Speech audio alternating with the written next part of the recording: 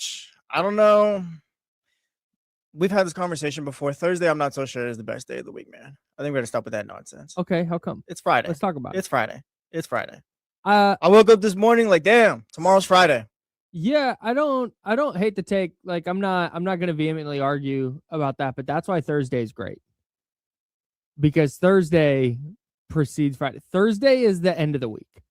Thursday is the real end of the week. Oh, I it's feel not. that. Stop. No, you don't, Joe. Yeah, I 'cause do. you know, No, I Joe. do. no, because we Yeah, still come on. clock in tomorrow. We still get paid tomorrow. That's not the end of the week. Yeah, I know, but we get paid to like nobody's really here. Dude, Nobody nobody's cares about anything on Fridays. Fridays. I went into Aaron Miller's office last week right after the show.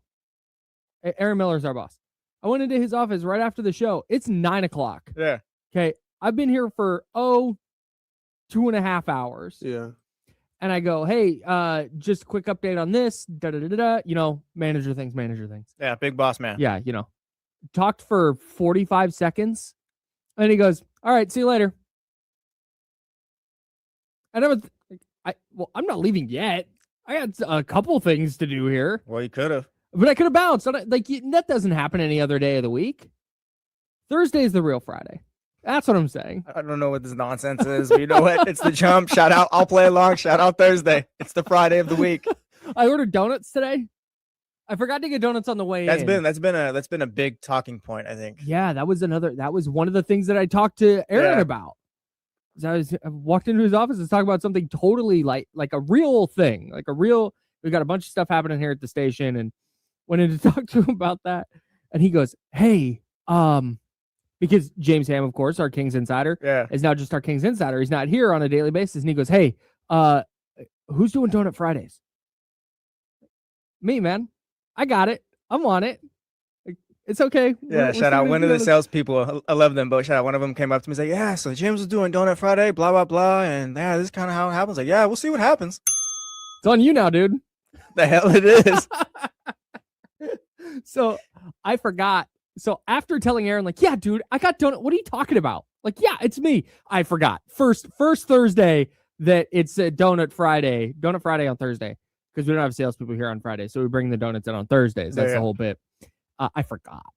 So I've DoorDashed donuts. I'm paying $15 extra to get them delivered. That's crazy. Yeah, because if I waited till after the show, we're going to talk about the Kings eventually. But if you watched the game last night, you know why we're talking about donuts instead. That game was scary. Brutal, dude. Not even interesting a little bit. No. You're down 20 in the first quarter. Yeah, well, like you said, we'll talk about it. But I didn't want to wait because we have an all-staff meeting today. Well, we have a meeting actually about some of the stuff we've got going on at the station. We have a meeting very shortly after the show.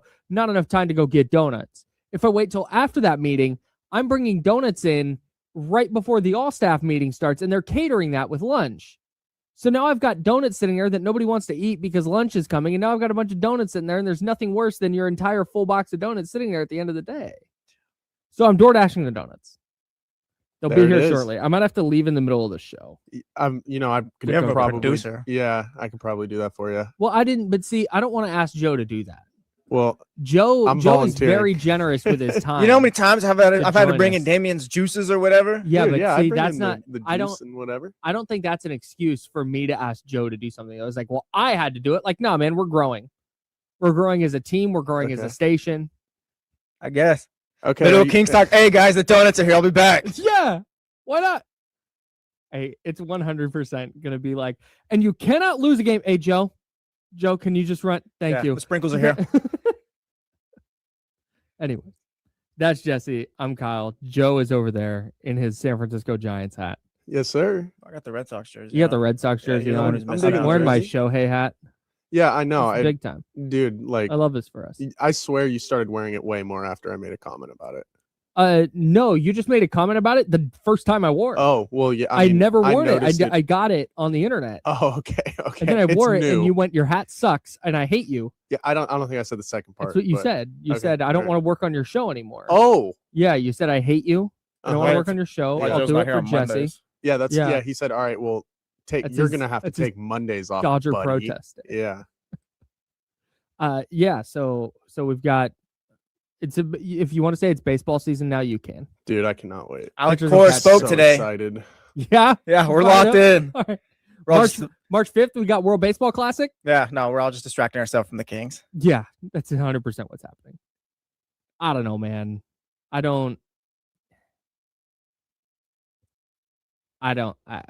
Kyle's speechless.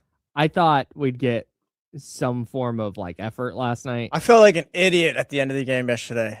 An idiot's maybe harsh, but I felt like it was kind of ironic. Like I feel like the last couple of days, been like, no, Kyle, this is what it is. It's fine. Dude, like, yeah. Just, we're gonna develop the young guys, and you're gonna tank for the top pick, and then you find yourself just annoyed at the end of the game, and it's like, wow, you knew what this was. But I think also you watch the young guys out there, and it's like, okay, what are we developing here? That's it. That's why, again, I'm not mad. I know what it is. You know what it is. Joe knows what it is. Everybody listening to Sports Talk Radio at 7:06 a.m. on February 12th knows what it is. This is a team that is like they're. I realized last night because I've been grappling with why the Pelicans game bothered me so much. And I think it hit me last night.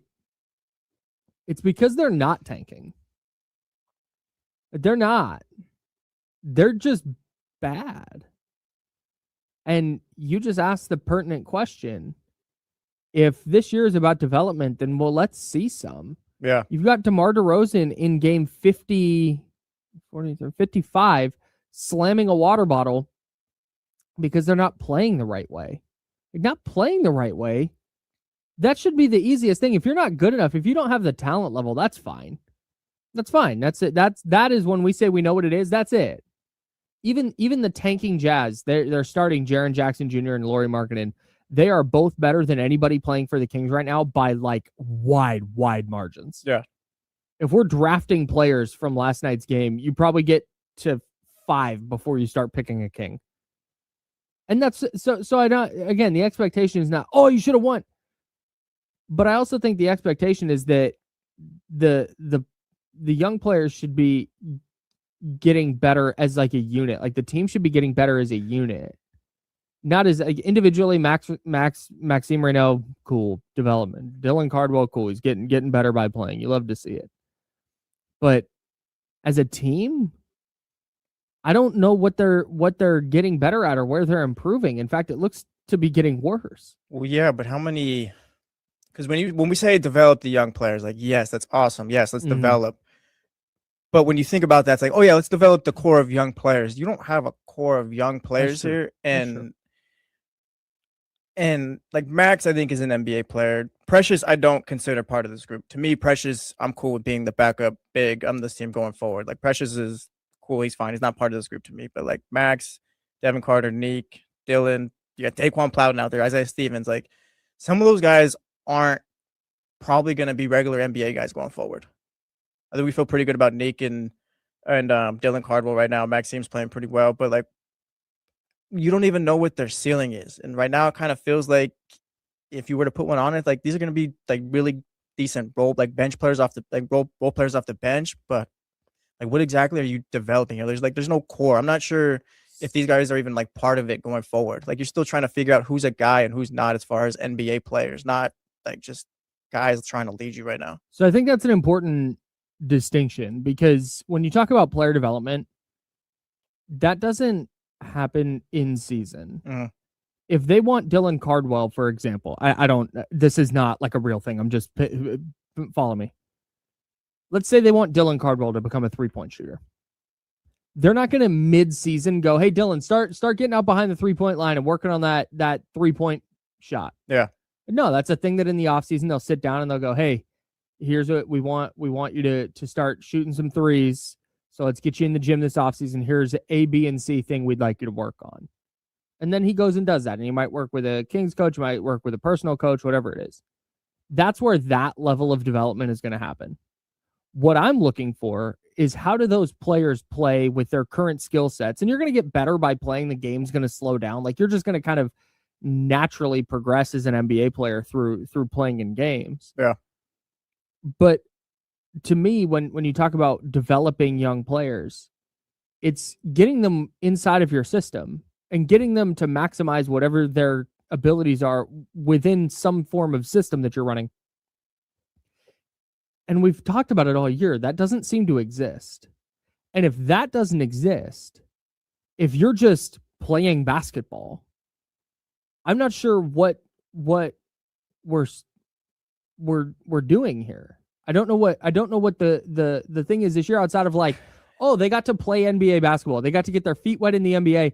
Well, great, but if there's some system to run, it doesn't seem as though they're running it. So if you're trying to do that next year, if you're saying, well, we're waiting until next year, well, they're going to be starting at floor one again. Well, you are. You're trying to run a system with guys who may not be necessarily like truly NBA ready right now. Like you talked about the Jazz, and if you did the draft, like you go ahead and take the Jazz starting 5 first, and then maybe you get DeMar DeRozan or something like that. But as far as like trying to build out, it's like, yeah, like there's not really guys that you're really looking toward on this Kings team. Like Devin Carter is a starting guard yesterday for the Kings. Mhm. Like, is anyone expecting that to be the case going forward? Is he on the team in 3 years? Exactly. Is he on the team next year? Mhm. All right. It's just you have a bunch of young players, yes, but it's not necessarily like you're developing a core right now. We're not even sure who's going to be what on this team. Like the way I look at it, like none of these guys are going to be starters to me, unless you're just throwing out young players trying to tank still and trying to attain picks. Like I don't know if any of these guys are going to really develop. Maybe Dylan Carter. We'll see about him. He's interesting. But just looking at it right now in the early assessment, it's like, yeah, you're developing, but like, what are you developing towards right now? What's the end of it with these guys? What does that look like? And I think next season, when you do have a top 5 pick, I mean, hopefully cross your fingers. Like that's it kind of is day one. We're kind of in the negative zone right now. It feels like in the negative zone. Oh, does Nick Clifford's last 2 games concern you at all? He went 1 for 15 last night. He went 4 for 16 against New Orleans. And then he went 1 for 15 last night. You pointed out before the show, you did the quick math. That's 5 of 31. Shout out to the math on the jump. Does that worry you at all? Is he playing out of what his role should be? I don't think so. Is Nick Clifford a guy, though, that you're going to expect taking 15 shots a game? Like, is he doing what you'd expect of him on your team kind of when things are going well? Like, is he in the right role right now? I think you're expecting him to put the ball in the hoop when he does shoot it. But is he a scorer? Is he a shooter like that? He's Or is 5 for 35. It's not great. It's not great. But also, like, yeah, he's getting 15, 16 shots up. Like, maybe he's, like I said, it's kind of what the developing. Like, you got guys out there just playing ball right now, right? You guys got out there playing ball, but are you necessarily, like, are they in roles that are going to help their development? Or are they just out there playing ball, like you said? I wonder if Nick Clifford's in the best position to help him right now rather than, yes, he's getting NBA minutes and that's his development. I think we need you to take the shots because there's no one else out there. I think that would be something that I would be willing to accept if he was 12 of 35. And again, it's a super small sample size. I'm not even sure this is concerning me that much. Yeah. All right, I said 12 of 31. 5 of 31, not 35, excuse me. 5 of 31. It is a little bit of a red flag though. It's great that he's getting these shots up, but again, it's not something that I'm like, wow, Nick stink, because you go and you look across and he is pulling down 8 rebounds. He's dishing out 6 assists. Yeah, he does other things well within an offense that is just kind of scattered.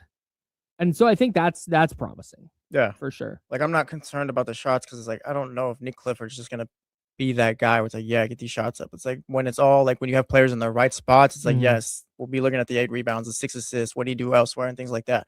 Maybe he put up 10 points on that night, but I'm not too concerned about his shooting or anything like that. 31.7% from 3 this year, 39.3% from the field. Oof. Not a great start. Jill Ash threw it out on Twitter yesterday. It's kind of just trial by fire right now with the Sacramento Kings. I guess so. It's not going great.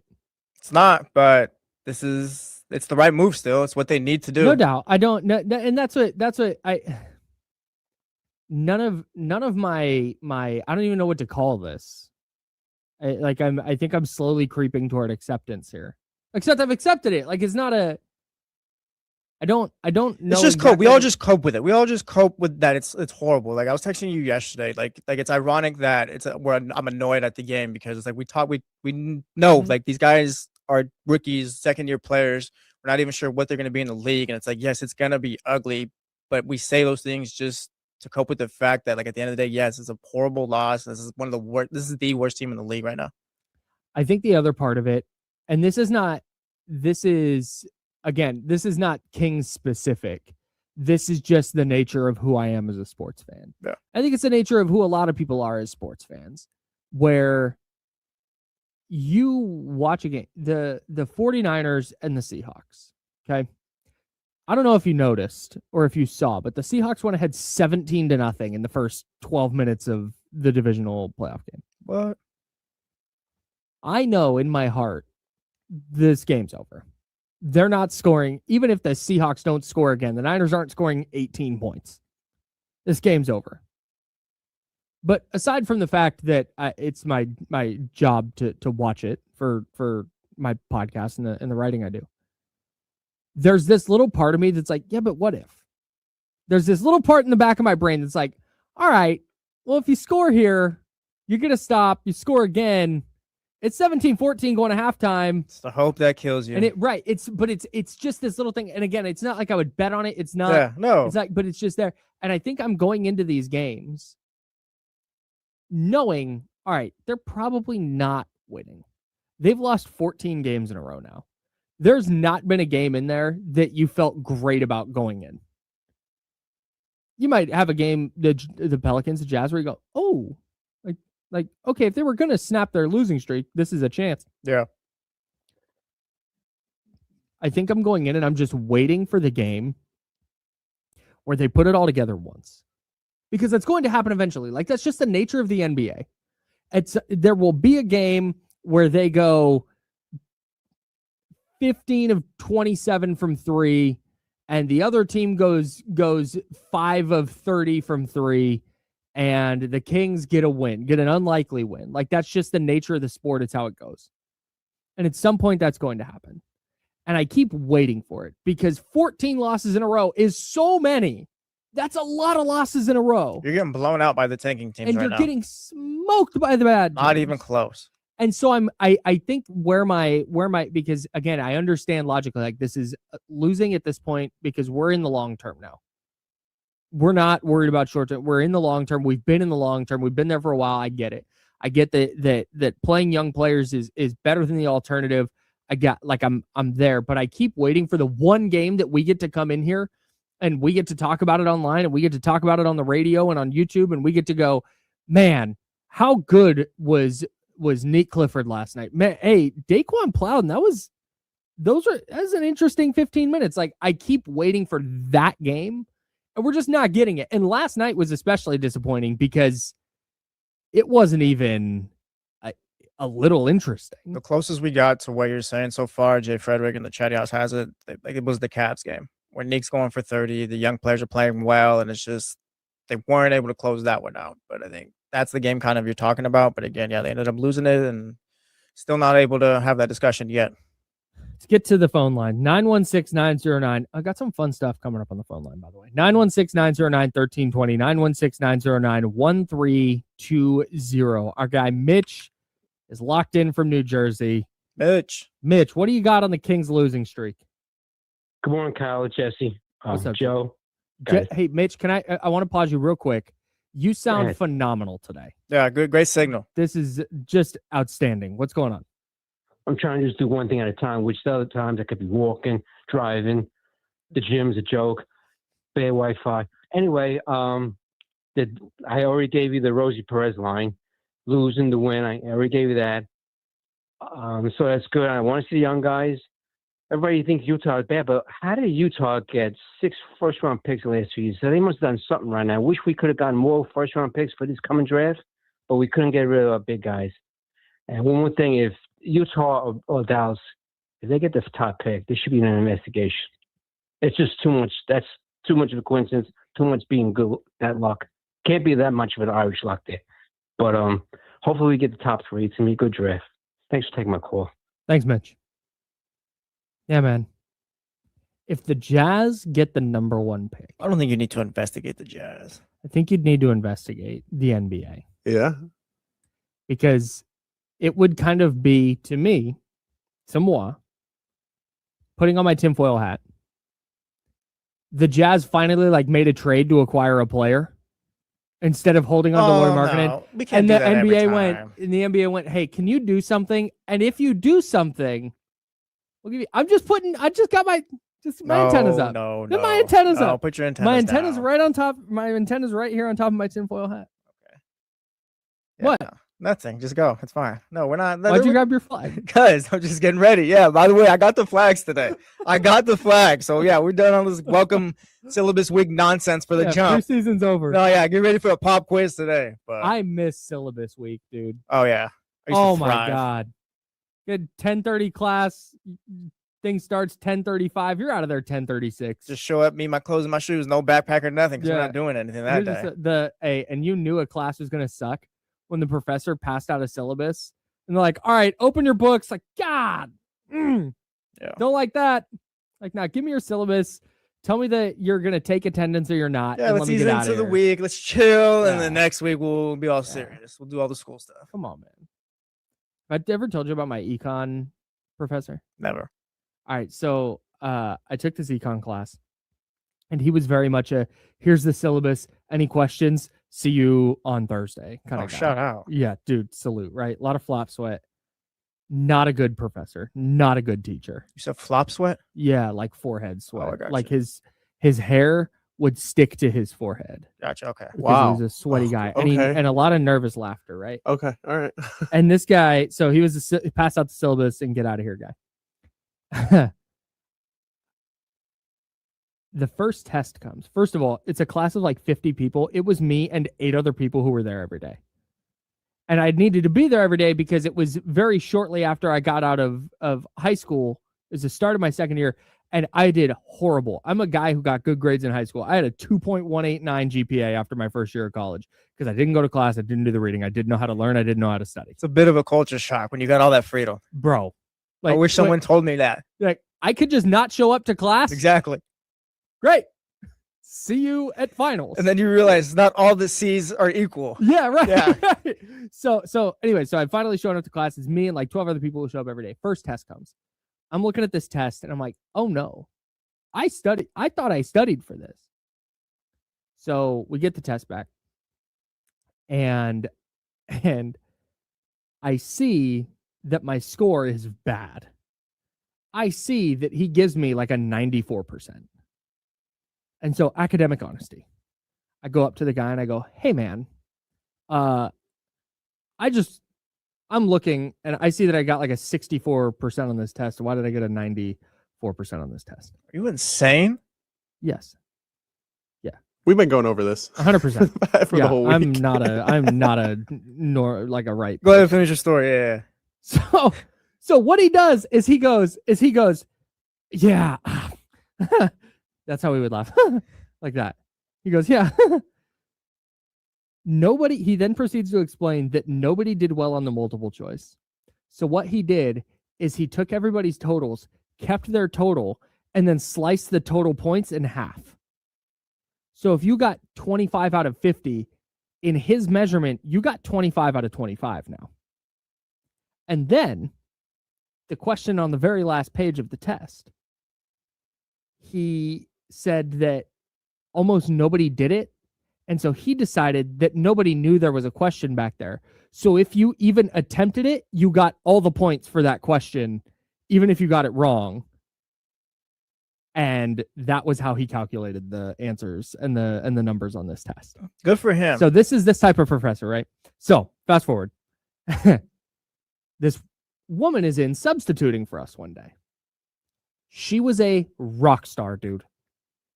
Just phenomenal. Like, she is teaching, I'm learning, I'm getting it. Like, let's go. Supply, demand, got it. Like, we're in.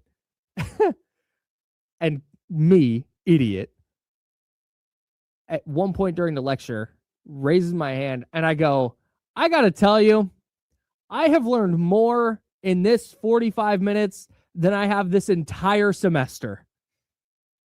I've heard this story now. Yeah. Yeah. And she goes, oh, really? She goes, I'll have to let so-and-so know he's my husband. Buddy, what was your problem back then? Ah. Academic honesty. The talking to the teacher's wife about how he Because was always I- learn. I feel like that's a thing you would identify when you're like, yeah, I'm the substitute teacher, but also it's my husband. So like, oh, it's my bad. That's why I don't say anything to anybody ever. Yeah, I just don't. I just mind my business. Yeah, I now. learned that lesson in the 8th grade, not college. Well, I needed it, I still passed the class. I went up to him. It was one of those classes that shout out to the professors on syllabus week that give you a syllabus and tell you to get out of there. And then on finals week are like, yeah, if you have a good grade, don't worry about the final. Yeah. Like salute. Thank you. So I have like a 92.4 or something. I have an A minus. And so I go up to him and I said, hey, professor, I have an A minus. Somehow I got 64% in the class and wanted with an A minus. And I go, what do I need on the final to get me to an A? Like, what do I need? And he looks at me and he goes, you were here every day. Don't worry about it. There's a lot of And I that got in an college. A. Hell yeah. You know who you were? I guess his wife didn't tell him that I told You him. ever seen the commercial where the guy is playing basketball or whatever? He's like, no, guys, I touched it. I'm going to go tell the ref. Like, that's you. Come on, Marcus. Yeah, no, that's you. Like, no, I it's actually, not. I touched it. I No, was it's out not of bounds. because no. Yes, yes, it is. Yes, because yes, that's it not is. competitive because it's not a competitive thing. This is not a competitive thing. No, you If it was competing and he said, hey, competing to pass you this class. You got the highest grade in the class, and because of that, you don't have to come to the class anymore. But everyone else does. And I knew I didn't actually get the highest grade. I'm like, damn, all right, thanks. I'm out of there. Oh, yeah. You're the coach. I touched it. I was out. That's Not you. at all. Yes. No. It's fine, dude. No, Some of us are that guy, and some of us I aren't. wouldn't do that. Wouldn't do that at all. Yeah, okay. Not a real game. Like, man, hey, we got away with one there. All right. You're just a hater. I'm Kyle. That's Jesse, the hater. That's Joe Brazil, who hates my hat. We're the Jump. We'll talk more about the Kings because I need Doug Christie to stop doing a thing that Doug Christie always does. And we'll talk about it next on the Jump. It's ESPN 1320, Sacramento Sports Center.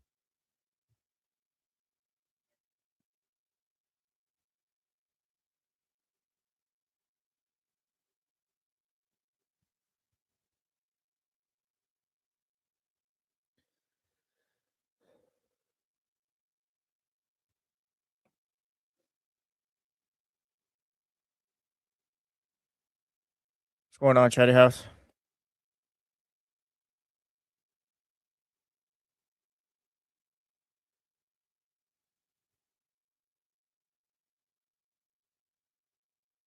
Oh, shoot. Hey, Joe, donuts are here. I'll get them. We're a break. I got them. Oh, they're already out there?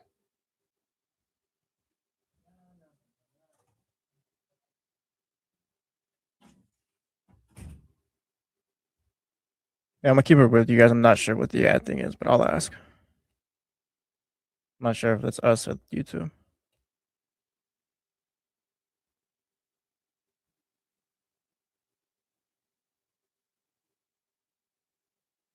I'm not gonna sit here and act like Doug has done a great job or anything like that, but I'm also not gonna sit here and act like anyone else would have done much better. Good morning, good morning, good morning. What's up, Pray for Mojo? Good morning.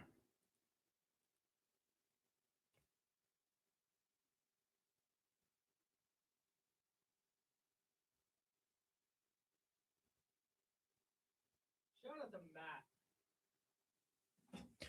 Matt. Matt's a top tier guy here. Matt's a good guy. Nah, nah, nah, nah, nah, nah, nah, nah, nah, nah, nah, nah, nah, nah, nah, nah.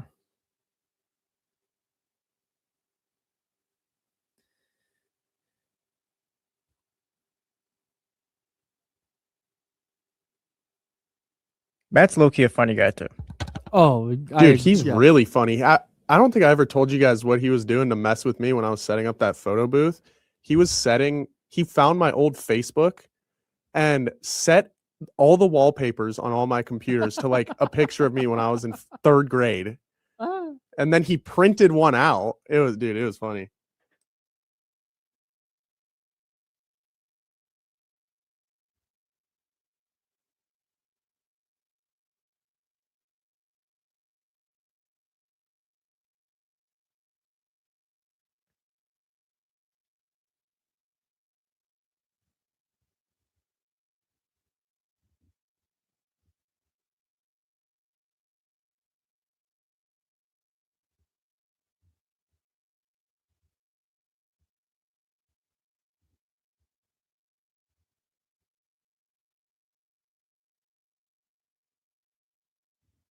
I wouldn't throw the Kings in there for me. Kings are more annoying just because we gotta watch them and sucks for you guys. Chris, I'm gonna say they make playoffs past the wild card. They're supposed to have one of the best rotations in baseball. We'll see what the hitting looks like.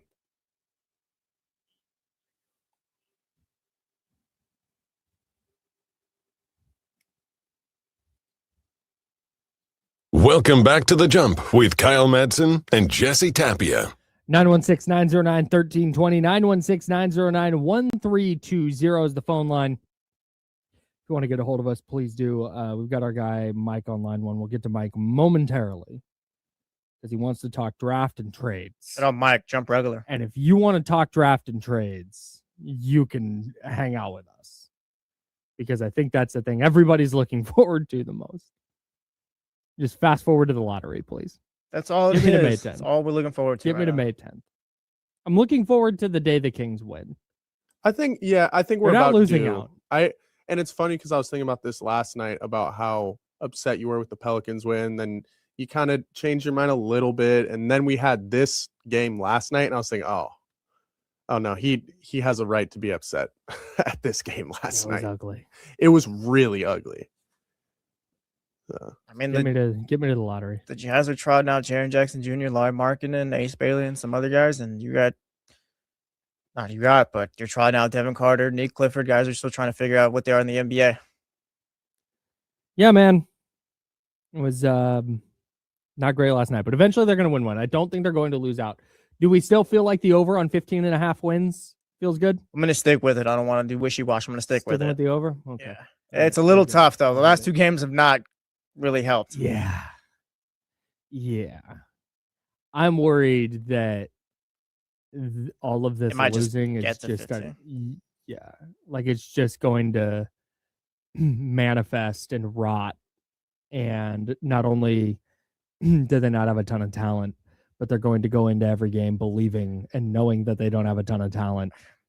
And this is not going to be like a resilient, we need to rally, because that's what I was expecting against Utah. They got smoked against New Orleans. I was expecting some kind of rally, like, all right, still on the road. We got the All-Star break coming up. We're a bunch of young players. Let's knuckle up. Let's show some fight. Yeah. And they did the opposite. And so that's my concern, that this is going to become just a self-fulfilling prophecy. They're going to go into every game, not like, all right, tonight's the night we end the losing streak. They're going to go into every game thinking, hey, we're not winning tonight. And that's where you start talking 20-plus game losing streak. Wishful thinking, but maybe the All-Star break's coming at the right time and they kind of get to reset a little bit and just, I don't know, maybe they do get to come back. I'm not going to say and win some ball games, but they do look a little cohesive and do play some Doug Christie basketball. We'll see. Like I said, it's a little bit of wishful thinking, just given we have a large enough sample size where that might not be the case. But yeah, we're 56 games in. Yeah. I don't think it's happening. Our guy Mike is already looking ahead to the draft and what trades they might make. So, Mike, the floor is yours at 916-909-1320. What's going on? What's up, Mike? All right, man. Yeah, I'm ready to press the fast forward button as well. So, hell yeah. So there's a couple teams, and this is like, obviously we're talking theory and like, hey, just have some fun with it. Spurs and OKC. OKC in particular has a pretty decent shot to jump, right? So my question is kind of to you, do you think we would do it? And do you think there's a shot someone else would do it? So let's say magic happens, we get the 1 pick. Someone like OKC jumps to 2. What do we have to give up? And do we feel like having a Darren Peterson and an AJ pop the same year, is that worth something like next year's pick, where it's obviously going to be high again? So a team like OKC could say, I mean, both of these teams are like just so rich with assets as far as like players on the court. They're already trying to, I mean, you know, Spurs can just drop Sohan, right? Like, so do they go, well, I can take next year's Kings, which we know is going to be high. They're going to be playing a bunch of youth. So it's still going to be pretty high pick. So they kind of swap. Yeah, they give up the 2, but maybe they get a, you know, top 6 pick still. But then are we going to have to give up, you know, like the mini unprotected and another King? So like, would you do 3 first, these unprotected, to get the 1 and 2 in this year's draft. Thanks for the call, Mike. Shout out Mike thinking outside the box. Love the thought. Yeah. I'm not doing that. Yeah, no, I don't think so. OKC would want the world. Yeah. And I'm not ready to bank on Dybansta and Peterson both being awesome and being able to play together and both be awesome together. Because we've talked about this. You need that, not necessarily those draft picks to make the picks, but if you hit on the number one, if it's Darren Peterson or AJ Dybansta or whoever, and you hit and that player is a perennial All-NBA guy, you need those picks to make trades to get supporting talent in. Yeah, and like, yeah, they won't trade for the 2 or anything like that, but let's just mess with Mike's call for a little bit and say something about trading into the first round as it is. Do the Kings need to trade back into the first and maybe come away this draft with a couple of guys? Because, I mean, coming out of that game yesterday, it's like, yeah, you're going to need 4 starters minus Keegan. And then you're probably, like, I'm not sure which one of these young players is really a core player here right now. Like, you're going to need a lot going forward. So, like, do you have to try and trade into the first? Or are you cool with a top 5 pick and you still stick with Sabonis playing the 5 and then just trying to see more from Devin Carter and those guys? Not necessarily saying give up, but, like, there are a lot of spots to fill here. I don't think you have to. But I do think, like, this is where I do trust Scott Perry a lot. When you look at you trade into the back of the first round, and you know, we've talked about development and what are we getting out of the young players and what are we not. Mm-hmm. I think Nick Clifford, Dylan Cardwell, and Max Reno are NBA players on some level. Yeah. Whether they're starters or rotation guys, I have no idea. But I think I have some idea. But regardless, they found 3 NBA players in the back of the first round, the second round, and then in undrafted free agency. So if there's a player that Scott Perry really likes in the back of the first round, and you can get there with a couple of second round picks, cool. Yeah, like do that. Absolutely. I would be very down for that. But I wouldn't say, because to me, when you say you have to, like, you have to hit on your first pick. Whether it's 1, 3, 5, I don't care. That has to be a really, really awesome player. Yeah, because if not, we're all just going to be set back again. Right. We're gonna have this exact same conversation in February of next year. So that's what you have to do. I'm not going to come away if they don't trade back into the first round. I'm not, and I'm sure there are going to be players available at 23, 24, 25 that on the internet we're all going to be like, wow, this guy's available. You got to go get him. I don't think you have to do that. It's not going to be like, wow, they got Darren Peterson, but man, they didn't get such and such player at 27. Nah, I'm not going that far. But if they did, I don't hate the idea. Yeah. Like, I certainly, like, if they did, again, anything Scott Perry does in the draft right now is going to get a thumbs up from me because his track record's been strong there. Yeah. I only asked the question. Just like I said, the only players I really feel good about going forward, and we'll talk about this guy probably a little bit later, is Keegan Murray. Like I said, I feel good about Precious being the backup big on this team going forward. And like you said, Neek and Dylan feel like solid, like they could be NBA players and things like that. I want to see more from Max, but I mean, you could throw him into that group as well. But I'm not sure if that's like core or anything like that. Yeah, core to me is like your top 3 guys. Yeah, like right now, that's just Keegan, I guess. Sure. Why did you say it like that, Kyle? I think it's interesting that whenever we talk about the Kings' future and we say this is just what it is, like they don't have any, but Keegan just gets left out of the conversation. Yeah. And maybe it's because he's hurt. Maybe it's because he's been hurt most of the year and he's just been kind of left on the back burner. But I do think it says something about where he kind of stands in the Sacramento Kings thought process. Sacramento Kings fan thought process, I should say, not necessarily in the Kings building. But the fact that we look and go, wow, there's just, yeah, they got some rotation, but there's nothing here. Like, oh, there's Keegan. I don't think he's bad. I'm on the record saying I James Ham and I disagree on Keegan's ceiling. I don't think he's like a number 2 option. He's not. I don't think he's ever going to get there. I'm not even sure he's a good shooter. But that's a separate conversation. I think I know the Kings love Keegan and think playing him at the 3 is going to unlock him as a player, and maybe it does. That would be great. Like, that would be a massive, massive thing for them if Keegan is a number 2 option. That would be enormous. I don't think it's happening. But in terms of like where does he fit here? Is he a core guy? Like maybe. Yeah, because I texted you yesterday after coming after the loss. It's kind of like, all right, we're gonna be here for a while. This team is not ready to win at any point soon, and it's kind of like, why are you not exploring, I guess, the idea of trading Keegan? I think you have to. If we're doing this tank thing and building up assets, are you going to be good enough in time where it's like, okay, yeah, we can maximize what Keegan brings to the table rather than we have this really good young player who was just kind of just wasting away while we're just not winning ball games and still trying to build this thing up? I think it's because I think you have to at least take calls and find out.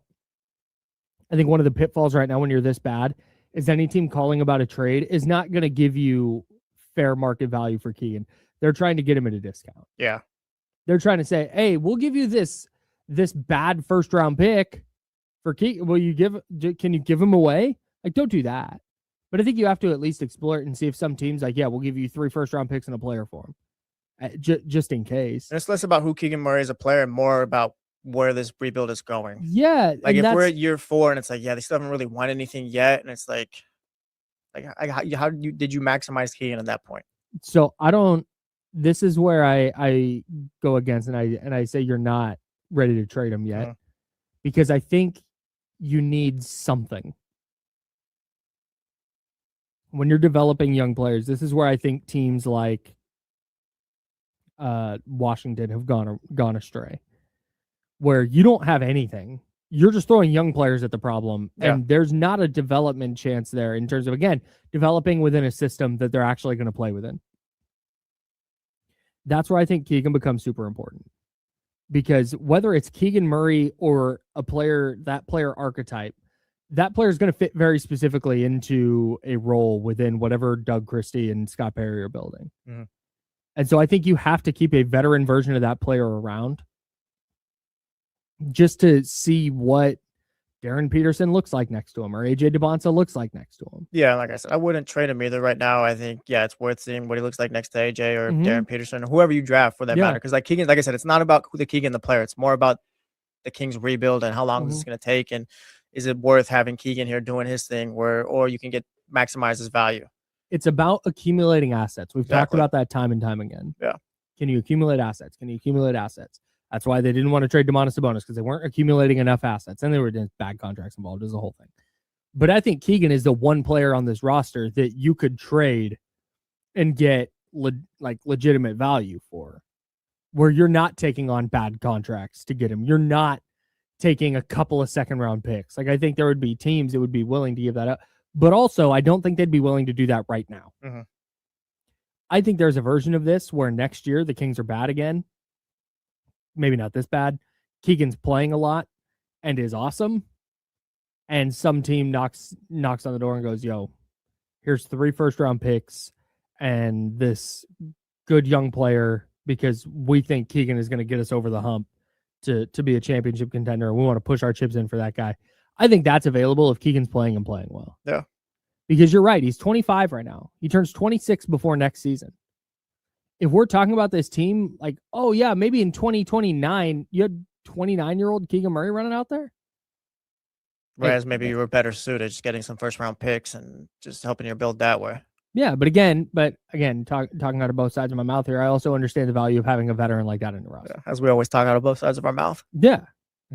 It's just asking the question, like I said. Right now, I'd still like him on the Kings and that, but I'm just more so asking the question, if this is what the build is, why aren't we thinking about that more? I'm more open to the conversation now than I was this summer. Because this summer, it's like, yeah, you're gonna sign Keegan and he's gonna be part of what you're doing.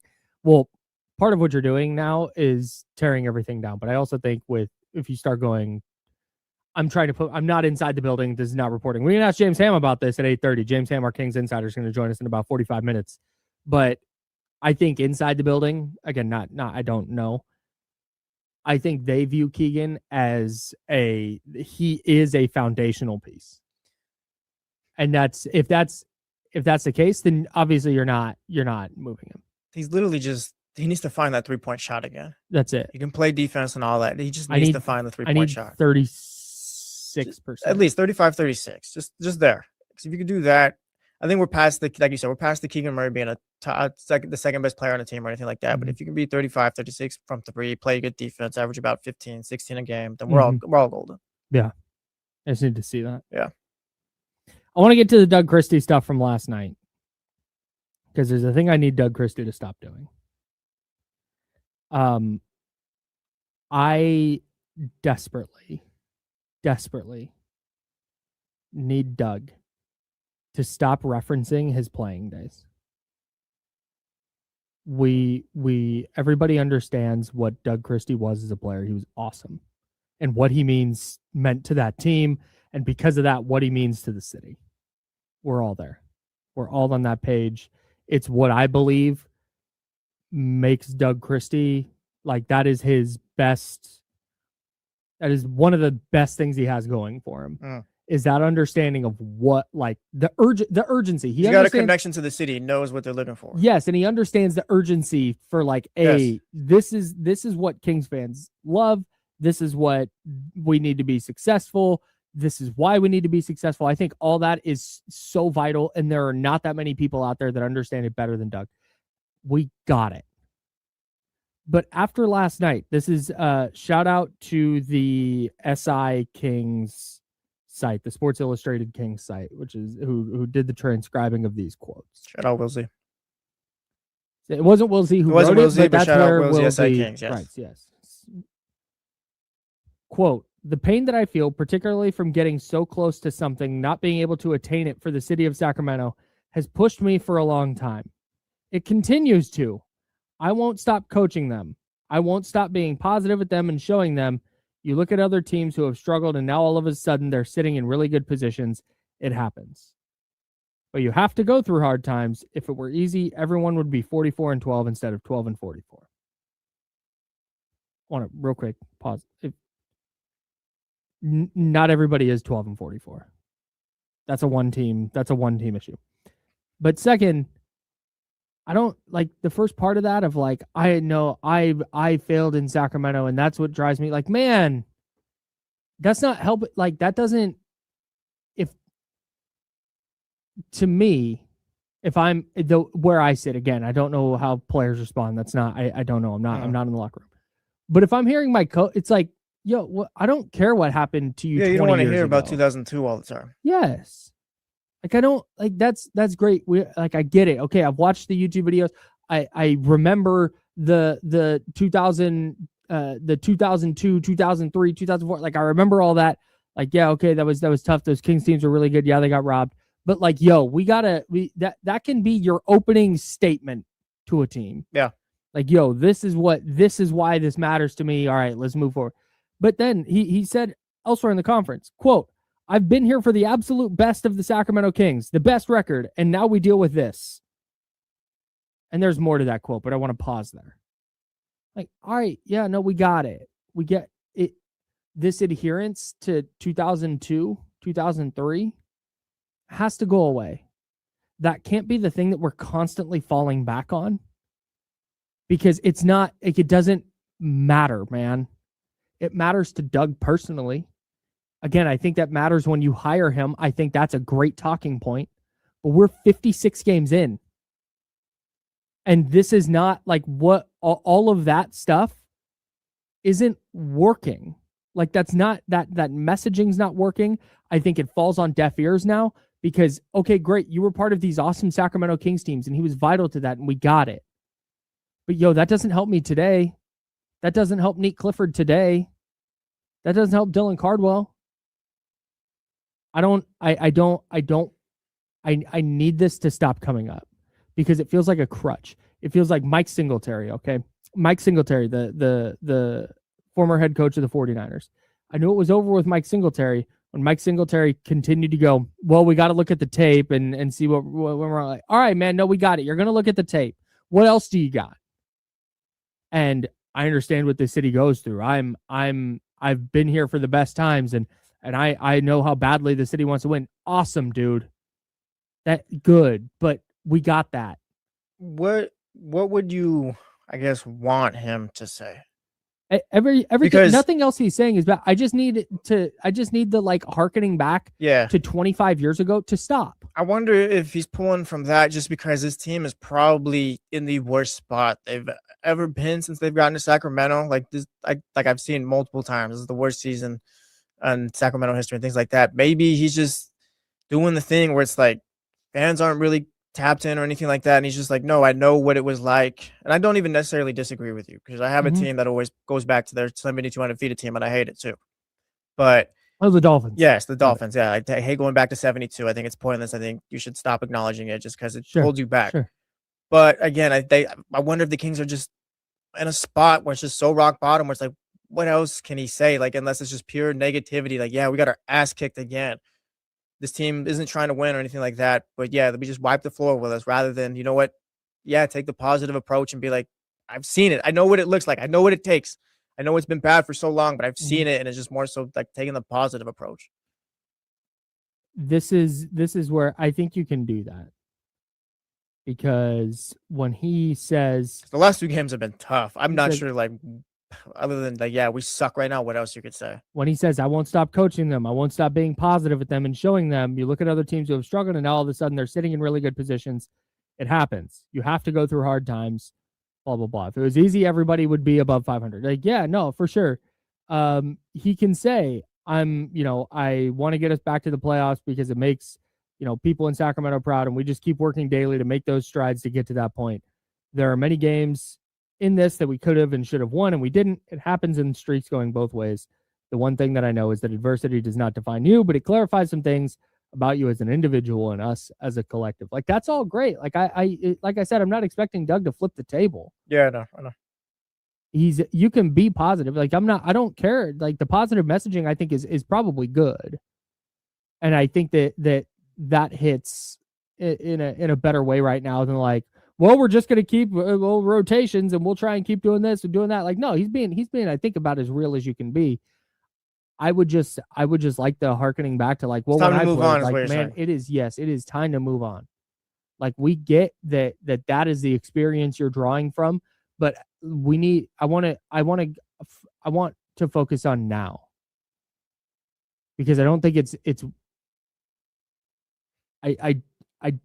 I don't think it matters. What happened in 2002 doesn't matter. It does, like, it might matter to Doug personally, and like I said, that works up front. But we're 56 games into his 1.5 years of coaching. Yeah, no, I see what you're saying. It doesn't matter, but also it's just like, I'm not sure what else you could say that would matter or anything like that. All the other stuff, I think all the other stuff is fine. Yeah, I mean, point being, like, this team has had a problem always going back to the glory days and Mhm. things like that. They've never really left. They've always brought the guys back, and that's always been a conversation. But I think it's just Doug trying to connect with the fans. I think that's just kind of what it's chalked down to. Just trying to connect with the fans. And yeah, you're right. It doesn't really matter. We don't really need to hear about 2002 or anything like that. But I think he's just trying to connect with a team that's in desperation mode right now. And I think Doug's a little bit desperate right now too. That's the other thing that kind of sucks about this is I feel like this year, well, and really the last 2.5 years have impacted I'm interested how people actually think about this. 916-909-1320, 916-909-1320. I feel like things got so bad so quickly that it made the 22-23 season less fun. Like, Well, there's no connections to those players. I mean, I can't remember I think it was Ryan who called in yesterday, but I'm like, yeah, I root against De'Aaron Fox in the playoffs. Yeah, right, And yeah. like, De'Aaron Fox brought you probably the happiest season you had in a couple of decades, I think 16 years or whatever it was. And it's Mhm. just like, it blew up so fast and got so nasty where like no one was like, Domas is still here, but who's really truly connected? Like, oh yeah, Domas, like I love him, blah, blah, blah. Like, you lost all the connection from that team with how it ended up. Joe, I'm interested in your thoughts on this. Joe, our resident youth Kings fan, He's not actually a youth. I'm just. He's like messing with him. 23.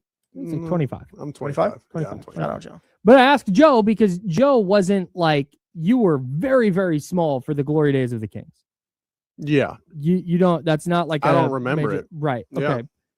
Do you feel like you view the 22-23 season differently Now because of what's like, happened? yeah, based on where we're at now. Absolutely. And I think that's a really good point because and I kind of do understand where our caller yesterday was coming from. It all just kind of sucks, dude. Mhm. I don't think there's really any positives, especially now. Mhm. Now that we're here now, there is no positive takeaways because, like you said, there's no ties really to that team at all anymore.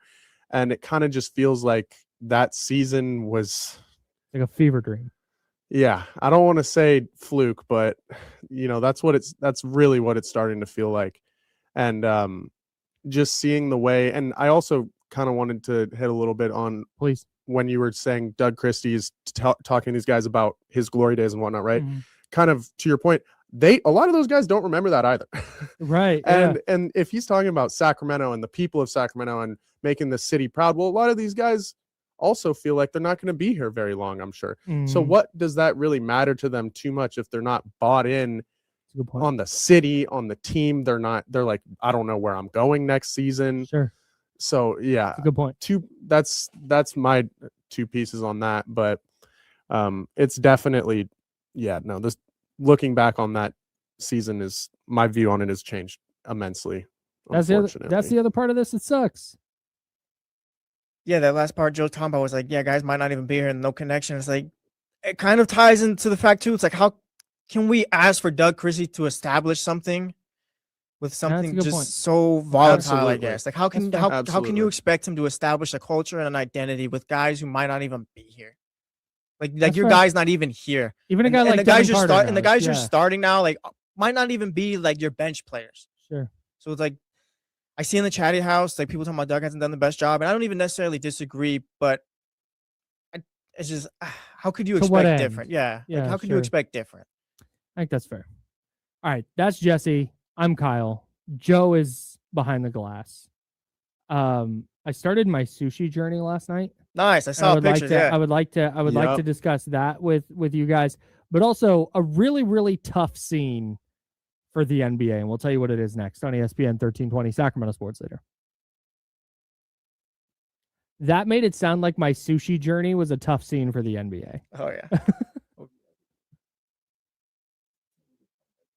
It was a really good point by Joe. Shout out to Joe.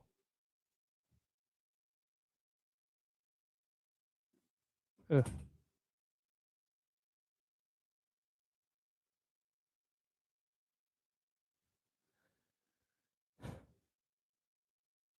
I will say though, like I do still hold that time very dearly because like you mentioned or like I mentioned, I don't remember from 02.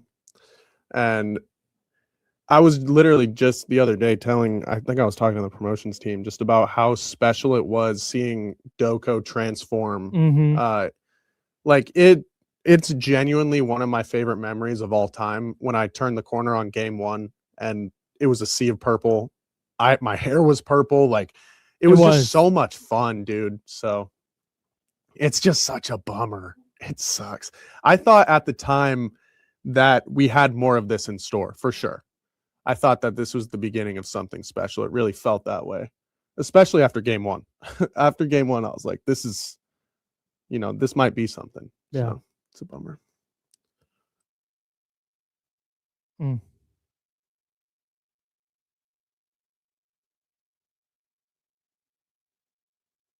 We only got we got 2 minutes. Never mind. I thought we had 1 minute.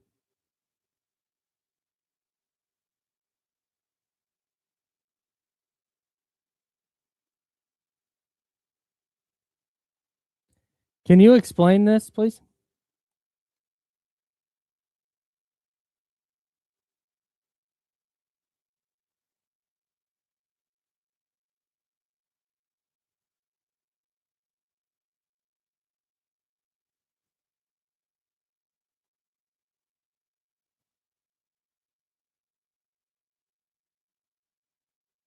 Oof.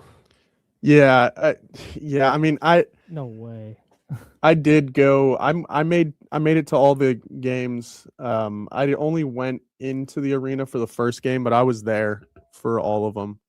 And yeah, I see what you're saying. I mean, it was kind of like the elephant in the room, I guess. It was like, well, I wanted to believe it was going to continue happening, but yeah, you had to be. I definitely made sure to enjoy all of it as much as I possibly could in the moment. So that's a good point.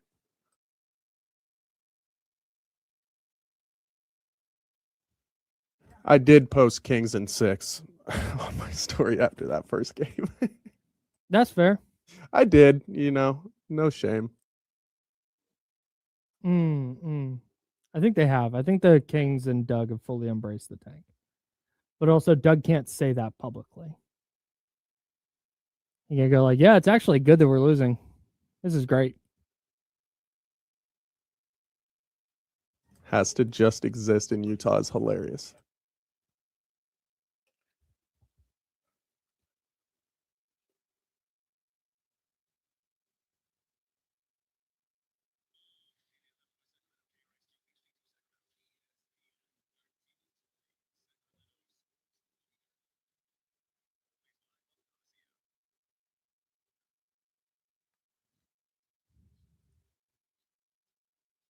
Welcome back to The Jump with Kyle Madsen and Jesse Tapia.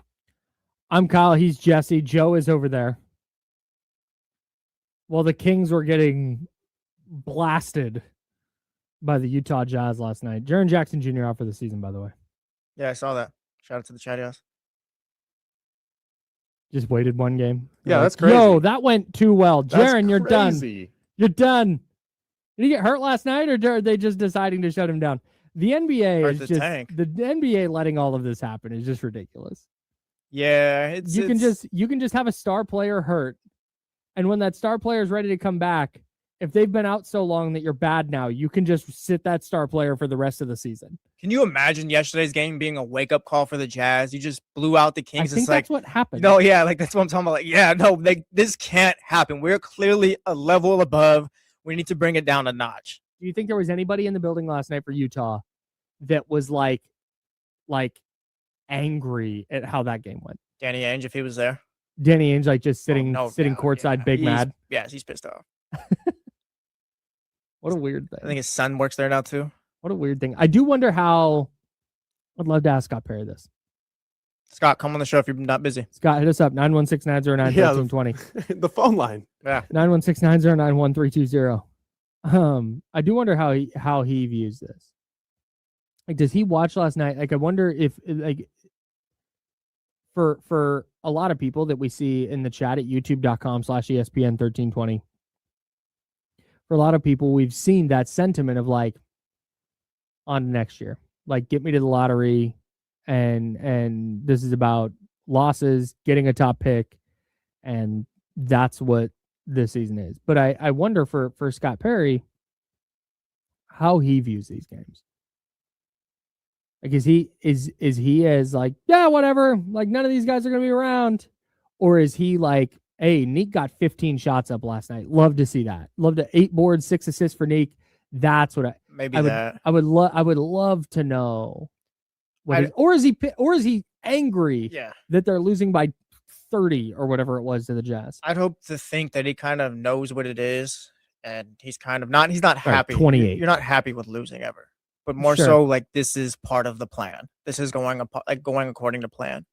I hope he's not caught off guard, because I mean, like going into the season, I don't think anyone expected this team to be great or anything like that, but no one expected them to be the worst team in the league either. Yeah, no doubt. And I'd be a little disappointed if Scott and them thought this could be a play-in team, because then it's like, all right, where are your expectations at? But if it's kind of like, no, he expected it to be ugly and it's just more so going according to plan, then I think he's fine about it.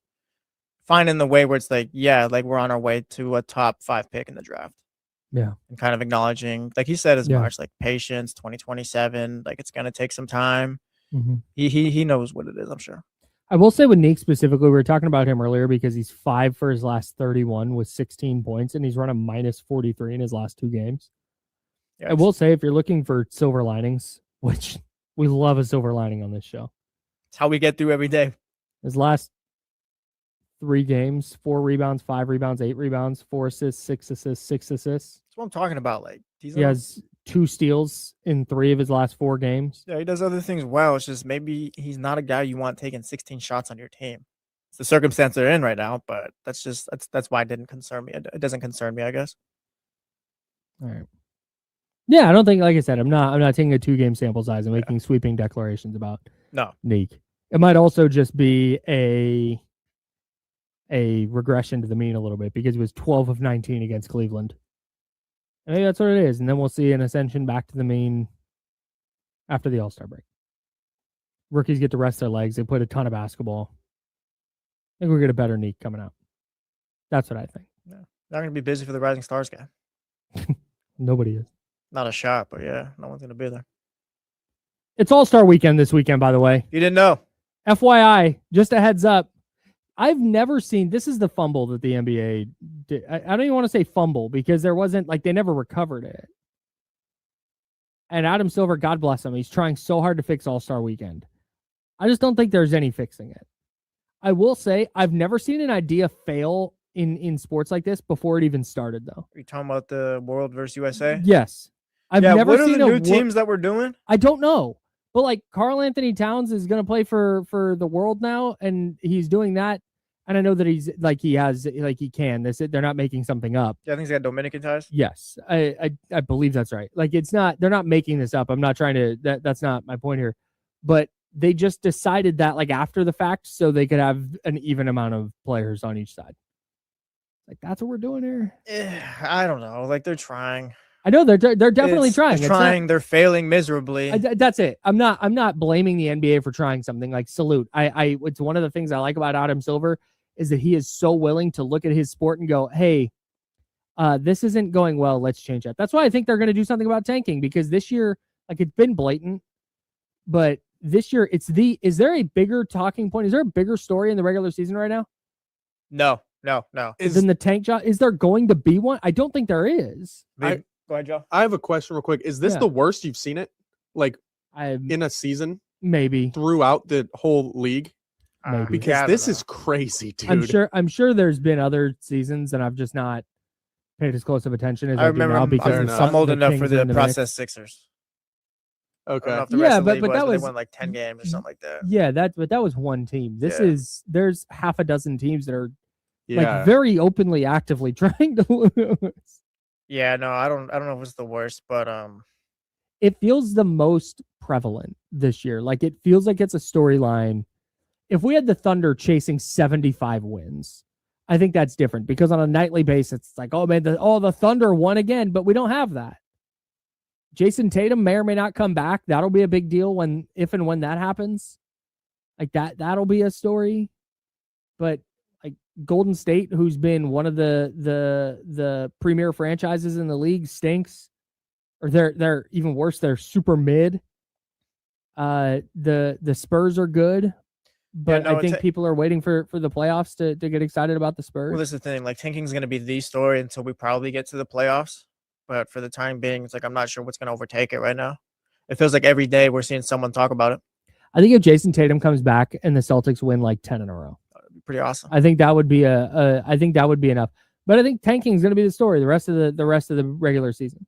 That's why I think this is going to be the year that Adam Silver and the NBA sit down and change the rules. That's why too, because I feel like we're all kind of headed towards that end where it's like, yeah, maybe Adam Silver's finally going to do something. So it's going to be a conversation until he finally does it. I wonder if teams are kind of aware of that, and then this was like going into the season. This was the notion they were like, it's our last chance. This might be our last real. This is the last tank, guys. Nah, I think it's Darren Peterson, AJ Dybansta, but I mean, it's about 7 teams going forward. Daniel Gonzalez said the actual story is if Wemby is ready to take over the league already. That's been a story for like 3 years. We talk about this all the time. The Wemby thing is not a regular season storyline because people will not decide on where Wemby is until he has success in the playoffs.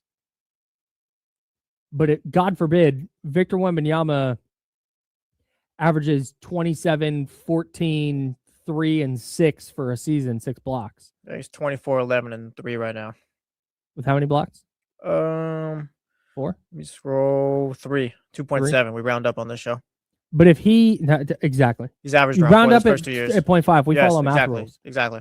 So, but he goes into the playoffs. The Spurs are a first round exit, and he averages 15, 8, and 2 with a block. So be like, wow, is Wemby really good? Yeah. So that's what I think everybody knows that Wemby's awesome in the regular season, and the novelty of him is worn off. He did 6 things last night against Golden State that made me that I think if any other player does it, like, man, what in the world? But with Wemby, it's just like, oh, okay. Now yeah, we're he waiting did for that Wemby again. to create his stories. That's it. Now we're waiting for him to get to the That's it. playoffs and, oh, they swept this team in the first round and he went for 30 a game and, oh, they beat the Thunder. They upset the Thunder. Like, now we're waiting for him to create his stories. That's it. We know who Wemby is and we know the novelty, I guess, of just what he does. But like I said, it's just now it's time for him. Yeah. Not that it's worn Yeah. off, but yeah, you can only talk about how crazy it is so much. I just don't think there's going to be a magic fix for All-Star Weekend. We've had this conversation. I started. No, the All-Star doing, games are gone. They're gone. Forget about them. I started doing radio shows in 2009 at Sac State. Salute to KSSU. Sac State Student Run Radio. And I started in 2009. And this was a conversation then about the All-Star game. What we've run into is player health is a bigger concern than ever. Deep playoff runs are a more essential thing than ever for player success, or what is deemed player success. And players don't want to play extra games. They don't want to play any additional high leverage, high intensity minutes. That's not how the sport works anymore. What the NBA All-Star Weekend needs is a mindset change. And until we get that, it's not gonna change anything. People go, oh, well, I thought Anthony Edwards could change All-Star Weekend. I bet money on Anthony Edwards and his team to win the skills competition. And then I see Anthony Edwards go, I'm going to do the whole thing left-handed. Great. That's how one of the most the competitive guys in the league is doing I'm going to do this all left-handed. All right, man. I don't think if somebody Kevin Durant said, no, he said, well, it's Luka Doncic and Nikola Jokic laying around, throwing the ball up in the air, talking about people not trying hard and things like that. Well, it just honestly, what they need to do is go back to East versus West. And if it's bad, so be it. If it's good, so be it. But the gimmicks and all that have not worked. And nope. Just go back to the original and hope that these guys have some pride. And if they don't, then your All-Star game just is gone. That's what it is. That's exactly. Like we see what 100%. The Pro Bowl is now. Yep. That's a joke. It's fine. The Pro Bowl used to be great. Yep. The Pro Bowl used to be fun. Now it's not. It's just time to accept it. Yep. And if it's not going to work with the NBA, accept it now because the fix it's just not happening. Just go back to the original thing. And if it works, great. If it doesn't, that's it. Better. That's it. Our guy Will in the chat said the NBA is in a bad place. I don't think the NBA is in a bad place. I think the NBA has some words it needs to figure out. I don't think the league's in a bad spot. And honestly, I trust Adam Silver to come up with something to fix the tanking thing. Or at least to try to fix the tanking thing. Whether it's changing the odds again, maybe. Whether it's doing a thing where at a certain date wins count as losses and vice versa. Uh-huh. Like maybe it's something like that. But or not wins count as losses, but losses count as. Is there any incentive to tanking if you just have the 3 worst records have equal odds? That's what it is. Well, I mean more so where you just it's the top 3 teams that get to play lottery. The rest are just fixed, I guess. I'm just throwing things out 4 through 15 is fixed just based the NFL way, I guess. Or do you think no, because then teams are going to try and lose more to get into the 3. Yeah, I guess. It's hard. It's not an easy problem to solve, and I know that people every solution you can poke a hole in. There's always going to be something, but I think the NBA is going to work really hard to curtail this. And like I said, maybe I'm extra sensitive to it this year because of my job in the Kings. I just don't know how you do. We see the NFL; they've got the fixed draft system. It's there's tanking there. The other problem is, and I've seen this, is people say, make it a tournament. If you win the tournament, you get the top pick. But that's not incentivizing players. No, if I'm a Kings player, who may or may not be here next year. Why do I give a rip if they get Darren Peterson or not? Exactly. Tanking at this point is just a thing in sports. It's just part of it. The NHL, there's teams that tank. The teams tank in the NFL? Yeah. Do they? Yes. I'm old enough to remember when the Miami Dolphins traded away Laramie Tunsil and everyone on that roster for picks, which worked out decently, I guess, because they got a bunch. But yeah, teams tank. Like the Bengals that year were tanking for Joe Burrow. Was that a midseason trade? Before the season? They hired Brian Flores and they just traded away everything. Hmm. I think the Bengals were tanking that year for Joe Burrow. Like, yeah, teams tank. Okay. I guess you just don't notice it as much in the NFL. Or maybe, yeah, I think teams tank. I think maybe it's that where you just don't notice it. But yeah, teams tank. But the NBA is definitely in the league with the worst issue. The NBA, Yeah. like I said, Will Hardy will go to your press conference after the game and be like, yeah, we didn't plan. Yeah, dude, that's insane. Because forget you, that's why. Yeah, man. Yeah, John in the chat house. The Raiders sat Max Crosby the last 2 weeks of the season. No, Max Crosby had knee surgery. It was very important that he have that surgery, guys. Yes, that's why he left the facility so angry. So he wants to be traded. Posted basketball highlights of him shooting in his gym. Did you see? I got a kick out of Ian Rappaport this morning, saying that Max Crosby didn't add to the trade rumors today by sidestepping the question about trade rumors. Here's what he said. So there's a rumor out there that Max Crosby wants to leave the Raiders, in part because they made him sit the last 2 games, which Raider fan told me was the right decision, and the Raiders are awesome, and Max Crosby's awesome, and everything's amazing because they wanted Max Crosby to sit those games, and now it might lead to Max Crosby leaving. But anyways, he got asked about it, and here's what he said, quote, "People are going to have rumors. I just looked at my phone." This is via Pro Football Talk. "I just looked at my phone. I've been working all morning. Everyone's hitting me up. Did you say this? I can't control that. You earn that as a player. If I wasn't doing the right things and if I wasn't the person and player I was, people wouldn't be talking about all of this nonsense. But that's what comes with it. If you have drama, if you have a losing season, they just try to throw gasoline on the fire and make things a certain way. I know what I'm about. I know what I represent. I really don't care what everybody has to say." Do you know what he didn't say in there? I want to be a Raider. Yeah, I didn't say that. What? Who said? That's ridiculous. If I actually wanted to be on the team, I don't want to be anywhere. I'm saying this, Kyle. I don't want to be anywhere else than ESPN 1320. Yeah, just do I love this place. I love you guys. I love this place. If there was an article in some sports media thing that was like, Kyle said that he wants to go to radio station X, I would get on air the next day and be like, I don't know where the hell this came from. This is ridiculous. Well, yeah, because then can you imagine Kyle Madsen going on there? Yeah, you guys know what I'm about. Yeah, Pete, there's going to be rumors. God, I was working. I didn't even know. I mean, people ask me if I said this, and it's like, God, like, people know what I'm about. You want to be here or not? Like, yeah, man, just say it. And then, what else did he say? He didn't directly address the details of the report, but did say he knows, quote, my truth, and doesn't feel he needs to, quote, keep rehashing it. Maybe. Like, man, just like, nope, I'm a Raider. Looking forward to signing an extension. Yeah, it's just kind of the game you have to play. He also said, quote, winning is, quote, all that matters ultimately, but I want to be in a place where I'm mentally 100% myself. I feel like that quote kind of helps the Raiders. Does it? Yes, because it's like kind of like if he's in a spot in Las Vegas where he's comfortable and he feels like he can just, like you said, be in that spot mentally where he's 100% himself and things like that. Like, yeah, he did I want to win, and that's kind of where the Raiders fit in there, I feel. Is he gaslighting us right now? How so? Is he like, well, I don't know what you guys are talking about? Oh, no, I don't think that's it right here. But no, I think he's sidestepping the question. Yeah. Because he's definitely made it clear that he doesn't like the direction the Raiders are going. Yeah, but I think we're just going off of that last comment, that last quote you read. Like, I think that's, if we're going to pick and choose, that's kind of a benefit to the Raiders, I think. Because if he's comfortable in Las Vegas, then like that's kind of what that means, though. Winning is all that matters ultimately, but I want to be in a place where mentally I'm 100% myself. Meaning, like, to me, I don't want to just go anywhere. Yeah. I need to go somewhere where I'm mentally 100% myself. Because if he had said, all that matters is winning ultimately, but I want to do that in Vegas.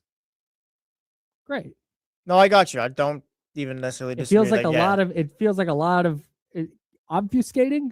Am I using that right? I don't know. Do you always lose these big words and you tell me what Yeah, they I mean can't help after? you with that one. Well, I mean, like, you don't Render have to- obscure, unclear, or unintelligible. Hell yeah, Yes, he's congrats. obfuscating. Spell it yeah, now. nice. OBF. Oh, you got it in front of you. Doesn't count. We'll do it tomorrow. We'll do it tomorrow. But like, That's if an you're the easy Raiders, one. you don't have to trade him either. No. It's ultimately up to you. Yeah. Yeah. So, like, he can say what he wants, and believe it or not, there will be a point if he stays with the Raiders and Gary Kubiak or Clint Kubiak's doing his thing. They got Fernando Mendoza, and just things are starting to look up. Like, Max Crosby will be happy again. Like, it'll be all good and things like that. We see these things play out with teams and players all the time. Yeah, Myles Garrett. Right now, it's just a staring contest. Yeah, I hope he gets paid. Yeah. Shout out to Max Crosby. Really good player. Raiders should not trade him, by the way. If you're trying to build a foundation, keep him. That's a player who should be on your team. What if you can get 2 first-round picks for him? Ugh, That's kind of what we're talking about now. maybe. Jay Glazer said he can net a return higher than Michael Parsons. Yeah, it's not a surprise. Well, that's what I'm saying. Like, if that's out there, like, do you turn that down? Depends. Doesn't have to be Kenny Clark, but 2 first-round picks and let's say a 5th or a 4th. If the best I can get is the 49ers 27th pick, no. Nah, pass. We'll stick with Max. Fair, but I don't think he's like completely tied to them right now. I don't think so either. Yeah. If the right deal comes in, yes. But anyways, I tried sushi last night. How was it? I forgot to tell you two going into it, like the California roll does not count. No, I didn't have a California roll. Okay, great. Yeah, I saw the pictures, So dude. we You got some ordered- good stuff. So we ordered, shout out to Tatsu in Walnut Creek, just dynamite sushi spot. We got a hamachi roll, a hamachi jalapeno roll.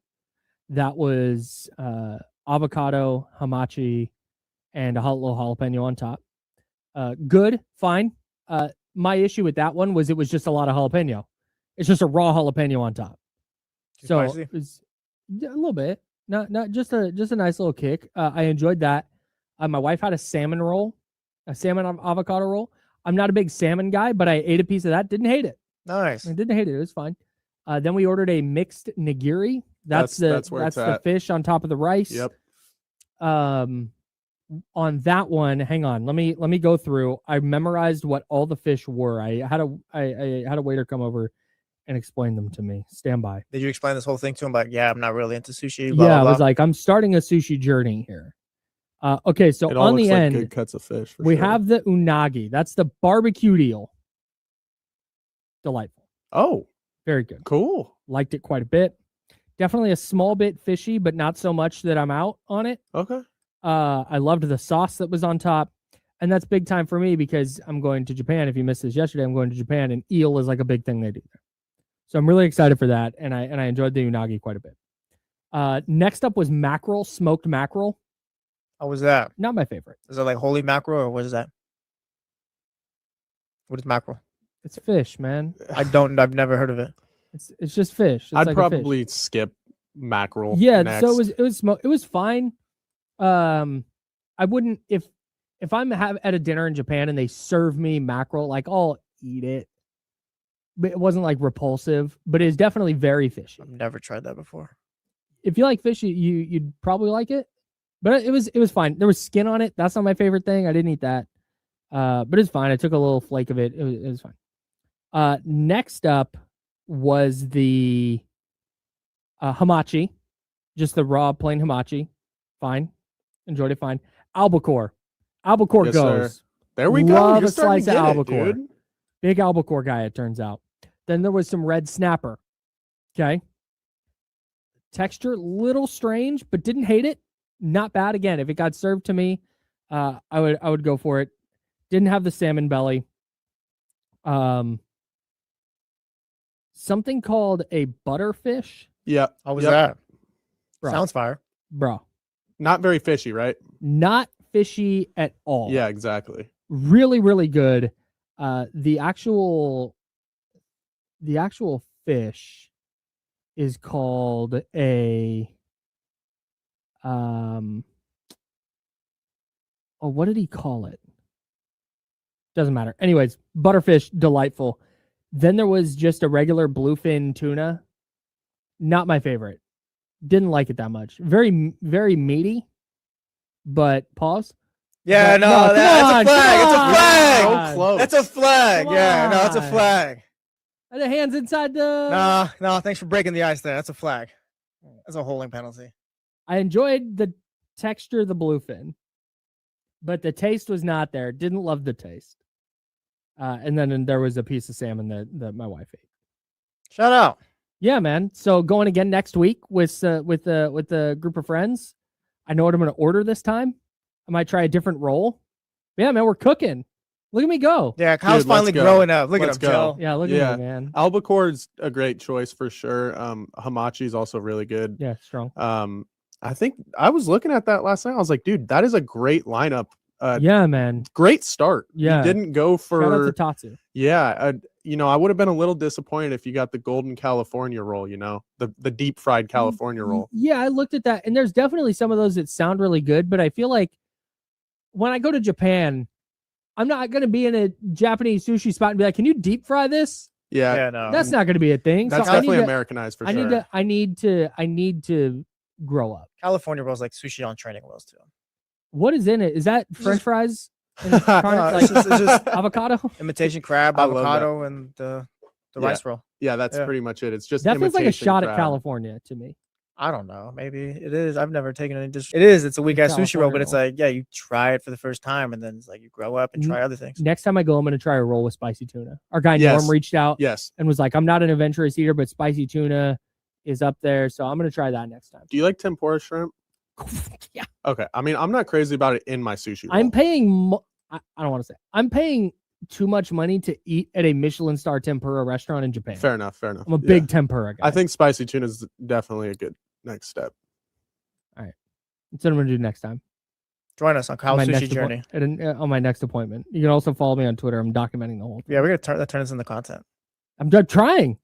Should I do a video? Dude, yes. Yes. Absolutely. I'll bring my mini mic. Yes. Yes. All right. Yes. All right. Very good. We'll do that. Shout out to sushi. Shout out sushi. I'm not going to go as far as to say I'm a big sushi guy, but I'm trending more toward liking sushi than I ever have in my life. Yeah, now you can't just listen to just be like it's like listening to the first album. Oh, yeah, that's my favorite artist. No, you gotta be Yeah, around for exactly. a bit. Yeah, no you gotta doubt, hang no out for doubt, a no bit. doubt. It's not going to happen overnight. All right. That's Jesse. I'm Kyle. Joe Brazil's over there. James Ham, our Kings insider, is going to join us next. We're going to ask him about his thoughts on where does Keegan Murray fit into all this. Hey, what the heck's going development on, of the young man? players. And James, why are the Kings bad? Yeah, what's going on? What's the deal, pal? We'll talk to James Ham, our Kings insider, next on ESPN 1320 Sacramento Sports Center. James, the Kings stink. Your thoughts?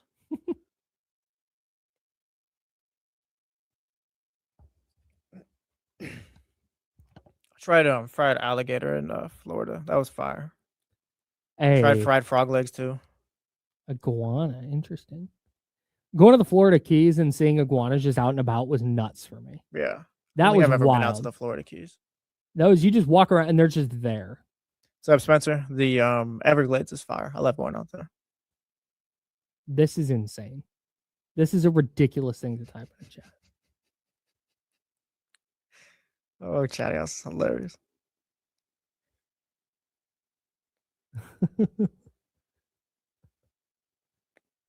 I'm just naming fish, man.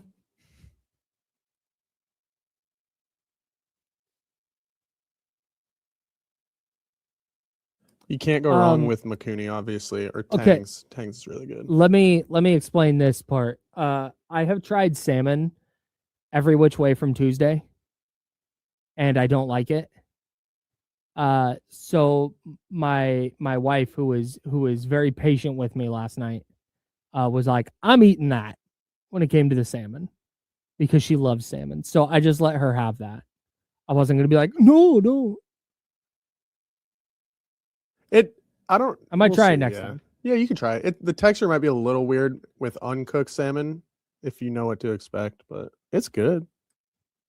Yeah, salmon belly. When the guy came over and I was asking him, he's like, "That's one of the best cuts." Yeah, absolutely. All right, good to know. Dude, my buddy, shout out Nick Cordray, he was a sushi chef at Makuni, and we'd go over to Sunfish, which is a fresh fish market where a lot of places around here get their sushi fish from. and he'd throw on his sushi outfit, whatever, and just make us a bunch of rolls. That was the best sushi I've ever had. It was insane.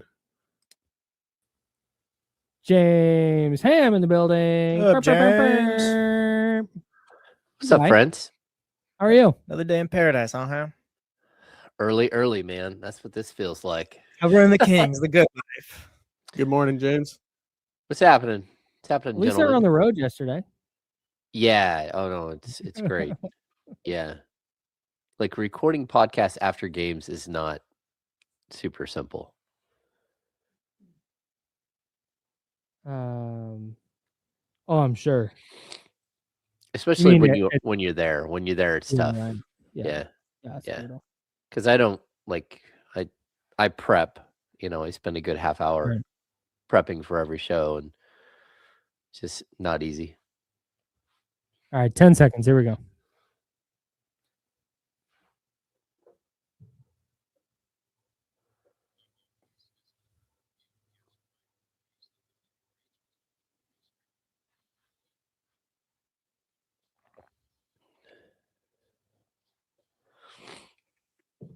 Welcome back to The Jump with Kyle Madsen and Jesse Tapia. Yeah, Kyle Madsen, Jesse Tapio, Joe Brazil behind the glass, and our Kings Insider host of the Locked On Kings podcast, James Ham in the building.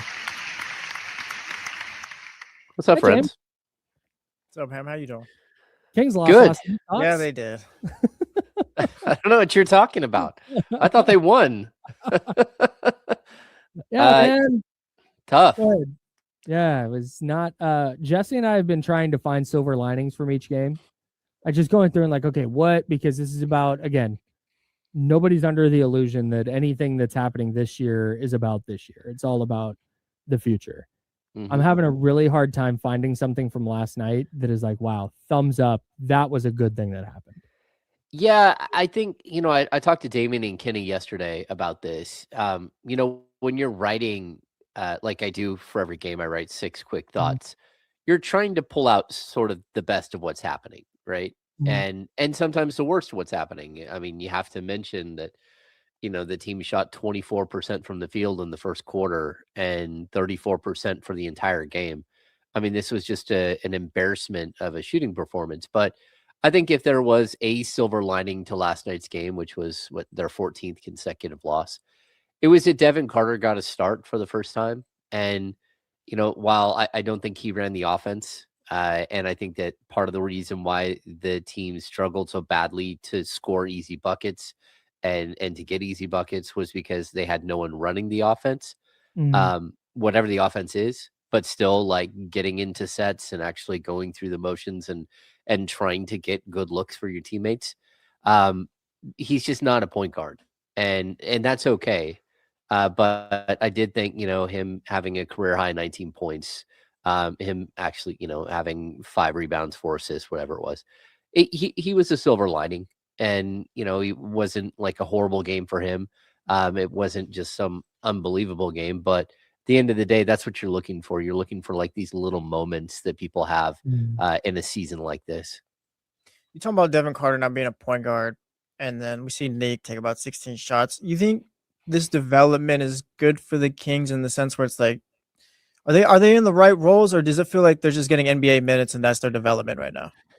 Yeah, I think it's different than NBA minutes, Jesse. I think for me, if they were just playing 30 minutes, that's fine. But that's really not, again, if you were to put Nick Clifford out there with 4 other starters, the regular everyday starters, then Nick Clifford's the 5th option.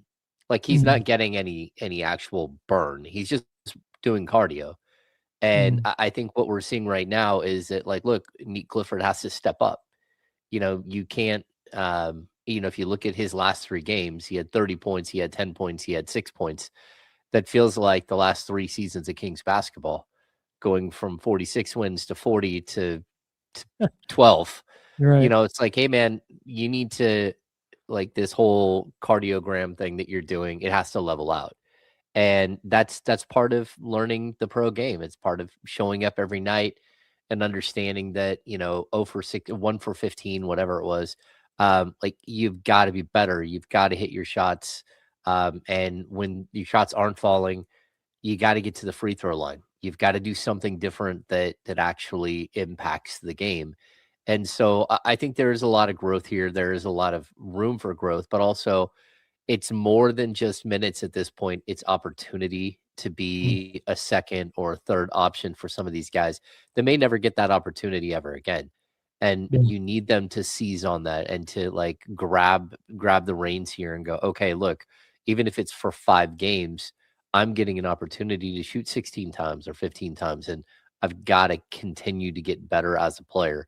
So I do think that it's not just opportunity, it's not just cardio for some of them. It's about actually having more responsibility, and that's a good thing. That's how you grow.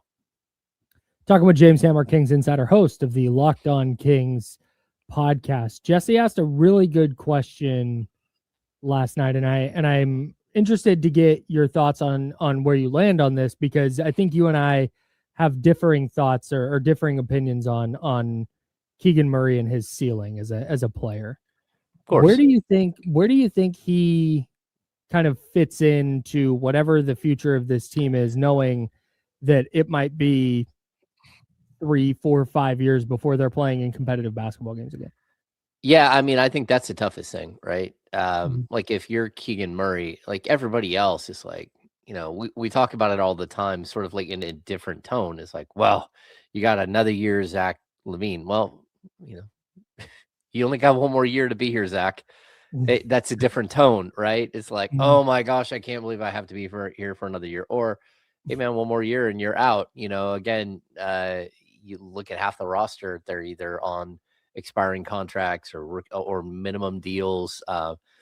Maybe Domas is looking around and saying, man, do I really have to do this for 2 more years? Or Malik is saying, I want to be here in Sacramento, but do I really want to play for this team for 2 years? But when you're Keegan Murray and you're looking that, your extension doesn't kick in till next year and you're stuck here for 5 at 140, it's like, hey, the money's fine. That's great.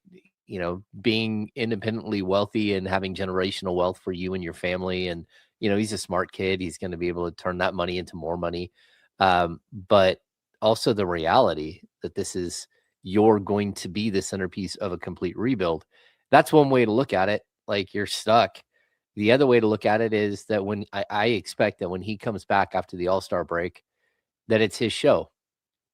And you're going to hand the keys to him and say, hey, look, man, you got 26 games here. Go out there and show us what we think you can be and what you think you can be, so we have a much better idea of what we're going into this summer and what we're going into the year after that. And I want to see him have like the Cam Johnson moment where it's like, hey, here's 19.4 points per game. I can do it.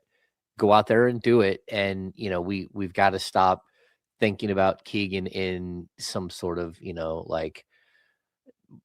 view that something he can be. He actually has to be what it is that he's going to be. And I think getting a 26 game run where you're the primary or you're the number 2, that's great. That's what this needs to be about. And let the other guys fall into place behind him. Again, if we're going to go through this, let Keegan shoot 16 to 20 times a game. Let Neat Clifford shoot 12 to 16 times a game. Let some of these, Max Reynaud, get 12 shots every single game. Let these guys prove that they can do this, and not just prove to the league, but prove to themselves that they can actually be that player at this level. And maybe you get something positive out of this.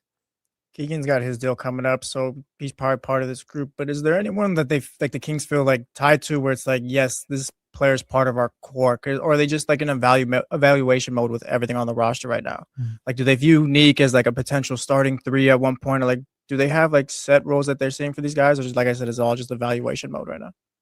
No, I definitely think that they look at Max and Dylan as, future rotational players. And they look at Neat Clifford the same way. Scott Perry had conversations with him directly, and he believes that they found 3 rotational players in this year's draft. This year's draft process, because Dylan Cardwell, of course, didn't go in the draft.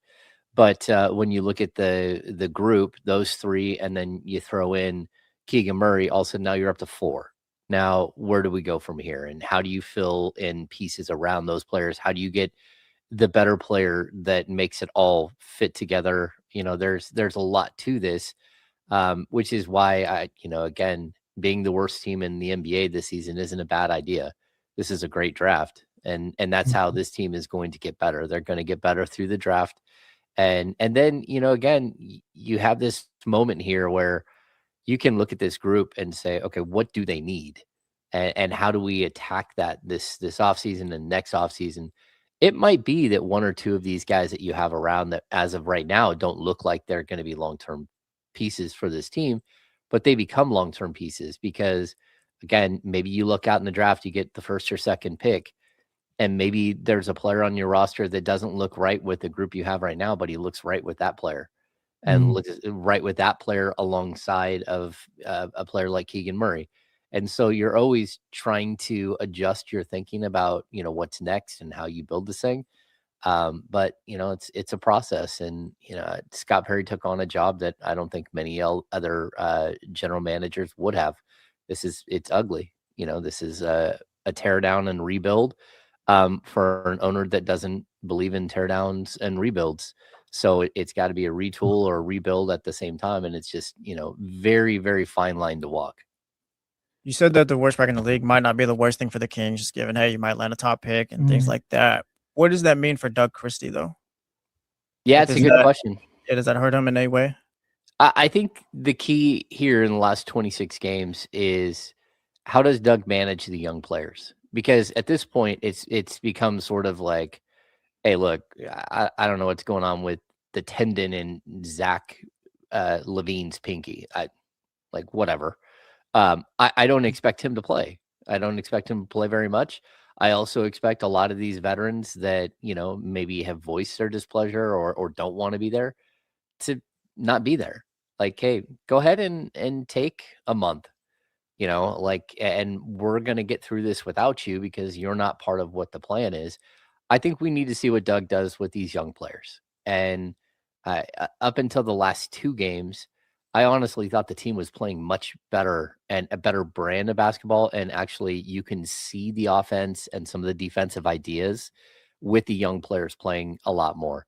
For whatever reason, these veterans just they're freelancing and not playing team basketball. And it's been like an epic struggle the entire year to get them to play together and be good teammates for each other and support each other the right way.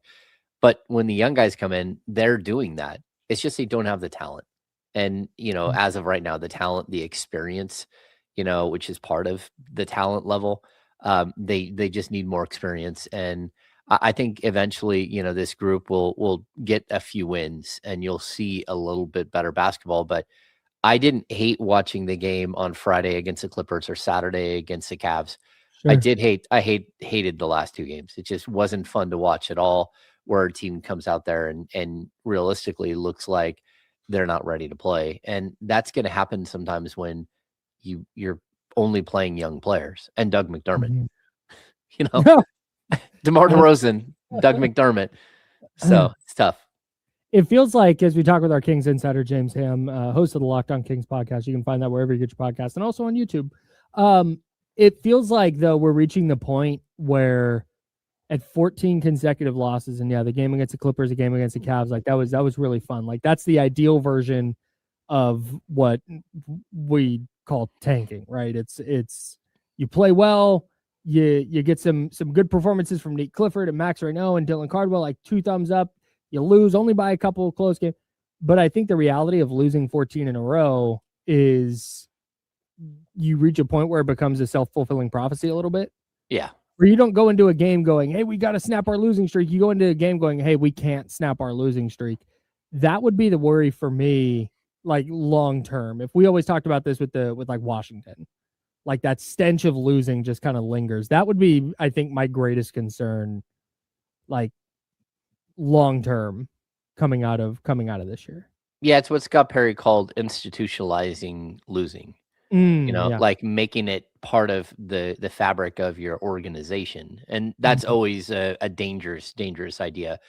Look, when you're going out there and your starting lineup is Devin Carter and Nate Clifford and Precious Achiuwa and Max Reno and DeMar DeRozan, that's not going to win at the NBA level, not today. Like 2 years from now, with that, someone other than DeMar DeRozan, maybe you've grown enough and you're good enough that you can withstand that.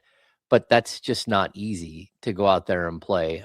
So I do think that you're trying to avoid, you're right, like the stench of losing and all that. But you're also going out there with a spirit that, like, look, we're young, we're learning. And I think we've seen that more than anything with the young players. Like, there is a good spirit about them. And hey, I'll keep saying this because, again, I think I've been tough on DeMar DeRozan and just his brand of basketball. Like, he's been such a pro, man. The guy has shown up every single night and he wants to play, and he has played in every single game this season. And when you're seeing this list come out of, the injury report that's 6 or 7 guys, and he's not on it. It just continues to show you that he's a pro and then he's going to be part of what's happening. And the other thing, he's playing to the young players. You can see it. He's trying to make them better. He's trying to help. And then sometimes it's like, hey, I've got to score, so we're not going to get boat raced here again. And so I like what he's doing. But overall, this is it's a horrible mess to watch. You don't ever expect to be the worst team in the league, but is there any aspect of like this being the year one for Scott Perry, where it's kind of like, all right, yeah, this is kind of part of the plan. Like, you kind of expected it to be a little bit rough. Yeah, I mean, I don't think anyone thought it would be this rough. Sure. They signed Dennis Schroeder, sort of chasing that one last bump. They were trying to do the death by mid-level thing. And, again, they got out from underneath the contract. It cost him Keon Ellis. But it's something that teams do, when it's just usually you're looking at like a 6-year playoff run, and then the 7th and 8th years, they're not good enough. But they keep adding players thinking that might be the piece that gets you back into the game. And this just happened way quicker, like, than anyone expected. So I definitely think where we're at right now, it's, like climbing out of this whole trying to get better. It's difficult, but also that, like, no one expected this to be this horrible coming in. And, Scott Perry, would love to have flipped the entire roster on its head at the trade deadline. But sometimes your players aren't good enough. They don't have enough value around the league to do that. And so they're just stuck in sort of this perpetual cycle here of trying to get better, but only being able to focus on young players to accomplish that. James Hammer, Kings Insider, last thing here for you. I was wondering last night if there was a person maybe for Utah in their front office or whatever who was just pissed at how the game was going, which led us down a road of how do you think Scott Perry, when he's watching games and he's watching the Kings lose 13, 14 in a row, losing to the 14-win Pelicans, losing to the 16-win Jazz, however many, a bad Jazz team that's also trying to lose games. Do you think he's watching like, hey, this is great? Or is there a level of frustration that builds up there for him too? Again, not expecting you to get in the guy's head, but just your feel for it. Yeah, I mean, he talked about it last week about how, he wants Doug Christie to win as many games as he can down the stretch. That's fine. But I also, like, there's a reality to this. And as a general manager, you just can't go out there and say, man, Doug's doing a great job losing every single game. You do worry about that. And, like, you have conversations with your team, with Doug Christie, with his coaching staff, but also with the team as a whole, and there was a conversation that was had here where Scott Perry did pull the entire team into a room and they had a conversation about what's next. And that's not an easy conversation. And some players, throw their hands up, and it's like, for anyone who throws their hands up and says, oh, I can't believe this is happening. How could we get to this point where, I'm getting benched? It's like, well, because you were on the court and they're 12-44. So like, you got your opportunity, and to be honest, you weren't good enough and the team wasn't good enough. And so this is what happens when you perform that way. And so there is sort of a cause and effect here. At the same time, H.A. Dybansta was in the building last night. He was sitting courtside with his dad. Like, that's what you're playing for. If you needed a reminder, he showed up and said, hey, look, you remember me? Like, this is why you're doing Jersey. this. Yeah, this is why. this is why you're being bad right now. You're being bad, so you might have an opportunity to find a superstar that helps you turn your entire franchise around. And it doesn't feel good. It's, again, they've tied the all-time franchise record with 14 straight losses, and it dates back to like 59-60 and 71-72 when they were the Cincinnati Royals. But like at some point, this team will win a game or two and everything will feel a little bit better, but it shouldn't feel better. Like they have a 212 win percentage.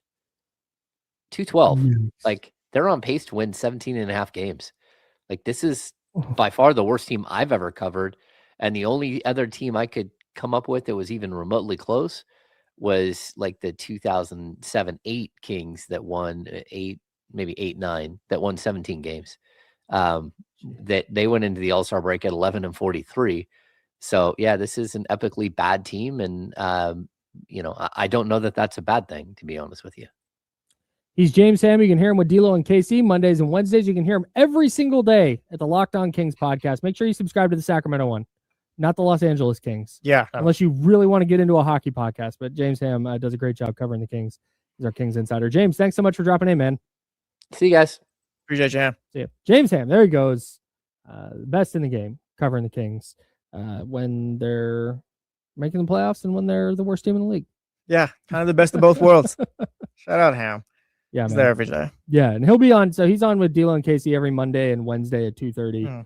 He'll be on with us throughout the rest of the regular season, certainly, and into the off season. It's just going to depend on what's going on when we. So I don't want to say a day. Yeah, because it may not be Thursday. It might be Tuesday. It might James be Friday. Will pull up. He'll pull up. He'll be around. Like I said, one of the best covering the Sacramento Kings. Is there any silver linings that we could take away today, Kyle? From this show? Well, not the show. Just, we've been doing the whole King silver linings all week. You want to do one more? I was really excited. The develop the young guys kind of blew up in our faces yesterday. Yeah, it's tough. That's a tough one for sure. I think at this point, here's one, and we can dive further into this tomorrow. But I saw somebody in the chat say that they need to get a top 2 pick because they don't trust management to pick the right guy if they don't get one of Peterson or Dybansta. Yeah. And that's where I think I disagree. Again, if I'm going back to Scott Perry in this year's draft and finding Nate Clifford late in the first round, getting Max Reynaud in the second round, identifying Dylan Cardwell as an undrafted free agent. Still here. If the Kings wind up picking 4th. All right. What's up, guys? What up? What up? Oh, that's the jump. We gotta get off the jump and over here. Boom. What's good, baby? What up? What up? What up? What's good with y'all, man? Man, Kyle really do have his headphones hella low.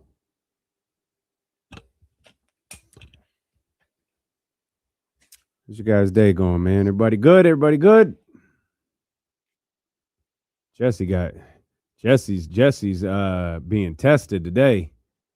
Jesse had his show. He had a meeting. He had a second meeting. Now he's got a second show. Just know Jesse is not here for your bullshit today.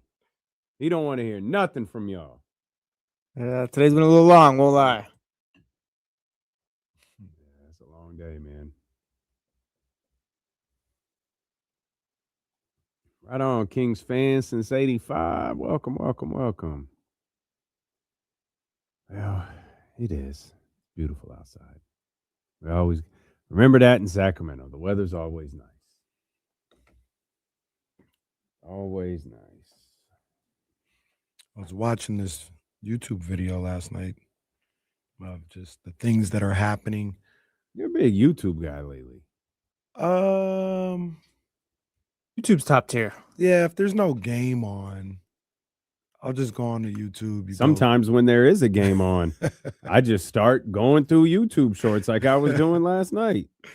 You just kind of put that in there, and obviously the algorithm goes to whatever it is. I guess lately I've been watching a lot of city type videos. So it's like 10 things that are coming in Sacramento to enhance living here or something like this. They end up being realtors, but there's a lot of things going on, man, all over the place. The Rancho area, Roseville, Folsom, Elk Grove. Obviously, downtown is crazy. They're about to redo Old Sac. Have that waterfront. It's about to be crazy. Exciting times.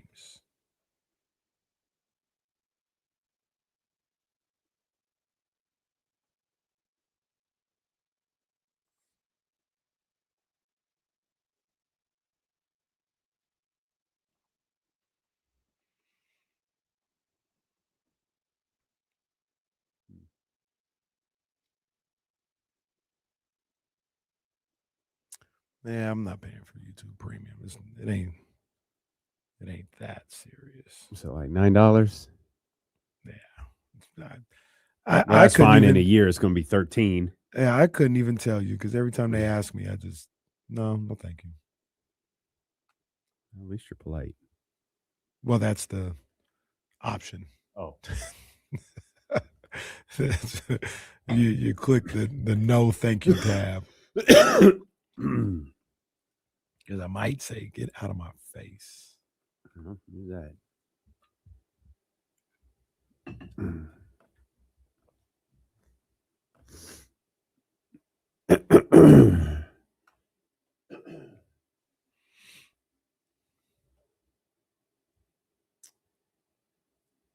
Oh man, guys, this team stinks.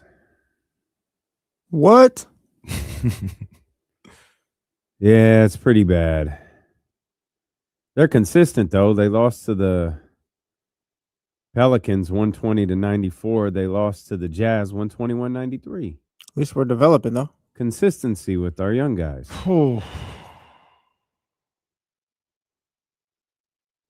Yeah, that is tough. That is tough. Try to tell some of you guys. If you want to do this so you can have a higher draft pick, that works.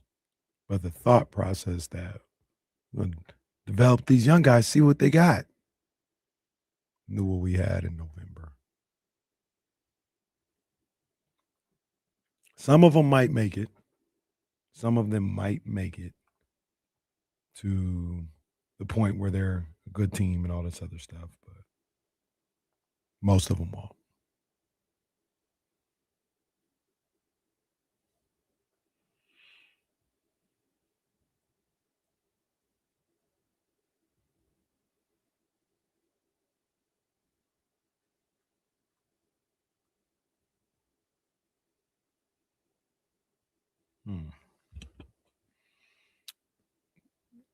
No. I mean, we can. I haven't watched anything outside of Lindsey Vaughn's unfortunate incident. I saw the x-ray yesterday of her leg. I mean, that thing just was destroyed. She showed a little bit too much of her leg in that post-op pic she posted. Like, hey man, cover that up, crop it out, do something. Nobody want that. But aside from that, Russ Dog, I haven't watched the Olympics. My daughter liked the figure skating, so I might sit down and let her watch that, another night or something like that. Not a lot of winter sports I'm interested in. I remember when the hockey champion gold medal game was a big deal. This was like 2000. I mean, I guess it's always a big deal, but 2010 or something like that. I think it was in Canada versus USA. And that was a really big deal, that gold medal game. I think Canada won. Pretty sure they did. But that was the last time I remember anything from the Winter Games.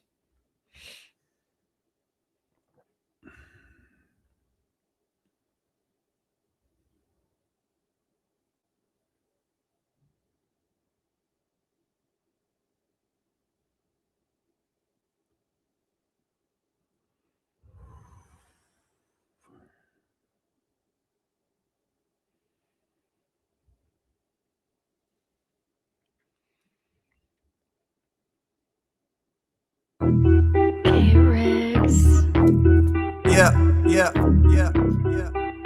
got them screaming D-Lo, KC, D-Lo, KC, D-Lo, KC, D-Lo. We got them screaming D-Lo, KC, D-Lo, KC, D-Lo, D-Lo.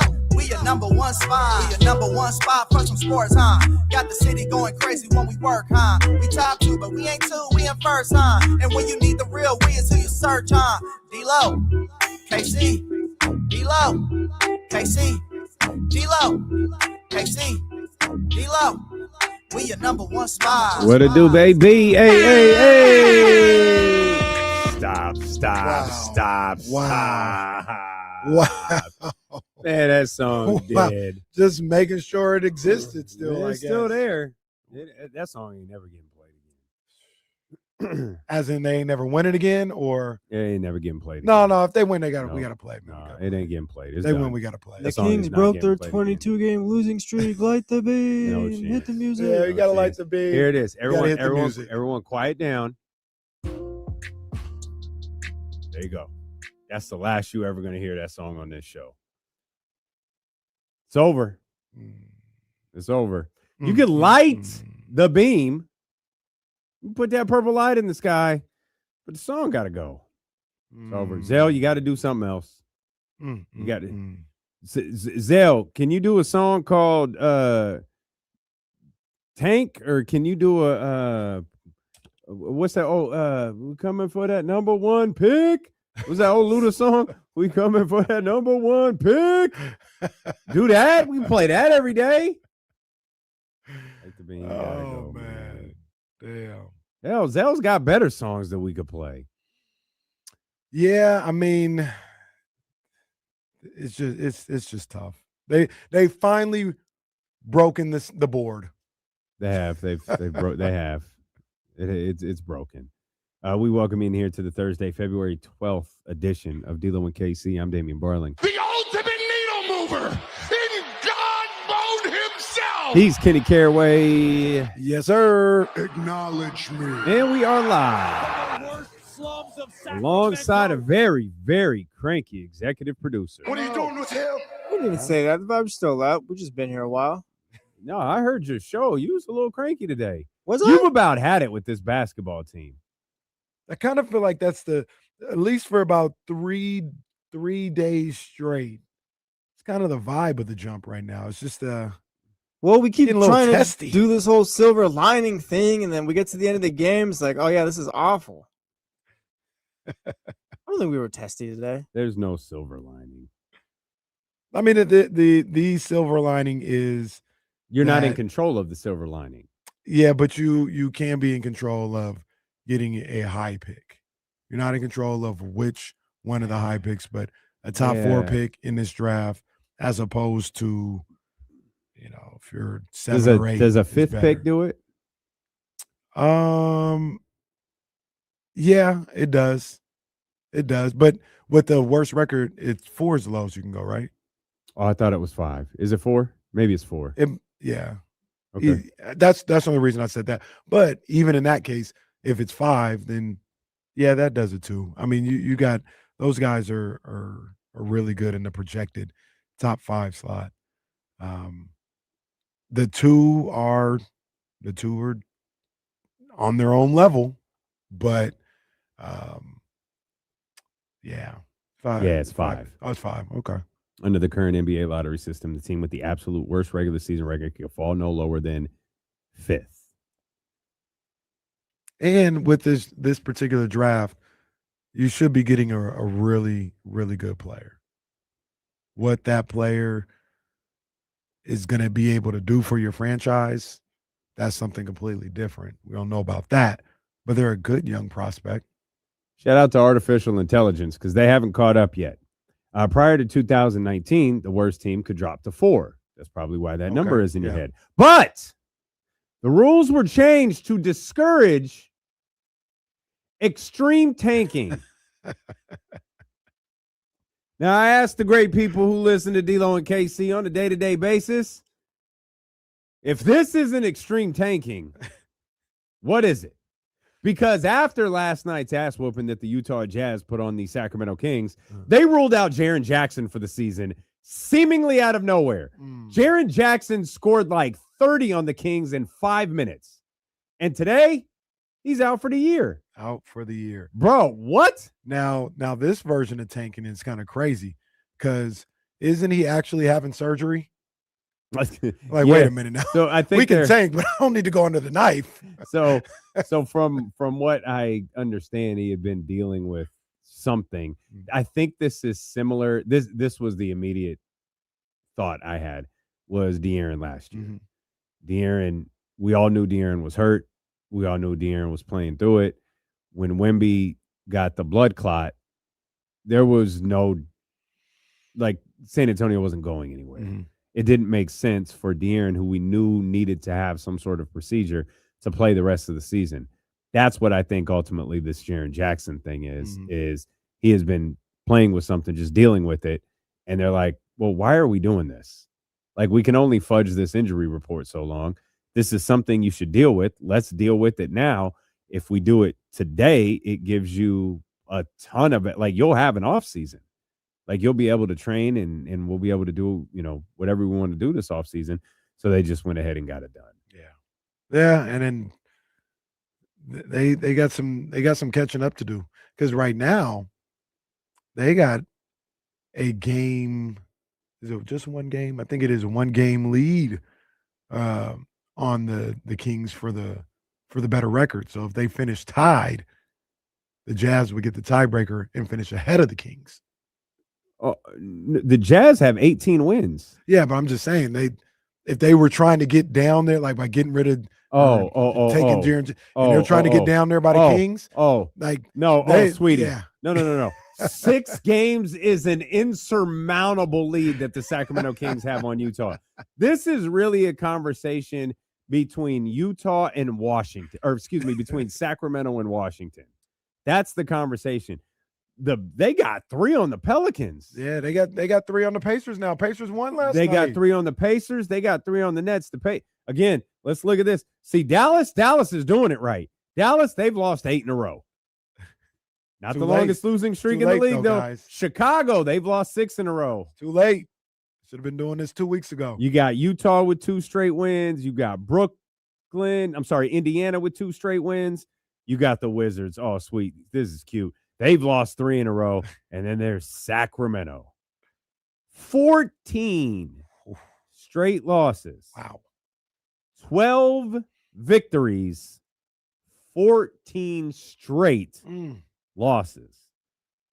The most embarrassing version of this team to ever grace a franchise that, for most of its existence, has actually been embarrassing. Fans at the beginning just didn't care. Hey, it's basketball.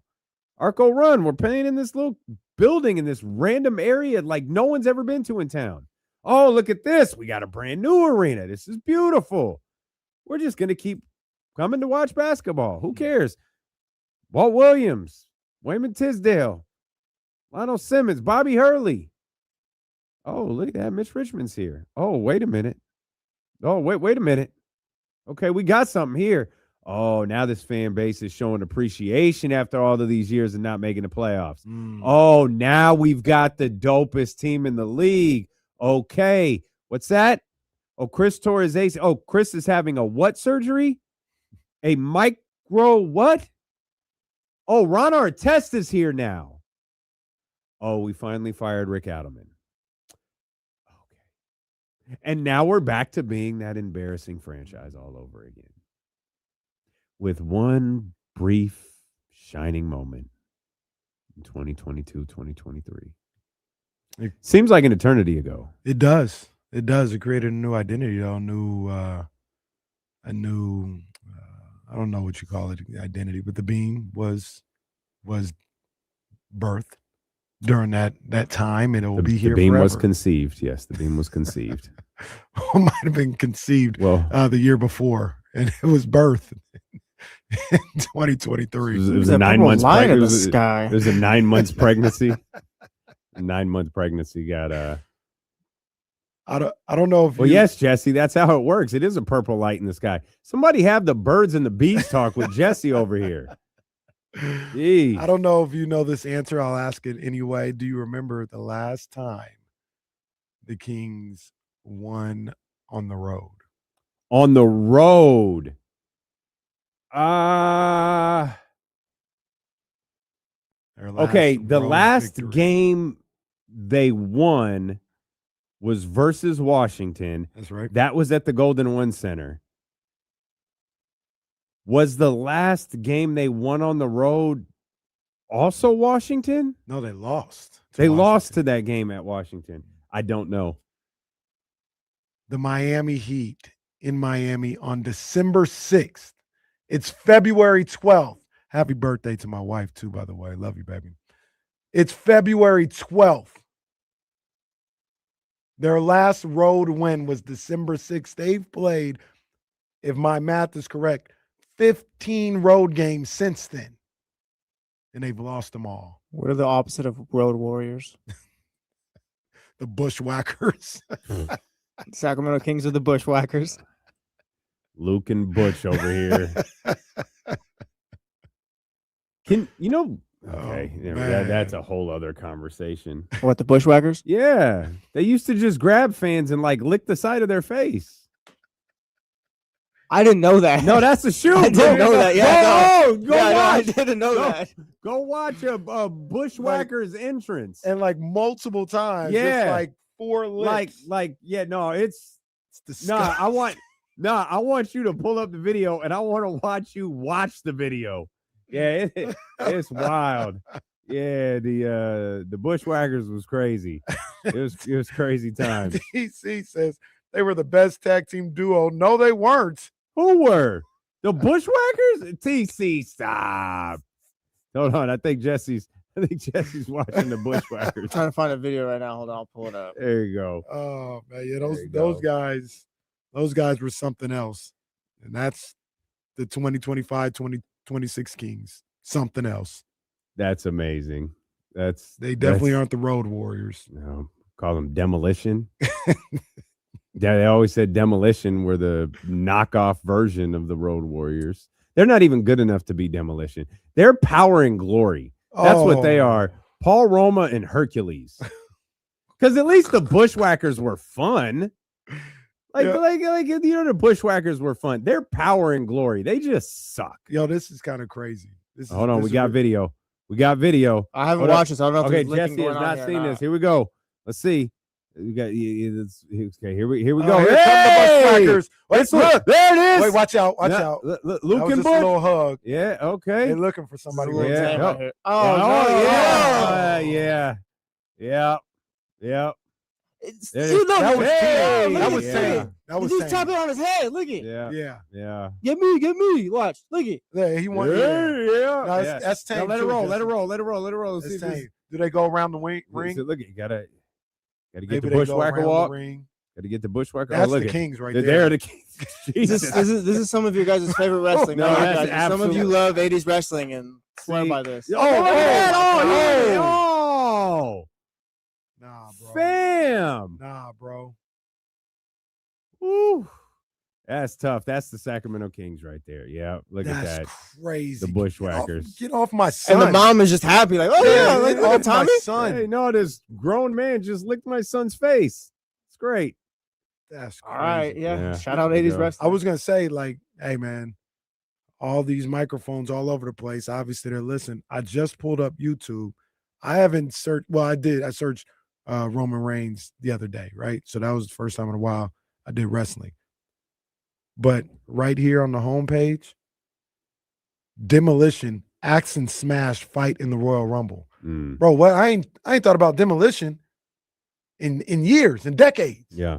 But they listen. If I remember correctly, Axe was number 1 and Smash was number 2. Demolition sounds like one of those 80s bands or something. That's basically they were supposed to be like Kiss, right? They look more like Dominatrix. I looked at them like Kiss. Bro, go look at that ring attire again. Well, the ring attire is the ring attire. So the ring attire is a little ring attire, a little sketchy. Yeah, it is. Now 10-year-old me has no idea what that is. 20-something-year-old me is looking back at like, wait a minute, what the hell were these guys? Axe and Smash. Axe and Smash. Hey, Axe and Smash. And then later, Crush. He was part of Boy, there's Demolition? sex jokes all over this. Axe, Smash, and Crush. All right, I left my man. flag in that studio too. Man. got We started throwing flags on the jump today. What, today was the first day? Yeah, I tell you, we said syllabus week was over. Okay. All right. Syllabus. Joe was talking crazy yesterday. I was like, that's enough. Yeah, that's right. One, and I can't remember. I think it was Smash was the Repo Man. Oh, brother. King's awful season is reviving our love for wrestling. Yeah, that ain't got nowhere else to go. So I was as that god awful as I was just begging for that game to come to a conclusion because I already wrote half the show in the third quarter. I was like, nothing's going to happen the rest of the way that's going to change what we're doing tomorrow. And I started going Jesse and looking at YouTube shorts because I had our YouTube page up. So I was just going through shorts and that Mark Henry video came up where he was like about the blackface skit. He was like, yeah, Dwayne was mad. I was like, I don't believe that. Okay. I believe what he All said right. about X-Pac. but I believe that too. Yeah, I don't believe what he said about Dwayne. I believe that too. But yeah, don't rewrite Dwayne's opinion on this because he ain't getting that back. Yeah, you don't get that back. You already said vocally you put your name on that. Don't do that. Yeah. Don't do that. But yeah, Kings 14 straight losses, 15 straight on the road. Haven't won since December 6th, you said? 6th. Man. And who knows what it looked like before that. I didn't even go like, oh, they've lost 15 of or 20 of 21 or I don't even know. 2.5. More or less the number of road games they win the rest of the season. Oh, less. Yeah, easy less. 1.5? Less. Maybe they just get one. Can we go through the road half? games? What if I said half? More. Give me more They'll on get that one. one. They'll get win one. Do you guys just stop me when you hear this? I mean, you're honestly, you'll get into not next gonna season. stop me. Yeah. Like, Just we'll go into next like, season schedule. I'm trying to think. I mean, they do go to Brooklyn. Okay. And that's about it. Like, I think they go to Memphis on the 23rd. Maybe. They're not winning that game. I mean, Brooklyn is their only shot. If you weren't going to beat the Jazz, then yeah, there's no game. You weren't even going to you didn't even compete against the Jazz. I didn't even. I was where was I at yesterday? Was I just literally just coming home? Had to pick up the kids, do some other stuff. So I got home a little later than I wanted to. Into the third quarter. Oh, let me see, what's going on with the Kings. Turn the game on. And I see that score. And I'm like, so can I tell you what happened with me? Because I didn't get home late. I was finished with everything I needed to do at 6. We left at about the same time. I live significantly closer than you. The Apple Play, the CarPlay thing, it just mirrors my screen on my phone basically. So the score of the game sits on my screen in the car, and it like I got out of here quick enough to where the game didn't start till I was into my drive. Okay. So I get to the house, and all I do is go upstairs, and I look at the phone, and I think I get home, put everything down, look at the phone. Kings are down 1. Go change clothes real quick. Gonna come down, just relax. Yeah. Put some sweats on, watch the game. By the time I got downstairs, the Kings were down 19. And I kept looking at it like that's not possible. Like that can't be right.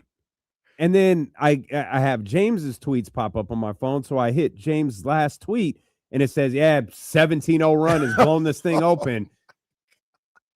I'm like, yo. Oh, man. It's the first quarter. Are you serious? And Katie goes, hey, do you need to watch the game? No, I sure as hell don't. That is terrible. So I sat down with her. We talked for a little bit. She had something to do last night. I grabbed the computer when Drapes and Mo started talking. I just went back and watched that first quarter to see what happened in that run. And then caught up to the game as the third quarter got started, and then basically blacked out. I just started looking at like YouTube. I was like, dude, I'm not. Should have pulled up some highlights like, or something. What am I gonna do? Like now I'm watching. Like I I can't sit here and hope that Devin Carter plays well. Like, I can't watch this and singularly focus on Devin Carter. And I think Devin Carter didn't play well last night. Like, He finished with 19, though, didn't he? he did. And hey, salute. Because I took the demon. I think you got to the line 12 times. Yeah. So that was the thing. And so I think that's a good thing. Because the shot wasn't falling for anybody. Like, Neek was awful last night. The shot wasn't falling for Devin either. But he found a way to contribute, right? He got to the line. Like, that's some DeMar DeRozan energy, right? That I'll take that. I didn't love the game overall, but I did appreciate that. Like, his shot was not falling. No one on the team could get anything to drop, and Devin Carter found a way to get to the foul line over and over and over again. Yeah, I know what you're doing. I see you. You know, you're looking for a silver lining. Oh, no. That's not a silver lining. There wasn't nothing there. There's not a silver lining at all. Anybody's point total, any of that, none of that is even being factored in when you get beat down the way you did. Well, there are things about that game yesterday. But there are things that need to be factored in, and maybe not in a positive way. Like, Neek was 1 of 15 yesterday. It's 5 of 31 since his 30 piece. Like, looking like an admiration. It's looking like an admiration. Like, oh, you know, you were hot that night. You got the looks, and you were able to get 30. That's great. That was great to see and great to experience. But we talked about yesterday, we want to see not 30 every night, but you live in that 17 to 22 range. Can you do that? And he hasn't been able to do anything outside of that 30-point game, really. Is it asking too much of them? Like, the young guys are getting minutes now, but are they in roles that'll maximize their abilities right now? Or is it just like they're just out there getting run, not getting cardio, but just more so it's like they're just getting NBA time, and that's what it is. It's too much for them. These aren't guys that you can rely on to help carry you to play winning basketball. These are role players. These are guys that are complementary pieces to, it's going to sound harsh and disrespectful. I don't mean it this way, but like the real best players on the team. You know what I'm saying? Like, if you're saying like Neek, Devin, Maxine, you know, you guys are our top 3 options, or 3 of our top 4 options, you're going to get blasted. They are more of, hey, come off the bench, give us a good 7 minutes max each half, you know, hit some open shots, because the real best player is getting double teamed, and we swing, and you hit that corner 3 or something like that, or you slash. And whether you get 6 points or 16 points, as long as you're bringing effort and defense and stuff like that, that's your job. They're completely out of position, so to speak, with being like, hey, we're playing any NBA team tonight. Can you give us 20? We need 20 from you to win. We need 17 for you to win. We need another double-double to win, Max. No, they're completely miscast. Completely miscast. So, and it's not their fault. So This is just what's going on. To Jesse's point, then, how do you truly evaluate these guys? Like, if they're in roles, maybe this helps define what their role is. Maybe so. In the sense that,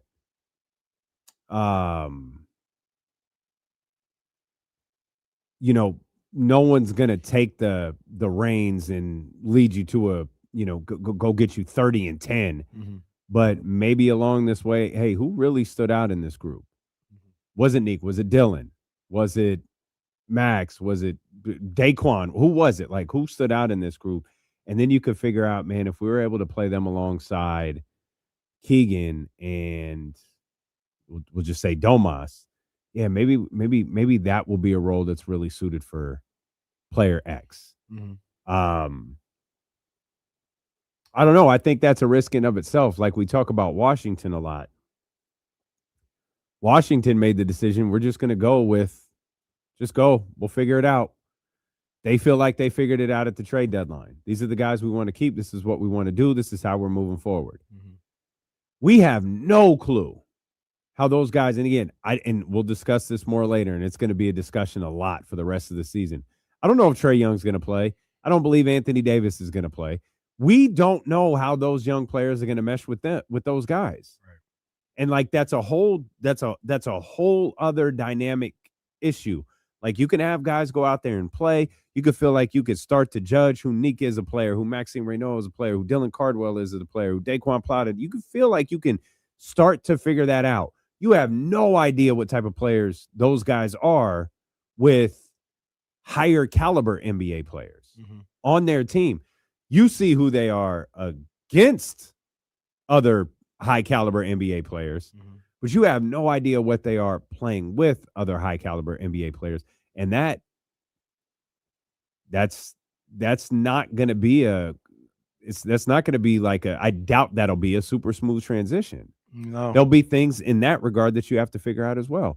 for sure. But and that's something that you've got to figure out. But the first thing I believe the first thing that you're looking for is, are they that high caliber NBA player? And the answer to me is a resounding no, they're not. But once again, high caliber, like lead the team NBA player. The answer looks like no. That doesn't mean they're not an NBA player. They can't be productive. You don't need them. That's not what any of that means. But you're starting to realize, if you didn't, you should have already known, to be honest with you. Like, I think a lot of this stuff you should have already known. But this is maybe confirmation. These guys are some rotational pieces, which once again, I've said a number of different times, there's nothing wrong with that. But they're not the guys that you're asking them to be right now. I see Kamara's on hold. We ain't heard from Kamara in a long time. I thought about Kamara last night. I was about to say, we ain't heard from Kamara, in all year, I don't think. Well, it's a good thing the marathon is on the way because Kamara likes to talk. It's 60 minutes of commercial-free sports talk with D'Lo and KC next here on Sacramento Sports Leader, ESPN 1320.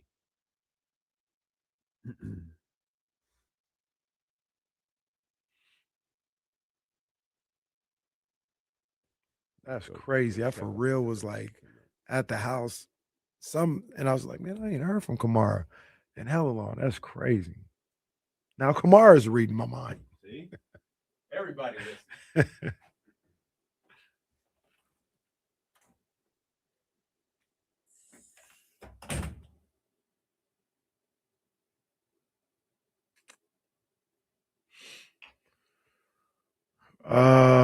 Let me see. Michael says, Casey, how can you make that determination on these young guys this early in their careers? It's something that nothing is an exact science.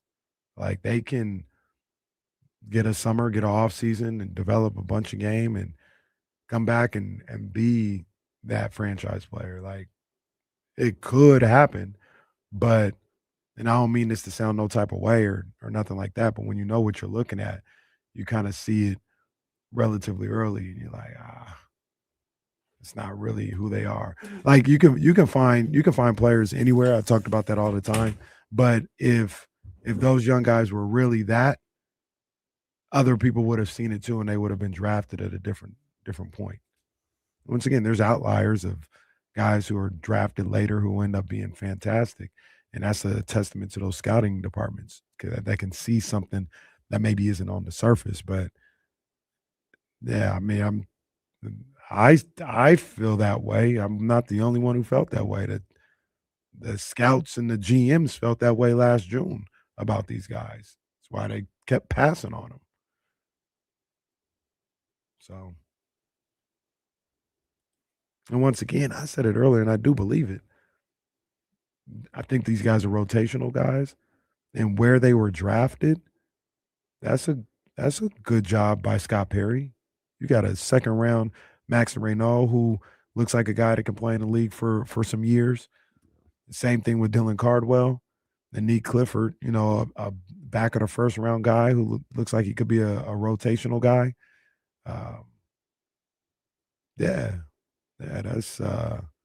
That's good work. Yeah, no shit, Steven. Yeah, he passed on Jokic. We all understand that. We got that. I'm the first one to tell you GMs get things wrong all the time.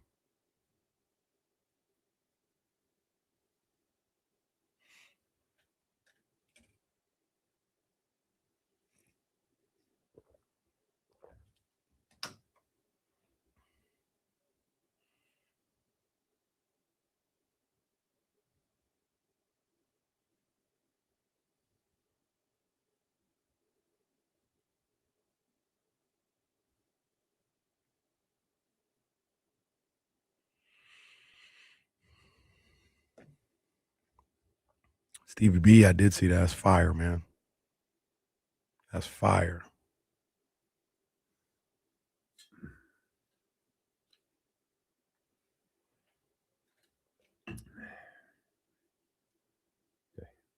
All right, it's the marathon here. We're going 60 straight minutes. Commercial-free sports talk. No guests today. So the phone line's open for you. 916-909-1320. We'll start with our man, Kamara. Where you been, bro? Man, life, bro. Life. Okay. I feel you. All right. I Out feel there you. making that money. Yes, I get sir. it. I get it. Spending more money than making money. Well, Well, we know. we know that's how you Yeah, go. no, we We know how it go down, Yeah, man. that's why we can't hang out with you. We know how you roll. No, I mean, I've been in the middle of a big remodel of the house.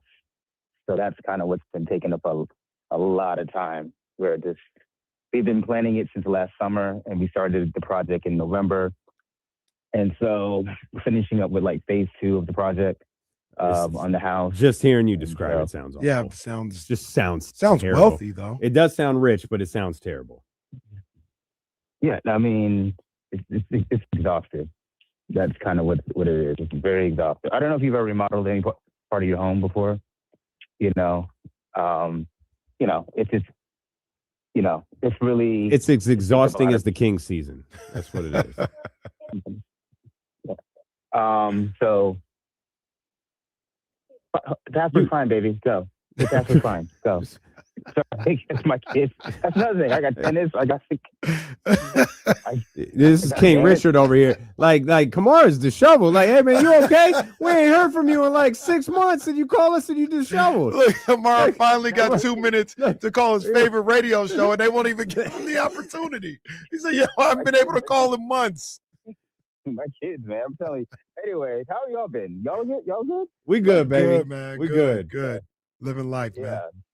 One of these days, I'll text y'all some pictures of where the house and everything. It looks great though. I love to see it. Yeah, it's good. It's good, man. Custom cabinets, everything. Cool. Of course. But listen, what I was really calling you about is, first of all,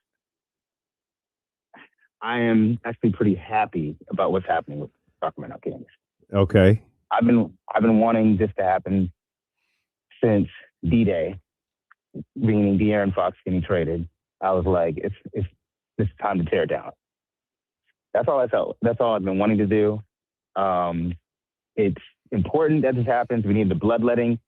Things like that happening last night. The other night is it's part of the process. I was hoping that we. Kamara, how many games have you watched this year? Like for real, how many games have you watched? Because you're out east, and that means you've got a time commitment you got to make. No. I'm gonna let y'all know. I sacrificed this relationship for my mental health. For the first time in like 10 years, I didn't get league pass.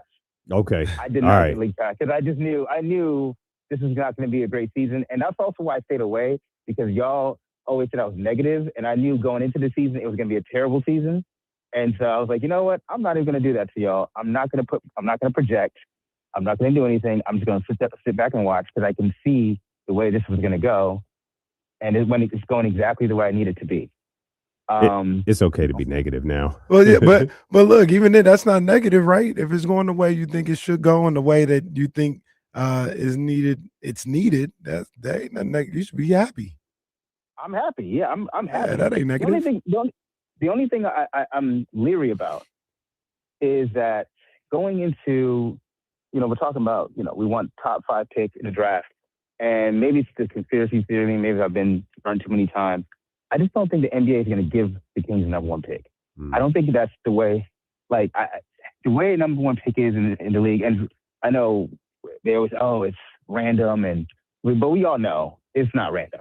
Dallas, New Orleans, Cleveland, there's just no way the NBA just happens to land on certain cities. And I do think what happens with the number one pick is that the NBA sees an investment in franchises, and they're not going to put a future Hall of Famer or future top player on a franchise that they don't feel like it's earned the currency of proper stewardship. And what bothers me with, Oh, he got the full fade. He got the full fade. Sorry, Kamara. We appreciate you, brother. We appreciate you, Kamara. I don't think Kamara is wrong. I just can't prove it. I have no evidence to support why I don't think Kamara is wrong, but I don't know that he is. I don't know. The only thing that I would say is I don't know what a lot of these other number one picking teams have done to show that they can do anything. Like what is New Orleans ever done? So why would you get New Orleans can't even get fans. So if you're the NBA, why would you give them the number one pick? In hopes of getting them fans. Didn't it? Okay. I'm just trying to come up with an answer. Yeah, and it didn't work the first time when it was AD, and it didn't work the second time. AD was different. So now you're going. AD was different.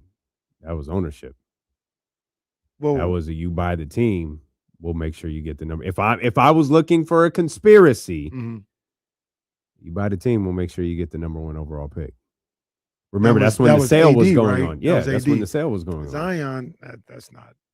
I know. Zion Try to get the fans in there. Man, what I need to help you for? If I need to help you, now I just need to move. But they don't want to leave. I don't think the NBA actually wants to leave New Orleans because everybody loves New Orleans. Yeah, that's fair too. Like it's not, with all due respect, Oklahoma City, right? It's not Sacramento. It's not a city where they're like, it's New Orleans. They want to go to New Orleans. Yeah, I get it. All-Star games there all the damn time. Yeah. What about Philly? Minnesota?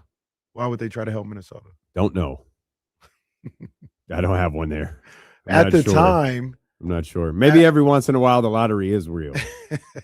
Yeah, they pick and choose when they actually go to the does anyone think last year wasn't a smidge bit sneaky? That was very sneaky.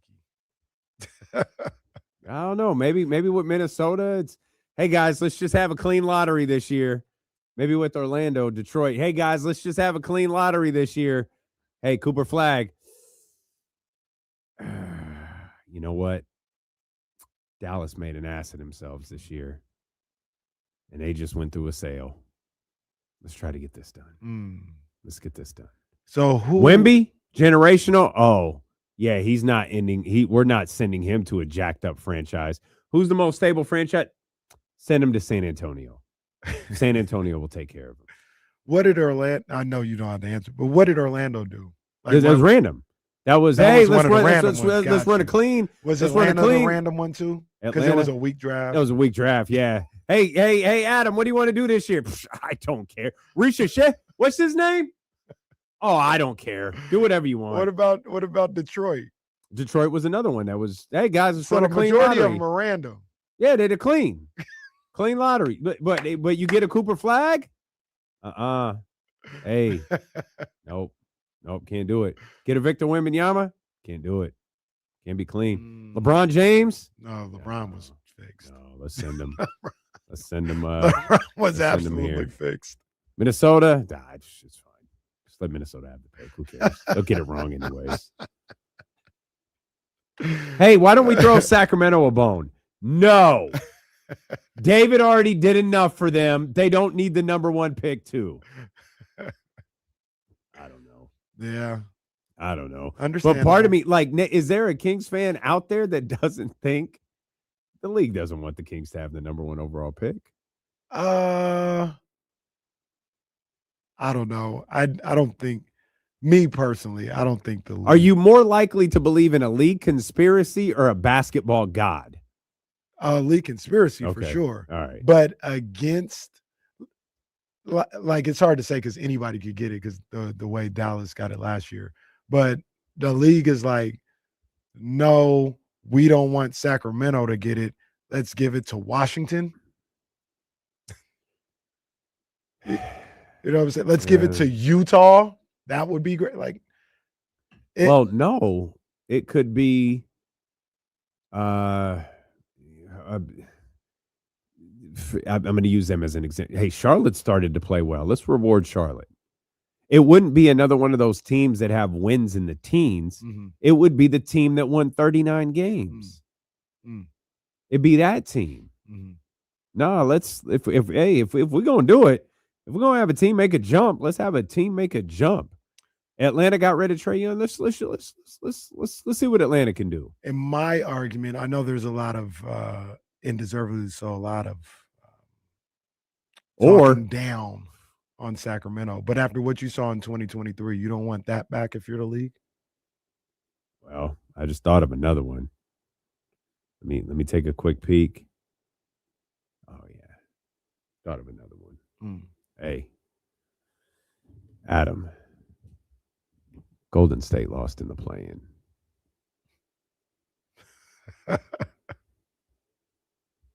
Well, then we know it would be fixed. And here's the other thing. Let's go ahead and start to put the Warriors in place for post-Curry era life and get them the number 1 overall pick. But here's the thing. With 42 wins or whatever they're going to wind up having. Here's the thing.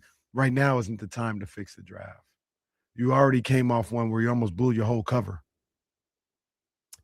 The Cooper one? Yeah, so you're like, yo. Well, how did they almost blow their cover? Because out of nowhere. Like, it was well, so yeah, in obvious. their defense, they didn't almost blow their own cover. Yeah, they probably shouldn't have done it then. They probably should have waited a year. Okay, so to be clear, we're having fun with this conversation. There's no evidence whatsoever that the league rigged the lottery last year. No, but if they did rig the lottery, hey, man, give it a year. The fact that it happened a couple months after one of the worst trades in the history, that's why I said they almost blew their own cover. They did it too quick. This year would have been the year to give Dallas the number 1 pick.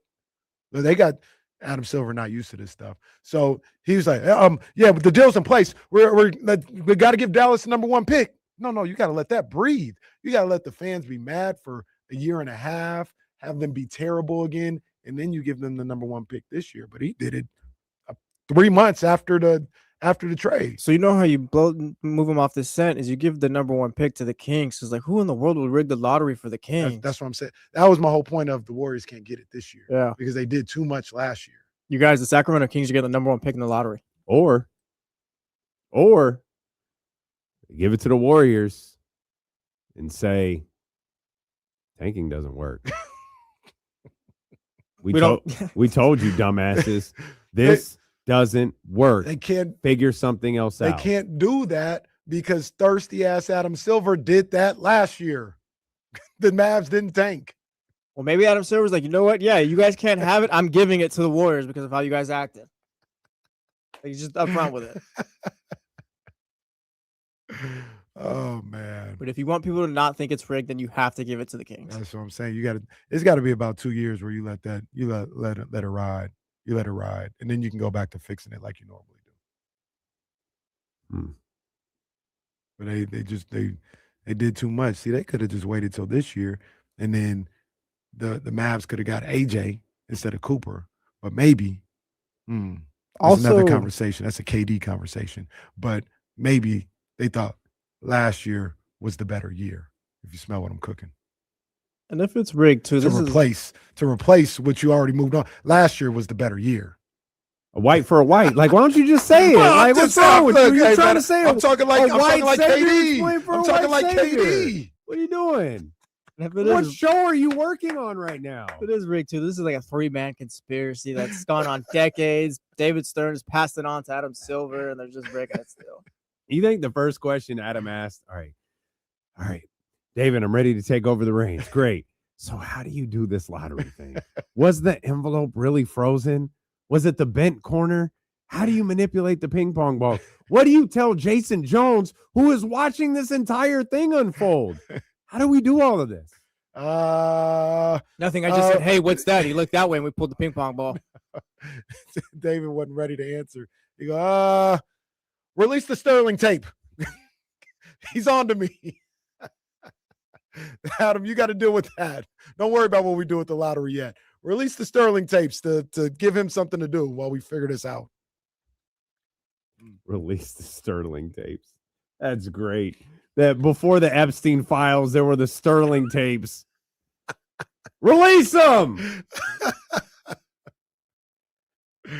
Wait, why now, David? Because Adam's asking about rigging the lottery.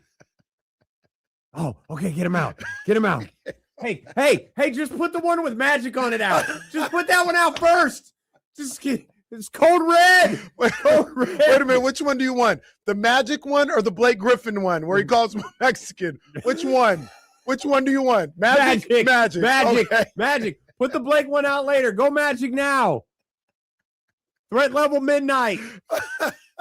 Midnight, Jesse. What are you laughing so hard for? Oh man. Yeah, I don't know, man. I don't know. I mean, it is a lottery, so they could be doing all this and not get the number one pick. Legitimately not get the number one pick. Worst record never has. Yeah. So that could happen. Yeah, this system. Yeah. That could happen.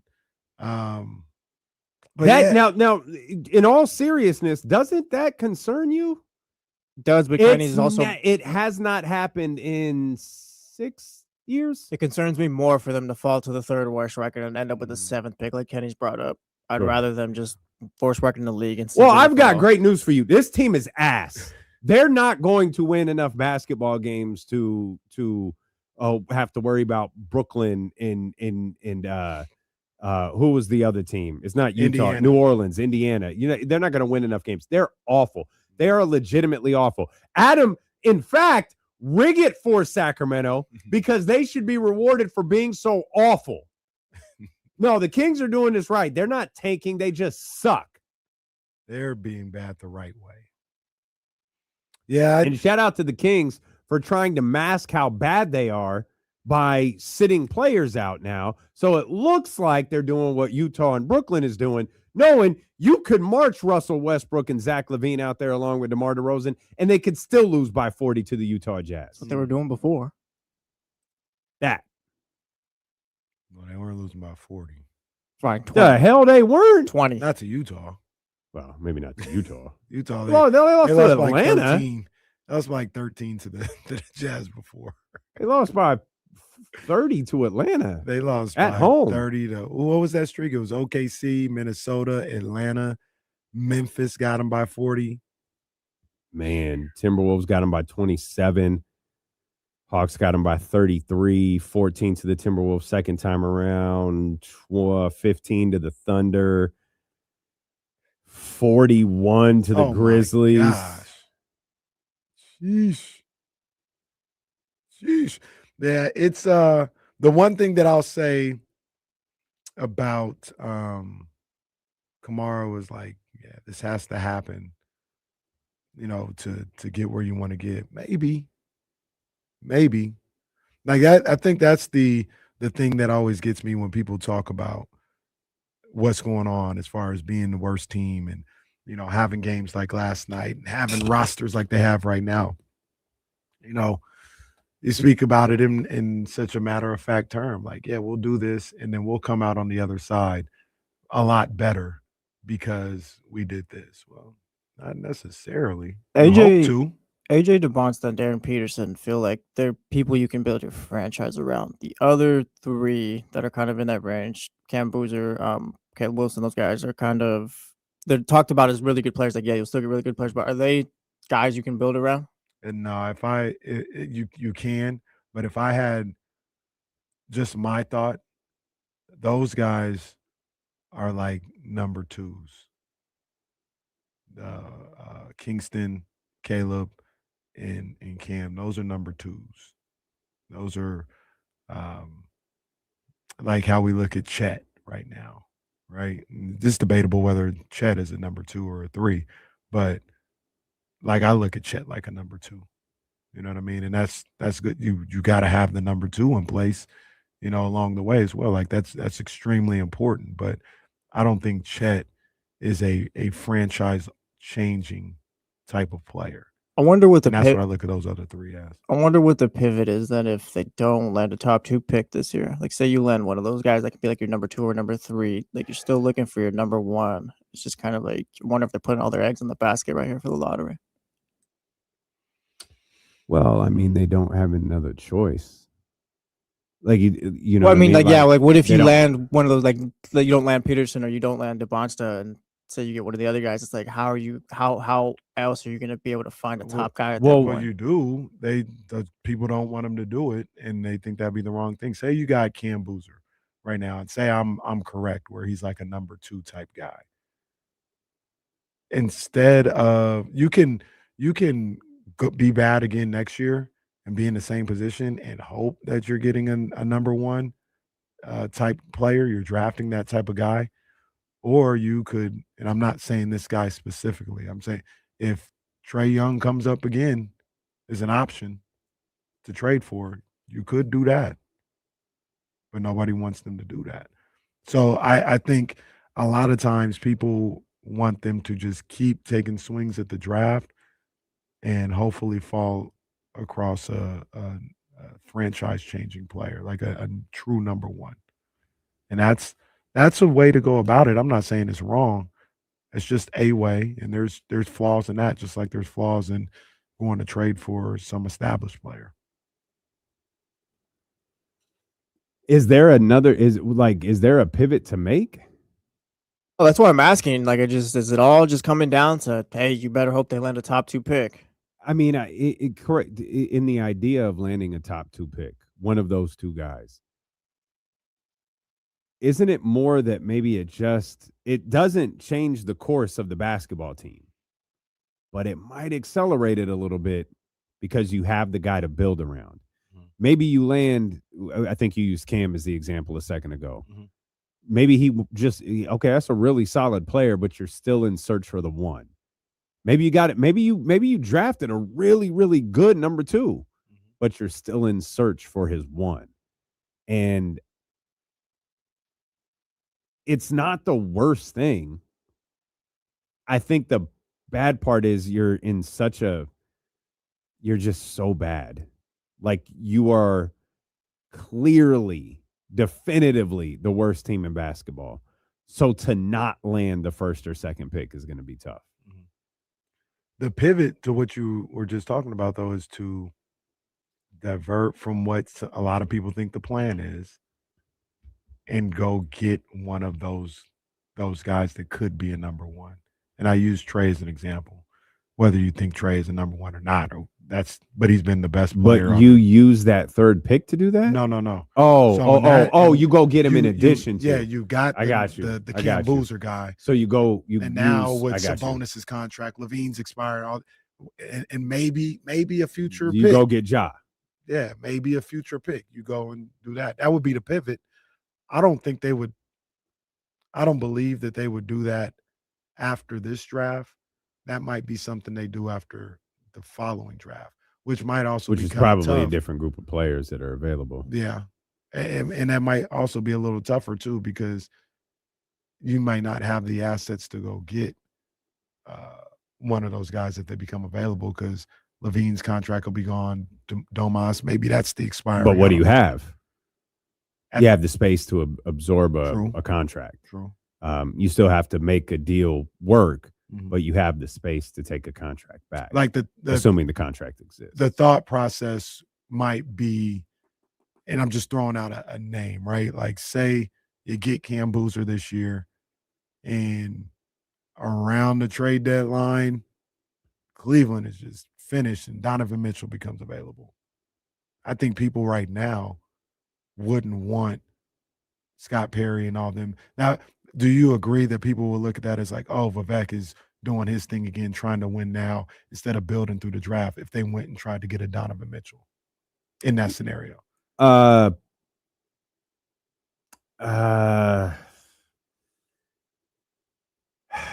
if Donovan became available the way Trae and Ja were available this year, I think Like next year, mhm.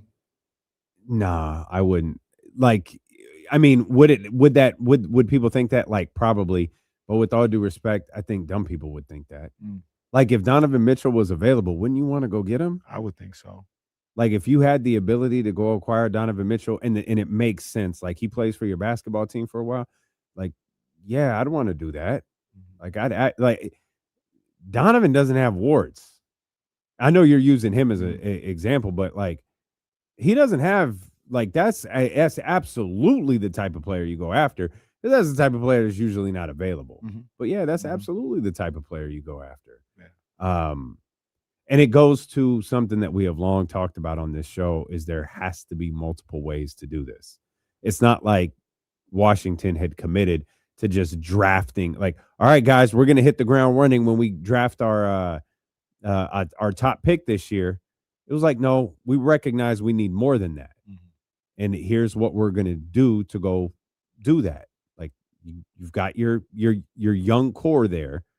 And then you go take a couple of swings at some established veterans. But because you have your young core in place, and this is the big difference, I think, between acquiring, say, a Donovan Mitchell and maybe a win now move of the past, is you didn't have a young core in place in the past.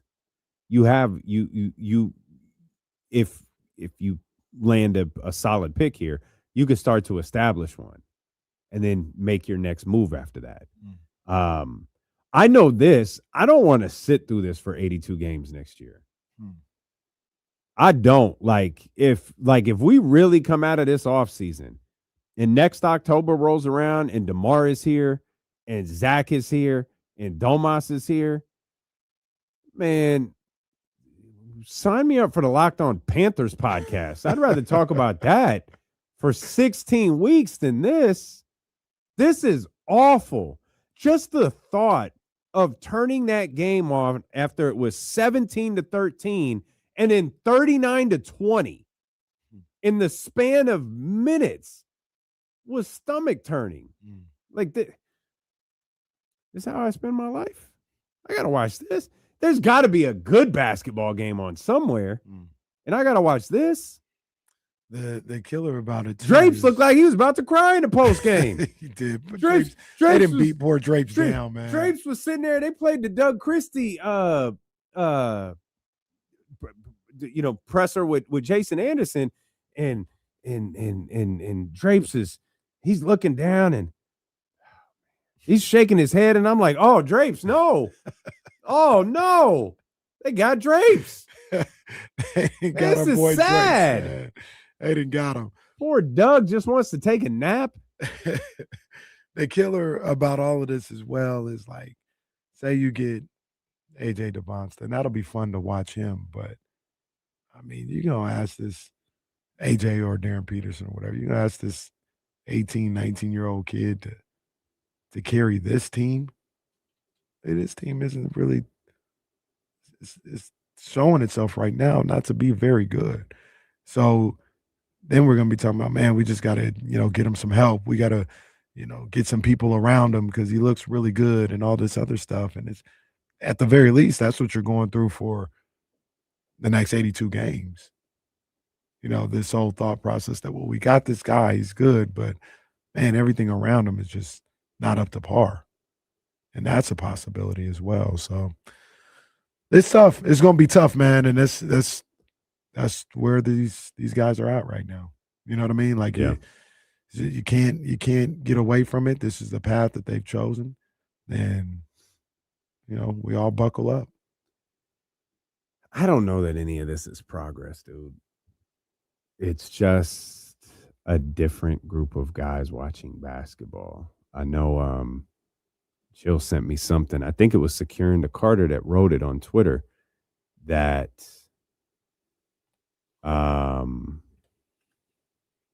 it was like the average age of, it wasn't the average age, it was the ages of the losingest basketball teams. And you'd see like 22, 21, 24, 20, 25, so on. Then you'd see the Kings and it'd be 36, 35, 37. The only thing that's different is the ages. That's all that's different. And the true killer part about all of this is it's not like it's 19, 20, 21. It's like 24, 25, 24. Yeah. That's one of the things that, somebody asked earlier, like, how can you be so sure about who these guys are so young into their careers? This is about who these guys are going to be. They can get better. They can improve like anybody else. They're not finished products, but this drastic improvement, this drastic ability to be so much better than what we've seen so far, I don't know if that exists because these guys are older prospects. These guys are closer to who they're going to be as basketball players. To your point, it'd be different if Neek, Max, Dylan, and Devin Carter were 19, 20-year-olds. Mm-hmm. Like you said, they're like 24, 25 years old. They're kind of there already with some minor improvements, I believe. And that's, to your point, it's like, how much developing are we really doing right now? Mm-hmm. Or are we just kind of getting resigned to the fact that this is who you have? I think there's some improvement that these guys can make for sure by just having one off season and being pros for 1 year and going into their second, third year, having an understanding, being more comfortable. You can absolutely get better by that. But how much better? I think some people kind of overblow how much better. Are we coming out the other end of this talking about how if it does work out, the Kings were able to develop their 7th, 8th, 9th, 10th best players off the bench? Yes. That's what I believe. That's what I believe these guys are. Like I said, these guys are NBA players and you found them where you found them. That's a good thing. But we're talking about rotational guys that, once again, 7, 8 minutes a half, are out there giving it good minutes, being solid basketball players. And you need that if you're going to be a good team. So that's a positive. Some people may look at that as a negative with how it's being framed, but I don't think it's a negative. So you need those type of guys. Now you need to go find those other type of guys, those guys that'll carry a little bit more of the water for you. Precious, I feel like, fills a role on this team. Mm-hmm. Keegan does as well. I actually think Dylan can. I think Dylan Cardwell can fill a role for this team. Too. Max and Neek are the guys I can't figure out yet. I don't know, I don't know what role either of them would have on a basketball team that is good. You know what I mean? Mm-hmm. So that's the other part about what we're heading to in this post All-Star break.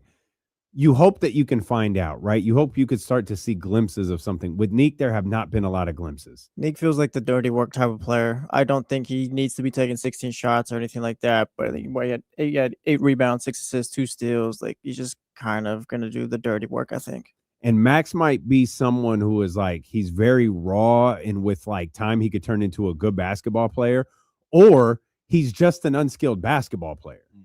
I don't want to say unskilled. That's not fair. But not a deeply skilled basketball player. This is just kind of who he is. And I think one of the biggest concerns that this organization has post All-Star break is you have been able to finagle the thumb, whatever is going on with Zach LaVine, or they're pretending is going on with Zach LaVine, whatever is going on with Domantas Sabonis, the DeAndre Hunter thing just kind of happened. That's a shoot injury. Keegan, shoot injury. Whether those two guys having minutes when they get back, we'll wind up seeing. But there is no reason for Zach LaVine to play basketball as the Sacramento King again. There's no point. And if you have gone through the extent of upgrading or downgrading a thumb soreness to a ligament issue,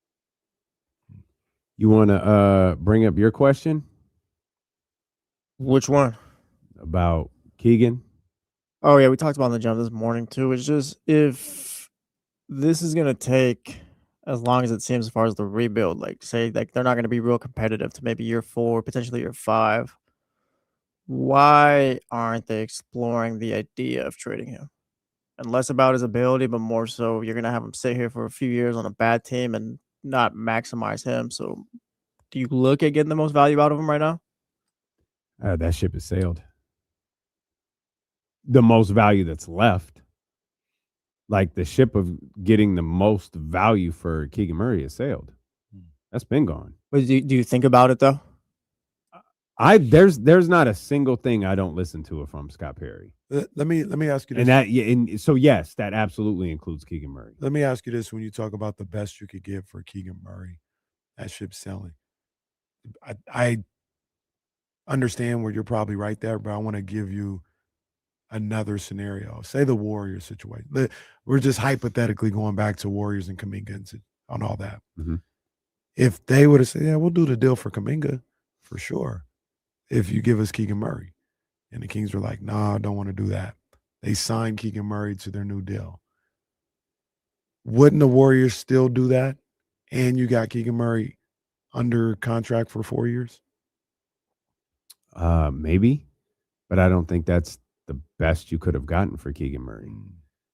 I mean, there are Siakam trades that didn't happen. There are OG and Anunoby trades that didn't happen. Oh, you mean best? Period. Yeah, the period. best. Yeah, yeah. Like the I was be- thinking more this getting summer, the but yeah. most for Keegan Murray. That's already gone. Like now, like the Well, now you're it's- talking about first round picks. If you're now able it's just to. like getting what you can, and maybe it's like the longer this goes on, the less. It sounds terrible. The longer this goes on, the less it'll be worth. So the new most would be this offseason. And if you think you can be competitive within the next couple of years, then yeah, you keep him around, I think. But if this is something was like, yeah, by the end of his new contract, you're still not really winning. How valuable is it? How much sense does it make to just keep him around rather than try to get a couple first round picks I or know something? I know what you meant by that, Jesse. So this isn't me saying it, but I can't. If you're the Kings and you think you're going to be competitive in the next couple of years, what are you smoking? Like, what, you going back to the playoffs in 2 years? You're talking about you can't even do nothing for 2 years to improve the team. Mm-hmm. So to Jesse's point, like, no, you ain't got no chance of being good in the next couple of years. I think I'm with you. Everybody on this roster, you need to take calls on, or, hey, when we're out at the GM meetings or somebody's coming into Sacramento, get a feel about what they think about anybody on this roster, and that includes Keegan Murray. I don't know why you have Keegan Murray here for the next 4 years at that price tag in some rebuilding type situation. You should be looking to get that's a guy that you should be trying to see if you can get young players and some picks for. Keegan. Because I think he's got value. That's the only reason why I say that. If you can I'm trying to think of a team. My first thought might have been like Houston, but maybe not. If Phoenix. you could get a late lottery pick this season, would you do it?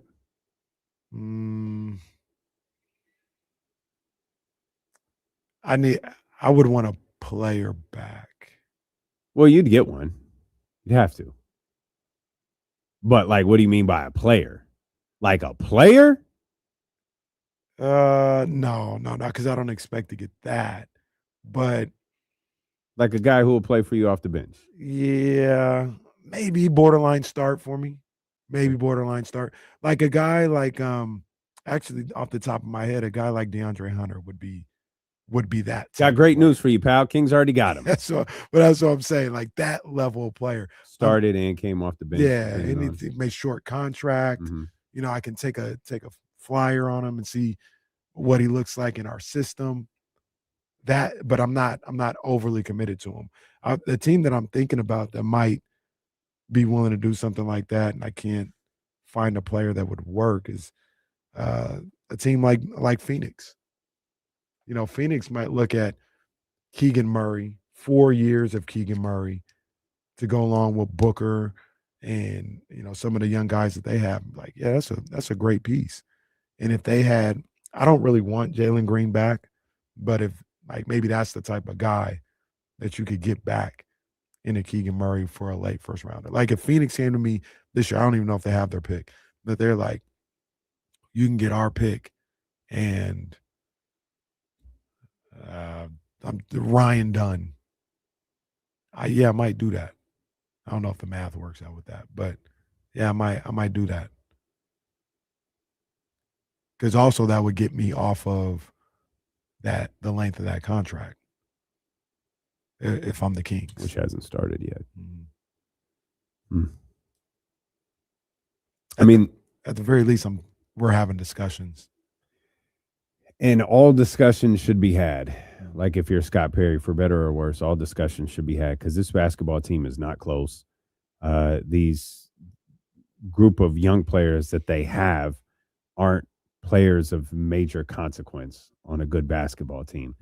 They're going to have to land a top pick in the draft, and then they're going to have to get very, very creative after that. And it's still going to be a long time before this basketball team is good again. Let's see what TC is talking about here. 916-909-1320. TC, what's happening, baby? Yes, sir. What's up with my two brothers? What's up, man? How you doing, man? Hey, I'm vibing, bro. So before we get started, I'm going to answer your question, Jesse. Yes, bro. Like, so if a team is calling with, like, multiple picks, so, like, a first-round pick in this draft and maybe a second, I'm doing it, bro, for Keegan. I'm at least thinking hard, and I'm 9 times out of 10, I'm doing that.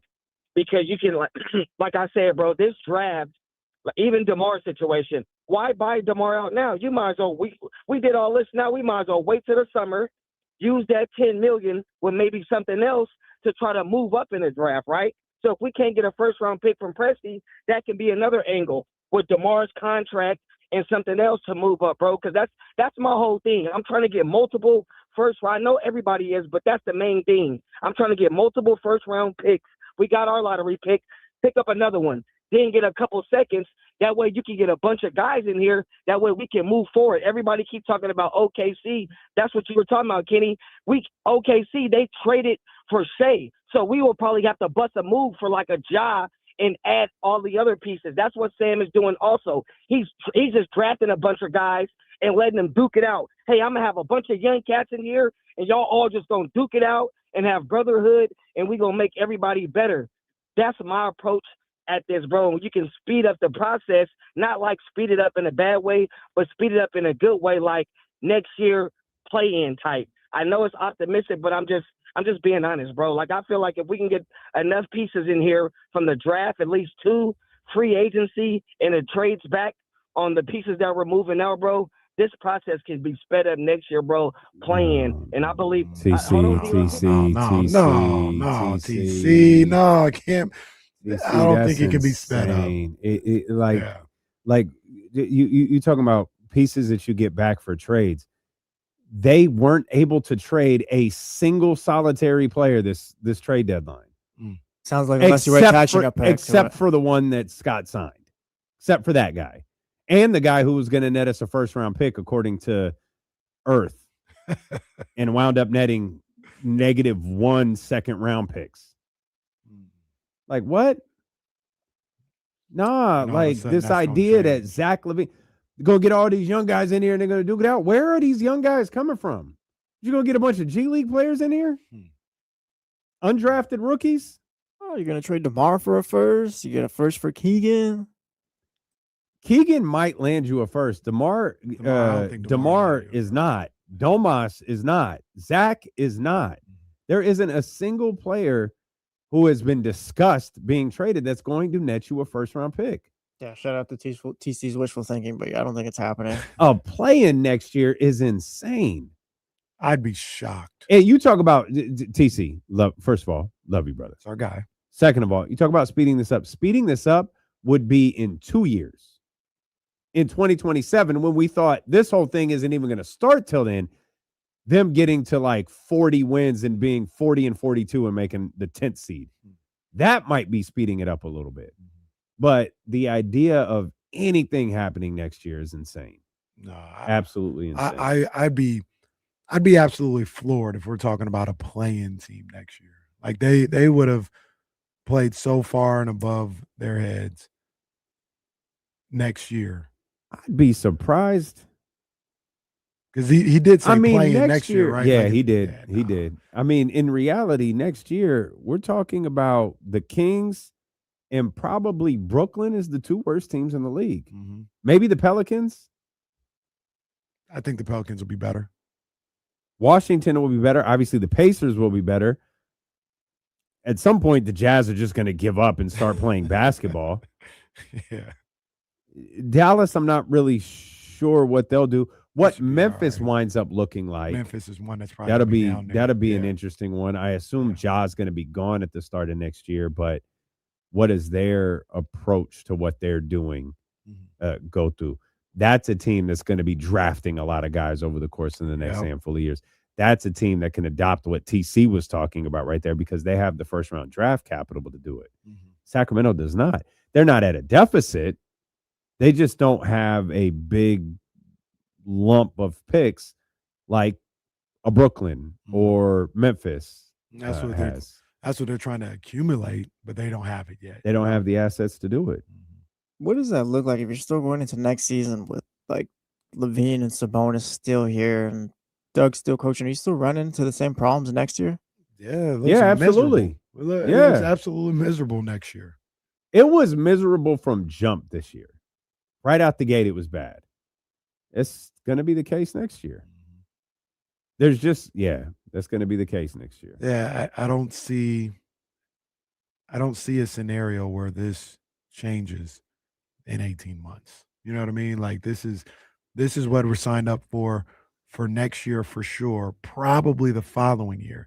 The only difference is you'll have this young rookie that will be able to follow along with and go through his rookie year and hopefully see him do great rookie things like be rookie of the month and have his first 30-point game, whoever it is, if it's Darren, AJ, Caleb, Cam, whoever it is, but we'll follow along with that.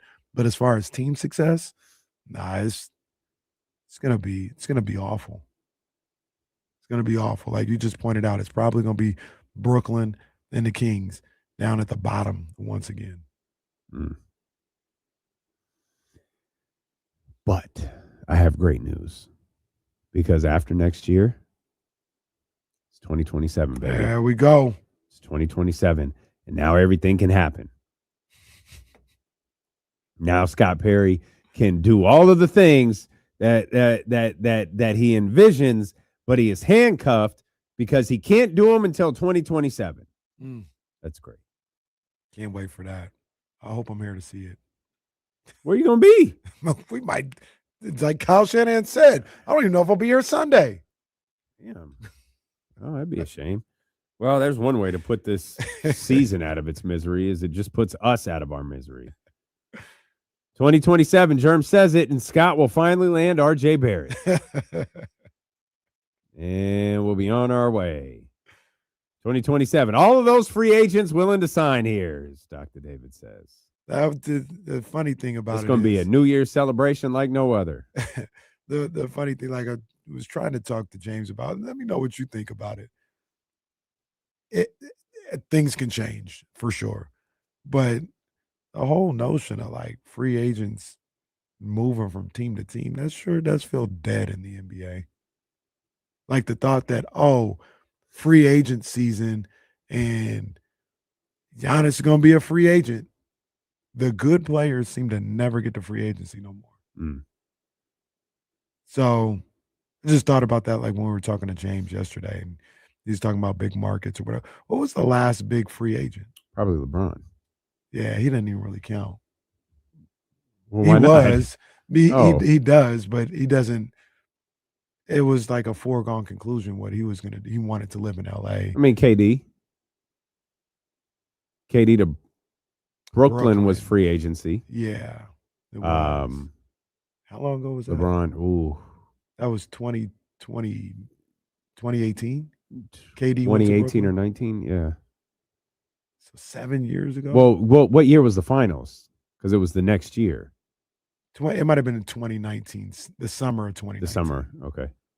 So we're talking 7 years since like real free agency. No, you're asking about a star, and for some reason LeBron doesn't count. No, I mean LeBron was before, right? Wasn't LeBron before KD? I thought he was. Yeah, he probably was because he won in 2020. Before, yeah, he was already with the Lakers when they so at the play-in. So the answer is probably Kevin Durant. And it feels like those two, the days of remember LaMarcus Aldridge taking meetings. Had first ever meeting that was ever reported to have gone terribly. Yeah, LaMarcus Aldridge met with the Lakers and it was awful. Yeah, free agency don't even happen no more like that. Like you can get your Book's never been a free agent. You can get your Dylan Brooks. Dame never been a free agent. Trade, but Donovan never been a free agent. Yeah. Yeah, it's true. It's true.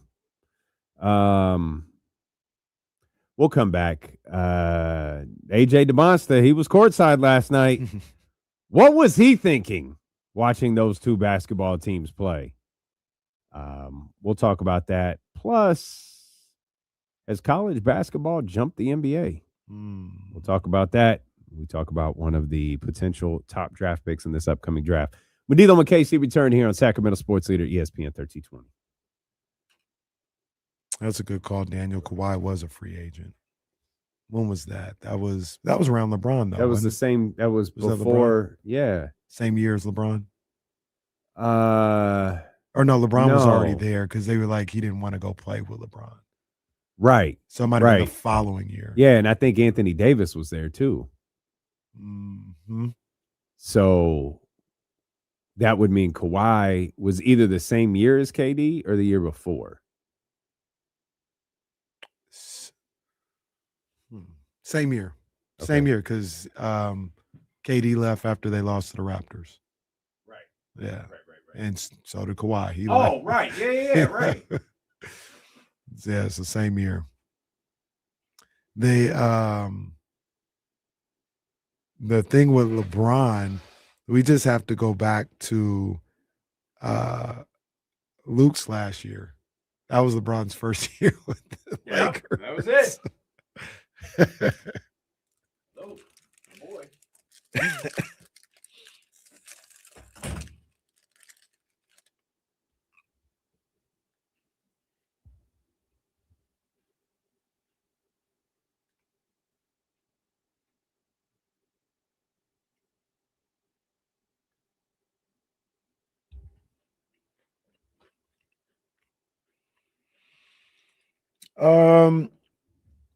I would be surprised. I'd be really, really surprised if that happened. It could, but I'd be a little shocked.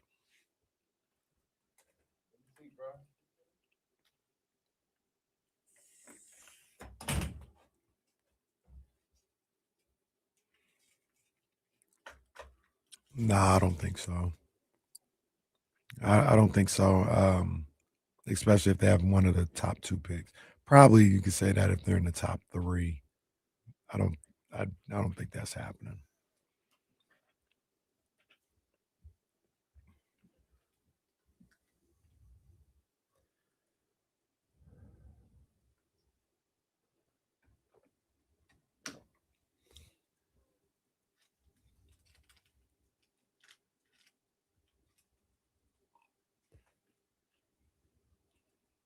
KFC got good hot wings. I haven't been in a minute.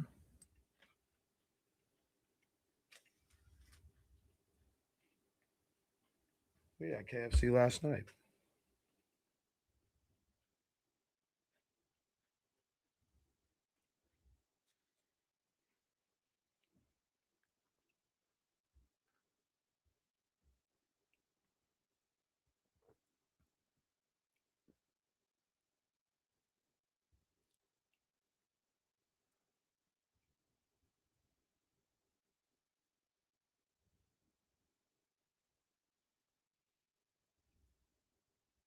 Yeah, Dan, it's cool, but I don't think it's the greatest that everyone says.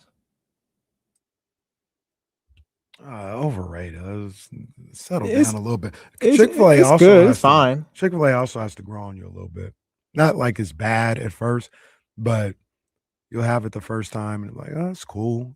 And then you have it the second time, it's pretty good. Let me get a And then, spicy deluxe and honey mustard, but and not then the you'll be best. thinking about, what do you want to eat tonight? Oh, why don't we go to Chick-fil-A? Like then it'll start creeping in that way.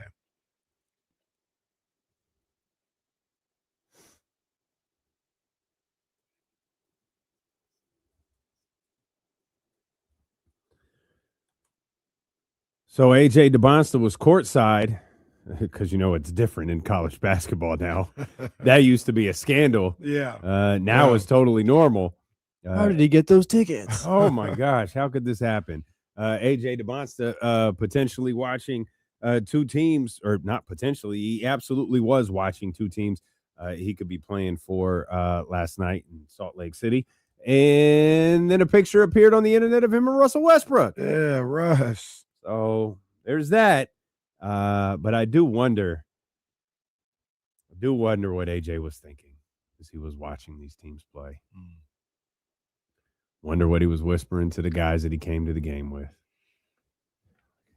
Wow, Dad, they stink. Hey, you think you can save these guys, son? And if I was him, I'd be like, I don't have to. These guys won't be here when I'm around. No, that's true. I'm not going to play with half of these guys. I'm not going to play with 70% of these What if guys. Scott gets to the offseason and just goes, okay, guys, we did it.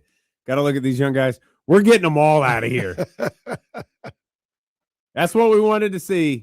We're just going to get them all out of here. So, yeah, I ain't got to worry about this. I'm not playing with the majority of these guys. I think, and this is what I love about AJ Dybansta. I don't know this about Darren Peterson. You guys know I'm a big believer in Darren Peterson, his talent and what he could be. But I don't know this about him that I do know about AJ. AJ seems like a guy that he's not worried about none of that. He seems like a guy that I've talked about a number of different years on this show, where the guy will be like, yeah, I understand what you guys have been going through, but it's different because I'm here now. I'm here. So everything that you were going through, you had to go through, that don't concern me because I'm here now. He strikes me as that type of individual. And that's what I love about AJ Dybansta. And if he were to come and be a Sacramento King, I don't want to say I'd have no worries, but I'd be so hyped and believe in what he could do here in Sacramento. Because just hearing him talk in different interviews, seeing how he plays. I mean, the fact that he went to BYU, I know they offered him a bag. That played a major role in it. Yeah, a major role in it. But at the same time, it's BYU. And he's like, I'm going to go there and we're going to compete for a national championship. And I love that about him. And I think if he came to Sacramento, he wouldn't worry about none of that stuff that happened in the past. And that's a quality in him that, once again, I would love to see firsthand with him being a Sacramento King.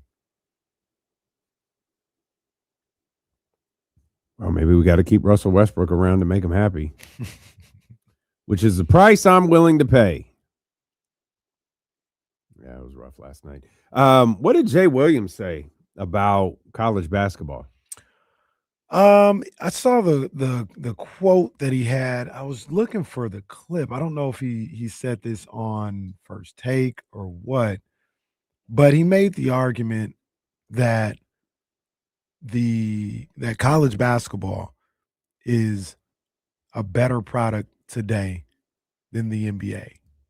He says, you get these top 15 matchups all the time. These guys are always playing, except for this was pretty funny.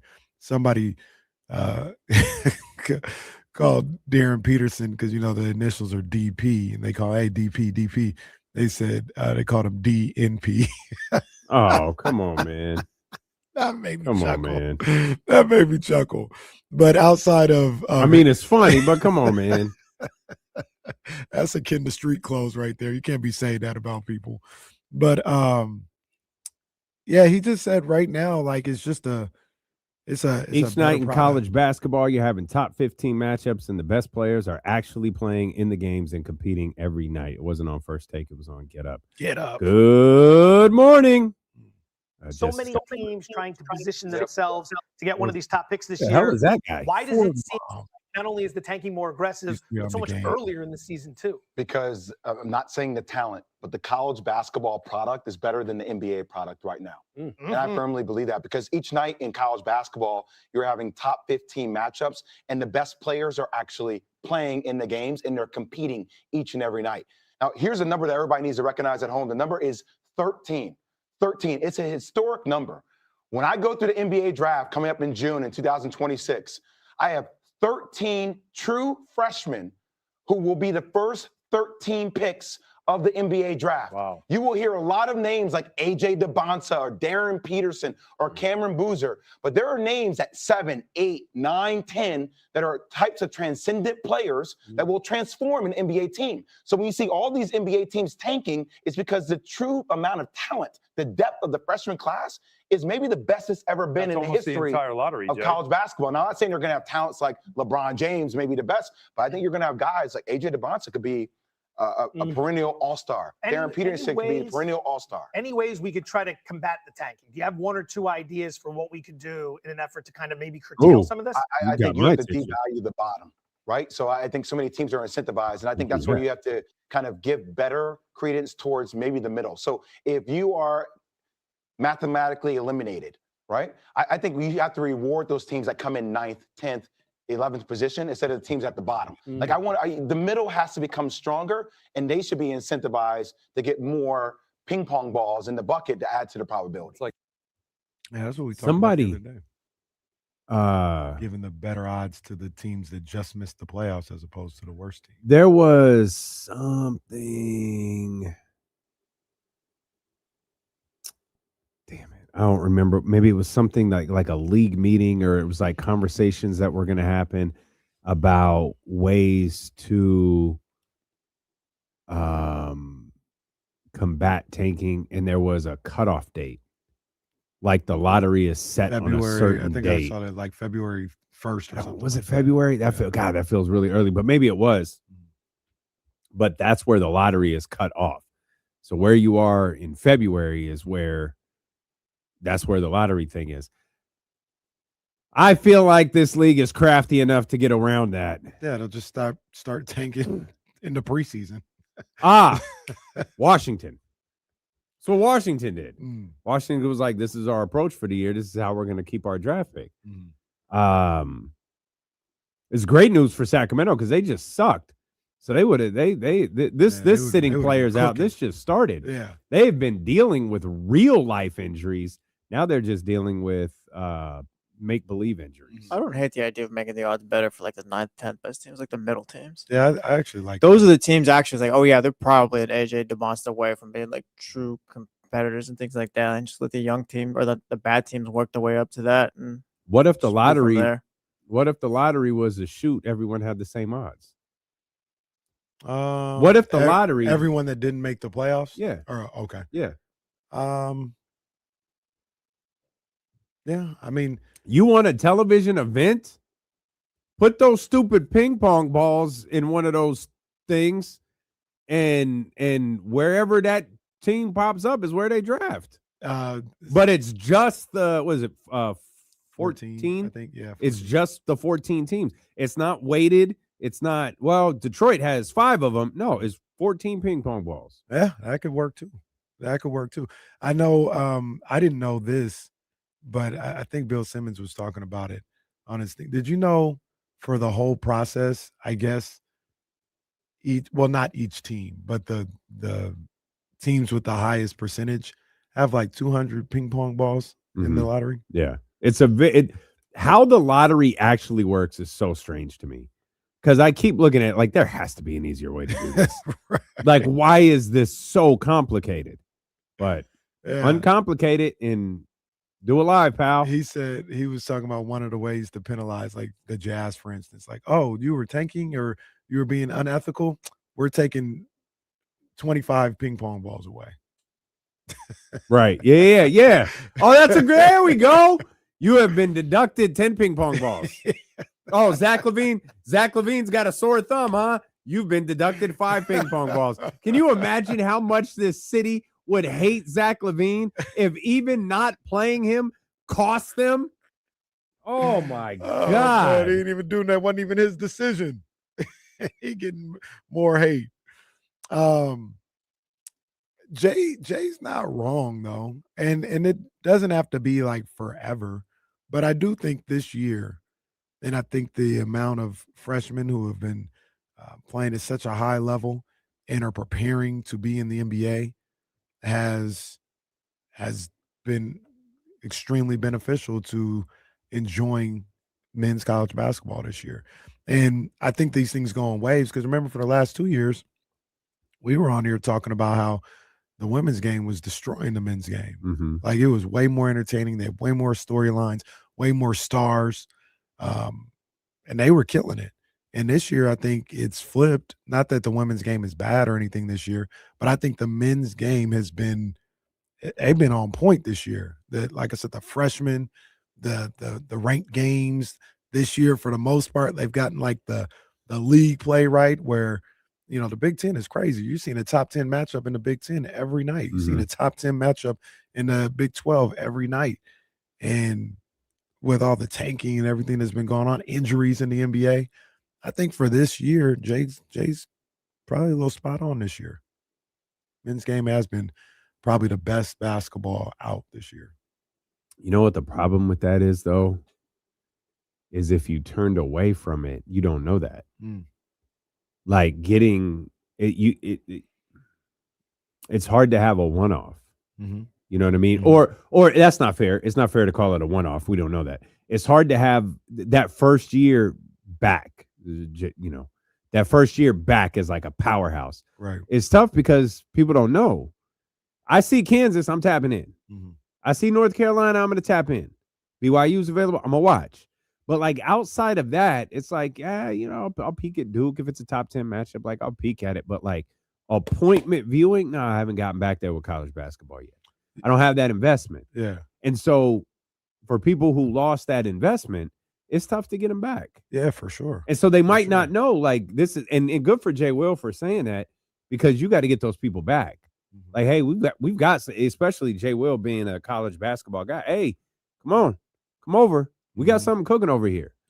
And the killer about that, though, is you can't guarantee it for the following years. Right. Yeah. You can tell, like, hey, get over here right now before we get, because the tournament has the potential to be insane with like stars or potential stars.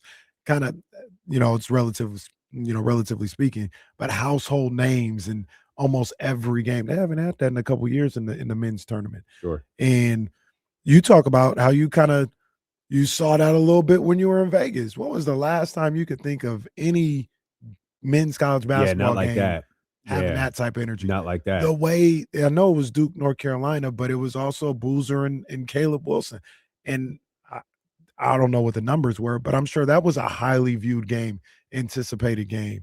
So, yeah, they got something going on this year, man. They finally got something going on. Been a while, been a couple of years. Remember when we went and saw the national, well, we did a show for the national championship game? Purdue versus UConn. Oh, yeah, I do remember that. Duke, North Carolina. 3.5 million viewers on Wednesday, marking the Rivals' highest rated and most watched regular season meeting since Coach K's final home game in March of 2022, which did 3.98 million. It was the most watched regular season men's game on the ESPN network since 2022. Are you able to see, because you're probably right here in that number, but are you able to see what Warriors-Lakers did? It probably no, outrated. I'm looking at give me a second. I bet I can find it. 3.8 for UNC Duke. 3.5 million. Give me a minute. It was the day's top non-Olympic sporting event. comfortably topping the Warriors-Lakers NBA Saturday night primetime game on NBC later in the night. That did 2.5. For real? Let's go. Hey, let's go. Hey, count it. Hey, count it. First of all, Paul George Count over it. here.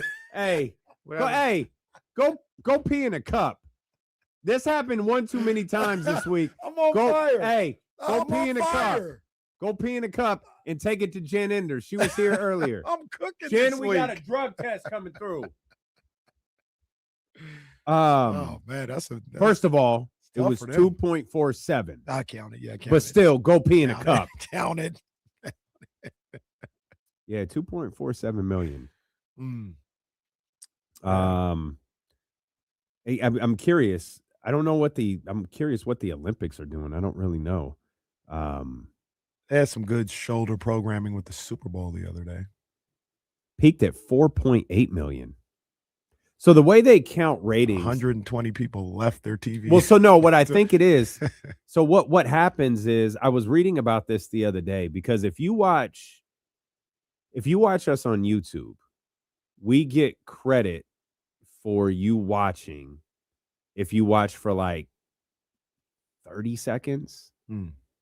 And I think the way that numbers are accumulated on television is, I think it has to be like watching for like it counts. What was it? It was like it has to be a concurrent like of 60 seconds. So like you and I are watching for a minute, and then Jesse comes in and he's watching for a minute, but then I drop off, like it counts as two people and not three. So there's it's like this weird, it was this weird way of how they got to the actual number of people they consider views or viewers.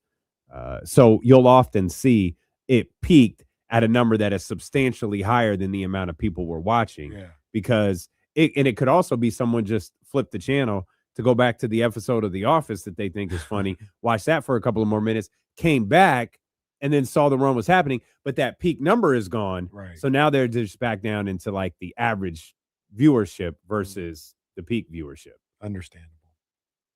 Nothing I just said was understandable. Well, it doesn't. I understand it. It doesn't make sense, if that makes sense. It seems like, it seems like when we can say, hey, when was the last time we saw a Bushwhackers match? And you open up YouTube and then there's Bushwhackers versus Demolition being served to you, because our computers are listening to us, because our phones are listening to us, because everything we do is being tracked. It seems like there'd be a much easier way in accounting for how many people are watching television. Yeah, you would think. Or listening to the radio. Yeah, you would think. It's 2026, everybody. I mean, there's almost... the radio's... Hey, guys, I have a way that we could do this. No. We prefer to keep things as complicated as possible. I mean, Walk around with this little meter attached to your belt. There's a much more accurate and precise practice that goes on right now. We're looking at something right now that could tell us a little bit more accuracy than those listening in their car. But I don't know. They like it the way they like it, I guess. I can say, hey, Lucy, play J. Cole, The Fall Off, and my car will listen, but you don't know that I'm listening to The Jump at 7 a.m? Like, come on. All right, man. Don't get it. You don't know that I'm sitting around watching Kings, whatever, jazz. Like, you can't accumulate. It's so stupid. Don't get it. So I stupid. wonder, speaking of ratings, I wonder. Tennessee, South Carolina did 1.4. Mm. We'll see what That Duke, was on North Carolina, Sunday, the women right? do. Yep. That's going to be a good one. I wonder what the other one, LSU, South Carolina, going to do. That's going to do numbers. It's going. They got the prime time You have slot two too. you have two big. You have two big name coaches. I wonder what Darren and AJ did a couple weeks before, or a week or two before that. Just pull my string. If man. they I'll let- did, if UNC Duke did 3.8, I Here's think college, that one. They got a college hoops ratings tracker. Let's see. Is that on Twitter or what? No. Just on Who the are you web. talking to? Well, yeah, you be on Twitter. Okay, so I got Sports Media Watch. I got a guess. Okay, this proved to be a little more complicated than I thought. What's the guess? I'm gonna say they did I'm looking for ratings. 3.5 for the other one. So they did Kansas. 4.3. Kansas versus BYU. How many people do we think watched Kings versus Jazz last night? 0.43. There's about 245 people on YouTube. The three of us, so about 250 more or less. Shoot. If I get this Kansas BYU right, I mean your boy's cooking. I'm not Your gonna. boy is You're cooking. good. You I'm might- not gonna make a you guess might have because to I don't fill play time minor 'cause I league. cannot find this. Oh, I said 4.3. I said 4.3. That's what it's looking like. we'll make sure I'm looking at the right thing here. I got it. Okay, Again. wait, hold on. I got it again, guys. Come on now. You said 4.3 4.3. BYU at Kansas. Yes, sir. Let me make sure this is the right date. Yeah. Yeah. No, 2.1 million. Your drug test has been canceled. Yeah, relax, Nick Young. Yeah, your drug test has been canceled. You're fine. You're fine. 2.1 million. man. Either that or that's you like Adam Silver. Don't rig the lottery again this year. That's you like, oh, they're on to me. They know I'm cheating. My Roger Goodell. Okay, guys, we can't lie again and say more people watch this Super Bowl. Give them the real numbers. Oh, yeah, it could be true. Like, no one's going to believe everyone watched the Seahawks and the Oh, they did 130 million, a new record. No, they didn't, sir. Stop. At least they were smart enough to recognize they couldn't lie this year.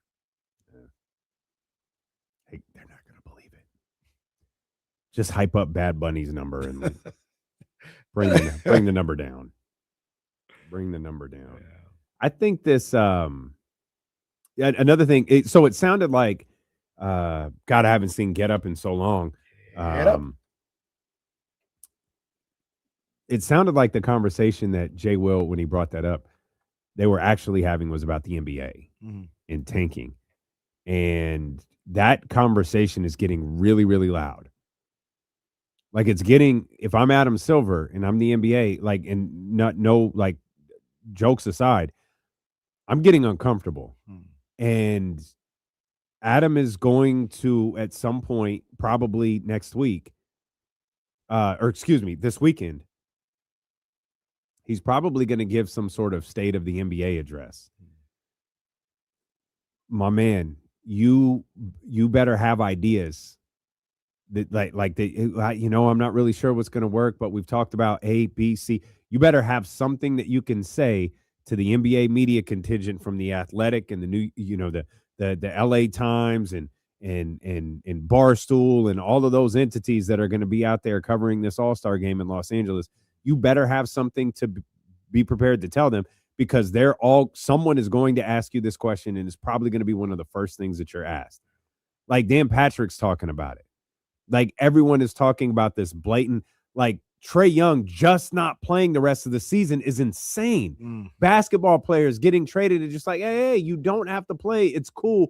We're thinking about next year is crazy. The optics are bad. This has to be bad for Vegas. It has to be bad for things like Prize Picks. Hey, shout out. I got my money last night, not as much money as I wanted to. Part of the reason I didn't get the money I wanted to from Prize Picks is because I had Jaren Jackson at 17.5. I had the less. Jaren Jackson, because I was like, Jaren ain't even going to play.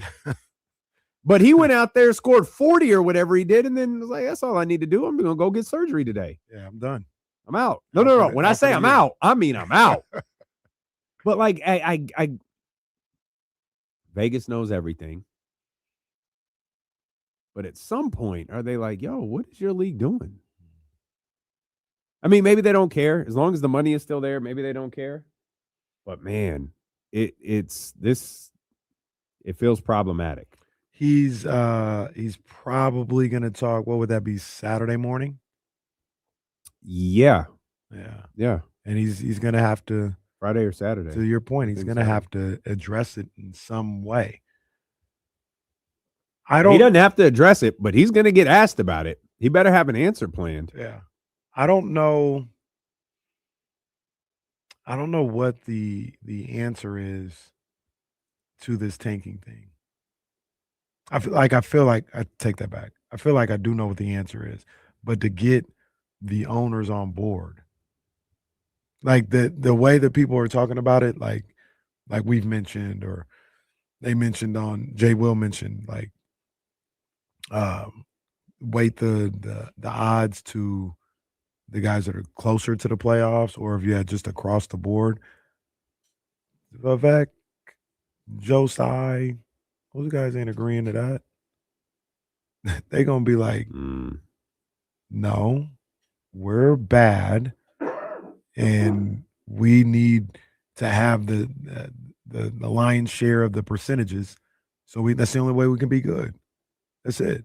Vivek might even come with the whole, the only way we could be good is because we're a small market is through the draft, and we need to be able to draft those guys. And if you give us the same percentages as everybody else, all this other stuff.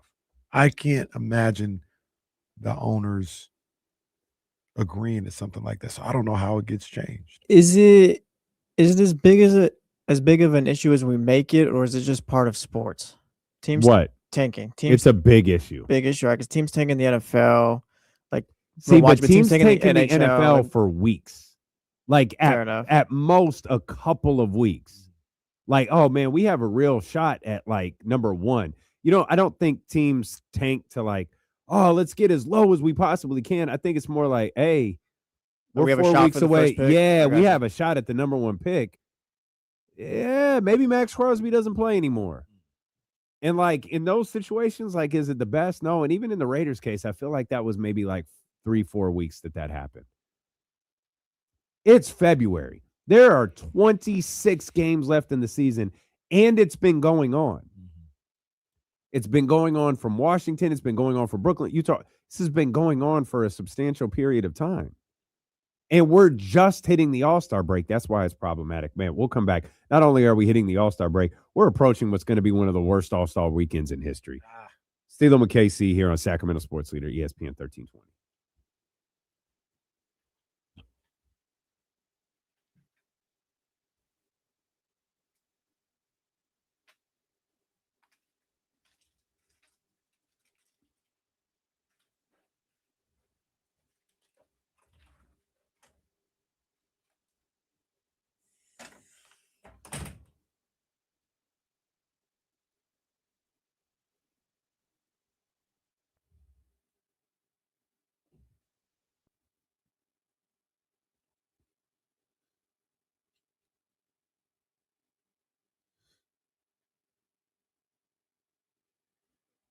What if the NBA draft changed the rules effective for this draft? Michael, I doubt they would do that because it has to be agreed to.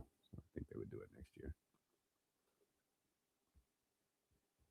Does Adam Silver have the ability to make executive decisions? He does, but something that affects play, no, you do have to get owners involved because the owners are his boss. You know what I mean?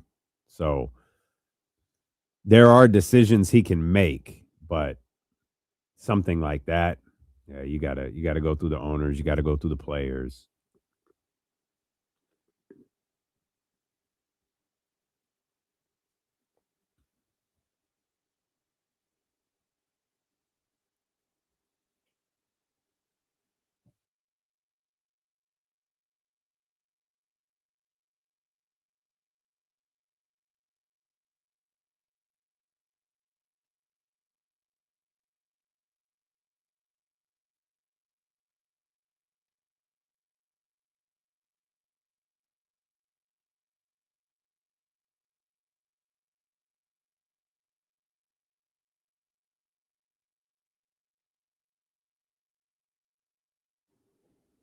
I've just accepted whatever this is I'm dealing with. I'm going to have it for the rest of my life. Was it St. Patrick's Day that Michael Scott fought for them to get off? Yeah. I told Kyle, I told Jesse, you saved us. I knew you knew something was up, and we're like, hey, Yeah, because I asked him the other day, and I was like, and you told me one thing. I was like, let me just throw this out there. Nah, that was a good call. That was a good call. Because he would have been here by himself. Because I wasn't going to be here. Especially with the All-Star break, please.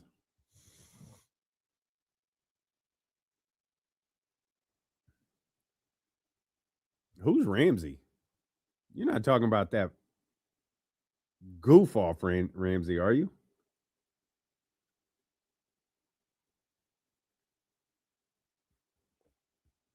Please read Chief's message. He won't shut up. Oh, this one? Is that the one you were talking about? Oh, man, please. Fucking idiot.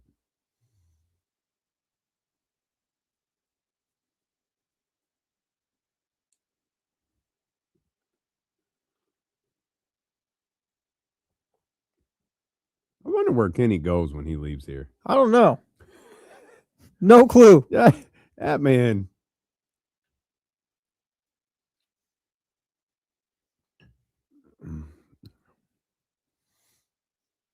I always try to cover for my boy for the radio audience. Streaming audience knows. I genuinely wonder where Kenny goes when he leaves the studio because he is never back here on time. Yeah, but and when he does come back, he's got a little drink, maybe a little bag of chips or something. Yeah. But that wasn't the only thing he did. No, it's not. I mean, we could ask him. Like, we wonder. It's also fun if we speculate, though. Oh, that's true too. It's probably more fun to do that. Valentine's Day is coming up. It is just days away. If you haven't gotten that bottle of wine to share with your special person, head over to Baker Family Wines in West Sacramento on Industrial Boulevard. Grab your bottle. I get emotional talking about them. Get that dark rosé. Get that 755. Whatever your favorite, they got cabs. They've got it all. Whatever your favorite type of wine is, they've got it, and you will absolutely be able to grab it at the tasting room in West Sacramento. They also have bottles available at the Nugget in Elk Grove, Granite Bay, Roseville, and at select Rayleigh's and Bel Air locations. Find out more. Join Dusty's Clubhouse, his wine club, for exclusive releases and tasting room specials over at BakerFamilyWines.com. Hello, this is Dusty Baker. Welcome to the family. You know what we have not talked nearly enough about? The passing of James Vanderbeek. I was when I heard that, I was like, well, wait a second. James Vanderbeek, that's Dawson's Creek. And so that's Dawson's Creek. That means it's Varsity Blues. Wait, he passed away? And so I hadn't kept up. I didn't know that he was ill and battling, cancer and all of that. That was terrible to read. That was terrible. I wasn't familiar with what was going on. 3 years older than me. Man, that's just tough, man. Awful. Prayers up to him, man, and his family. Who was he dating? I don't know if he was dating, but did I see a statement from Stacy Keebler? Is that who I? Yeah, they were really good friends. I don't know if they were dating or not, but yeah, they were really close. Yeah, I saw that. I was like, man, that's just that. I think that was. I hadn't seen Stacy Keebler in so long. I was like, is that the wrestling Stacy Keebler? That's why it's She always just kind of lingers around. I don't even know what she does. Like, she dated Clooney for a little while. She just kind of pops up. Yeah, but she has to have a job somewhere, right? Maybe. Hey, she didn't make that much money as a Dudley girl or whatever she was. Where did she leave when she left wrestling? Where did she go? Hollywood. Just to be an actress? Yeah, but I don't think she ever became an actress.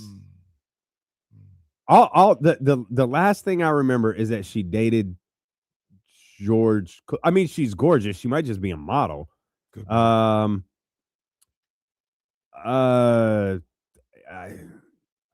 Modeling and acting career that was during WWE.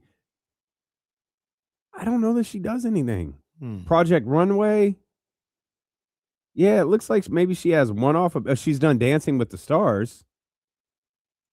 Shout out to the Keebs. Bro, she dated Test.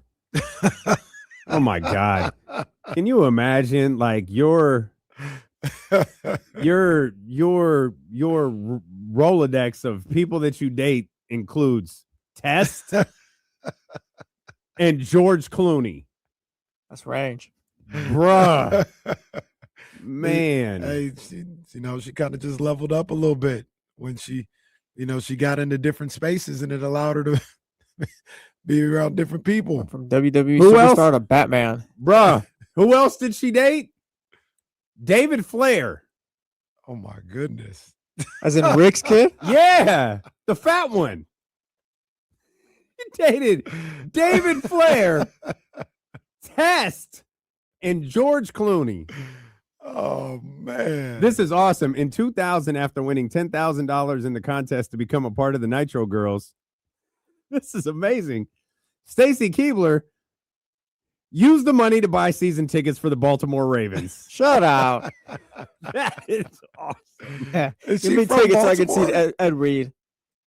Is she? I'm assuming she is. She's a Baltimore or Maryland DMV native. Maryland, yes. And she was a Baltimore Ravens cheerleader at one point. Wow. Yeah, No Trent Dilfer, idea. Not very good, she'll tell you. No clue what she does now. Absolutely no clue what she does now. She's just vibing. I guess Just so. living life, Shout out to her. being gorgeous, and hanging around other gorgeous people. If I remember correctly, because she was in WWE in that era, Playboy went to her. That's why I wasn't sure, but I was like, she didn't do that for She didn't do a it. career. She didn't do it. Do it at all. She didn't do it at all. I think she was, I believe, the only one who was like, nah, I'm not going to do that. Was Sable the first? Sable was the first. And then China did it. China outsold Sable. Sable did it twice. Sable's first one went crazy, but then China did it, and that one went absolutely nuts because I think people were just curious. And like China was gorgeous when she did that shoot. She was more whatever she had done to look like China in 1997. She had stopped doing. She was a lot more feminine when she did that shoot. I have that issue autographed by China. It is tucked far, far away. R.I.P. China. Far away. R.I.P. Yeah. I watched a documentary on it. It was really sad. Like she was in really bad shape at the end of her life. What happened? Drug use. Just like body just got people like yes, people kind of not keeping her in check and helping her, more like drugging her up to go, no, let's go do this appearance. Let's go do this. Because she was still a cash cow. Like she could still make money. She just got so unreliable. People stopped booking her, and then that's when it got worse. And then she passes away. That's tough. That is tough. Yeah, man. But yes, very, very sad to read about James Van Der Beek yesterday.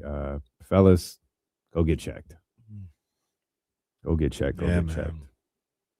Yeah. Bro, this All-Star game is going to be ass. This is absolutely gonna be okay. good. First of all, congratulations to De'Aaron Fox. Yeah. He is once again named as a replacement All-Star. Just ruined his plans. I know he is miserable. Sorry, De'Aaron Fox. Yeah, he is the most unhappy person about this news. Adam probably had to call him like, hey man, would you mind hey, sorry to bother you, but would you mind? Darren, what does it mean for you to be an all-star? I don't give a blank. He was it's the second time he's been a replacement All-Star though, right? Yeah. That's shade. That was That- sorry. that- I mean, that's those are details okay. that don't need to be That talked was about. shade, and I apologize. I shouldn't have pointed that out. De'Aaron, a hell I of a don't ball even know if player. people vote for him because they know he doesn't want to be there.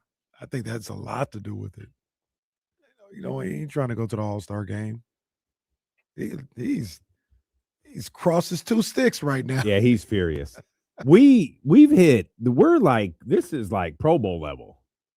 Oh yeah, it's there. Like- Well, it's not there yet. Hold You on. still get some stars. All right. Was De'Aaron Shador? Oh, no! Wow! All right, come on. All right, fine. Don't take a lap. Fine. That was rude. Fine. It's That was my fault. rude. What a De'Aaron. Yeah. He was ready for that question too. Oh man. No, yeah, we have not reached those levels yet. All right, we Yeah. haven't hit the Shador levels. Okay. Well- It does feel very pro bullish though, because what is this, like the 5th replacement? But it's Giannis, still Steph. it's still Oh, like no, a this good was player Giannis. though. It's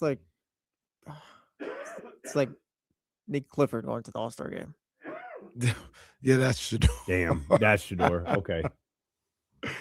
By the way, Adam Silver talks at 1 p.m. on our time on Saturday.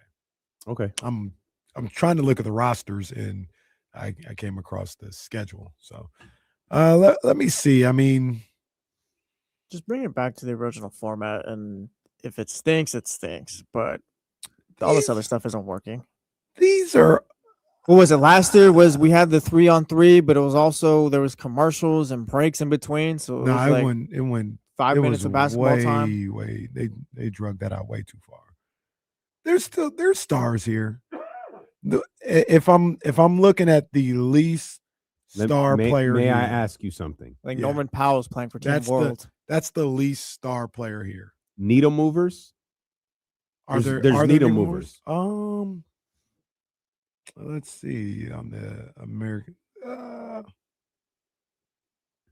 I don't. It depends on what you deem as a needle mover. I guess maybe Tyrese Maxey isn't a needle mover. He's very fun to watch, but Okay. Cade is the same way. Anthony Edwards is there. So the one guy that's like, all right, that's not an all-star. It's probably Norman Powell. Norman Powell. Okay. I know the one Norman guy Powell's that you had a would hell of a say. season. Ooh. Cat. Oh, that's not true. That's not true. Dominicano. That's what he's playing for. He's playing for the world. What's everyone's frustration with the All-Star game again? That we don't know what the hell's going on. Why don't you just play a basketball game? I don't know. So people are offended by the 200 points that are scored. That as they should. That was ridiculous. That was horrible. And I'll watch almost any basketball. That was horrible. The year 200 before, points. it was a 9-point game. Where were It they was at? 184 to 175, but it was a 9-point game. Where was that at? You know? Salt Lake City. That game was terrible. I remember that. That's the one De'Aaron. Oh my gosh. Yeah. Yeah. Yeah. De'Aaron It was that walked one. around the court for 4 minutes and missed the layup. The year before, it was a 3-point game. Is that Cleveland? Steph? Went crazy. Elam Ending helped that one out. Well, I think it was Elam Ending too for the game in Utah Salt game, Lake City. yeah. I think it's been Elam Ending since Chicago, I think. Since Kobe. Yeah. That was Chicago All-Star game. Mm-hmm. 2-point game which in is that great. one. 2-point game in that one. And that was So the is it the last fact real that good there's too many points being scored? Because the Yeah. games are close. Yeah, it's too many points being scored. And it's the lack of resistance on the defensive end. In 2003, it was 155. Well, that's double overtime. Never mind. In 2000, it was 137 to 126.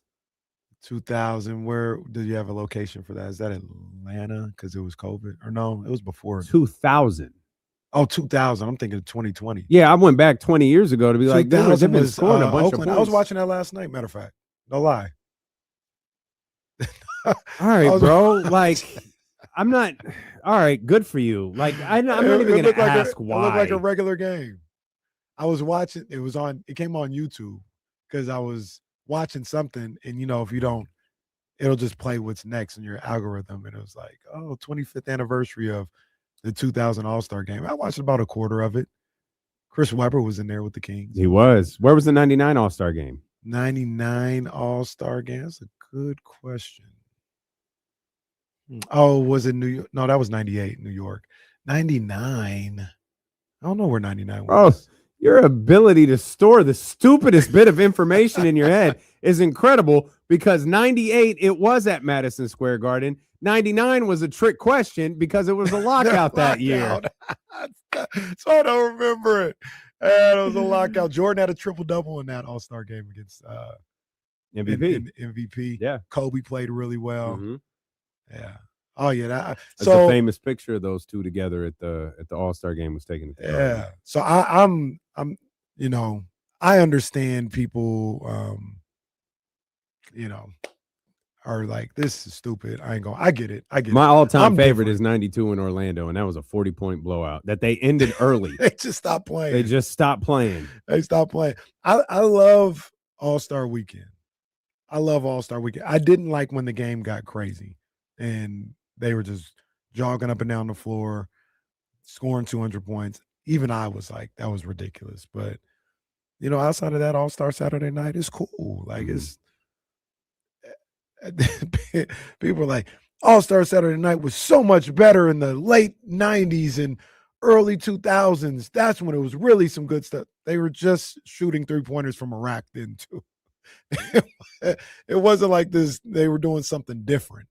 All-Star Saturday night is what it is. It is, three-point but contest and a dunk sometimes contest. they fix stuff that's not broken. Mm. Like you didn't need to change the 3-point contest to have the rack. Oh, the special rack. Special rack. Yeah. Because now all of the records are insignificant. That's true. Like That's true. I don't know how to, like, Mark Price had that. Craig Hodges. Mm-hmm. Nothing now. Like, okay, give me the conversion rate of this stupid rack versus what Craig Hodges did, because that's the measurement that, like, why there was no reason for that. You're shooting the same amount of shots. Why did we have to do that? I understand. I get it. I'm not sure either. I'm not sure why you had to mess with the final total of the 3-point contest. You know what I mean? So, yeah, that didn't need to be done. I hate it when they did the wheel. Remember the wheel for the dunk contest? That was awful. Oh, that was so you have terrible. people do the Dr. J. I can't palm a basketball. I can't do this dunk because I can't palm a basketball. That was stupid. But can I say something that is not okay in NBA circles? What's that?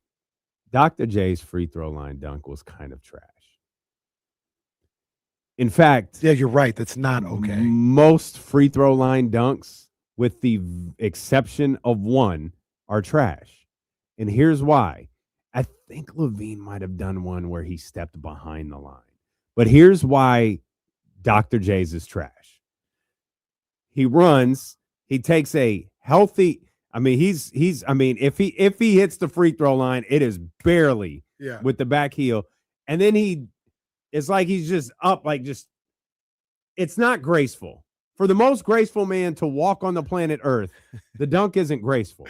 It's Jordan, it's that, look at the hang time. Look at the flying motion. That's your boy. That's your boy. You know who that is? Is it Costas? No. Who is it? It's your boy Rick Barry. Oh, is that Rick Barry? Really? It is gorgeous. It is. When you watch it in full speed, it is gorgeous. No other free throw line dunk has ever looked like that. They've all looked like I'm going to use I'm going to use every bit of energy I have to get there. You're right, except for Zach LaVine. Okay, Zach LaVine is the one that LaVine I can't. Yeah, Zach LaVine is the one I can't remember. Dr. J. Yeah, he actually got that a little easier than I remember. Dr. J might actually be the second best as we're watching it. Yeah, that's a little easier than I remember. Because I was with you. I was like, he kind of strained, but now he actually kind of got that easy. No, it's the other 14-8. It's the other guys that strain. Like Dr. J, this just doesn't look. Now you got to get Jordan's up. Now you got to pull Jordan's up. Jordan's is next level. Oh, come on. That's all right. Hey, that's from 14-8 away. Oh man, that's crazy. But that's why Zach LaVine's is. That was Dr. J versus David Thompson. Phenomenal knowledge. Yeah. And David Thompson won. Wasn't David Thompson the first winner of the dunk contest? That's a good question. I thought Dr. J got him on that. Oh, okay. One. But Oh, maybe that wasn't. Maybe no. Maybe that wasn't the first dunk contest. The Maybe fir- the Dr. J one wasn't the first one. The first, maybe David got him in the NBA. I don't know. Okay. Oh, see, All right, so Jesse, here's- the young boy didn't even get the right one though. The young boy didn't get the right one. This is a good one. Oh yeah, that's The- not. No, the- you got to get. the you young gotta boy get didn't get the Chicago. right one. Yeah, you got to see get what I'm saying? Chicago. Come on. You got to get Chicago. It's all right. You look up MJ free throw dunk. What do you want? They're right there. It's right there. The poster. That's the one I clicked on. Oh yeah, they tripping, man. They Yeah, catfish. that's Yeah, that's the one they I clicked on. They catfish. All right, you. yeah, that's It's all not on good. me. That's on them. You're right. They catfished you. But yeah, that one's different. Zach though, Julius did win the 1976. David Thompson must have won the ABA dunk contest then. So that was Yeah. Julius versus David Thompson, though. I know that Yeah. in that one we just watched. Zach did a windmill from the 3-point line, and Zach did it easy. We just That hit the is crazy. anniversary of that dunk I think so, contest yeah. with That was maybe the Gordon. last great All-Star weekend because that game was actually Well, pretty see, cool. the cold thing is I don't remember anything about the weekend. I just remember the dunk contest. Oh, the dunk contest was epic. I don't remember the 3-point shootout, but I think the game. Oh, here we go. Come on now. Everybody just stop. Just stop. The GOAT is about to go from free throw line. That's Michael. Let's That's just not. stop. That's not. No, LeBron. no, That's Michael. Look, he's dribbling. Look, he had to move He's around. dribbling too. He had to move around the Oh! photographer too. 50. They gave Jordan a 50. That angle was kind of weak. Let's see if they have a better one. Yeah, that No, angle was bad. The angle Hold on. gonna get it's gonna get better. You don't get the side one. You're gonna get the side. Look at this. Look at this. Why is this better than 2004 video? This is 1988. Look at this. Oh, my God. Look at Oh, that. hey, Oh, come on, man. Come on, man. Stop. Stop. Mike, come on, don't do that to him, Mike. I don't even think LeBron could do that, to be honest with you.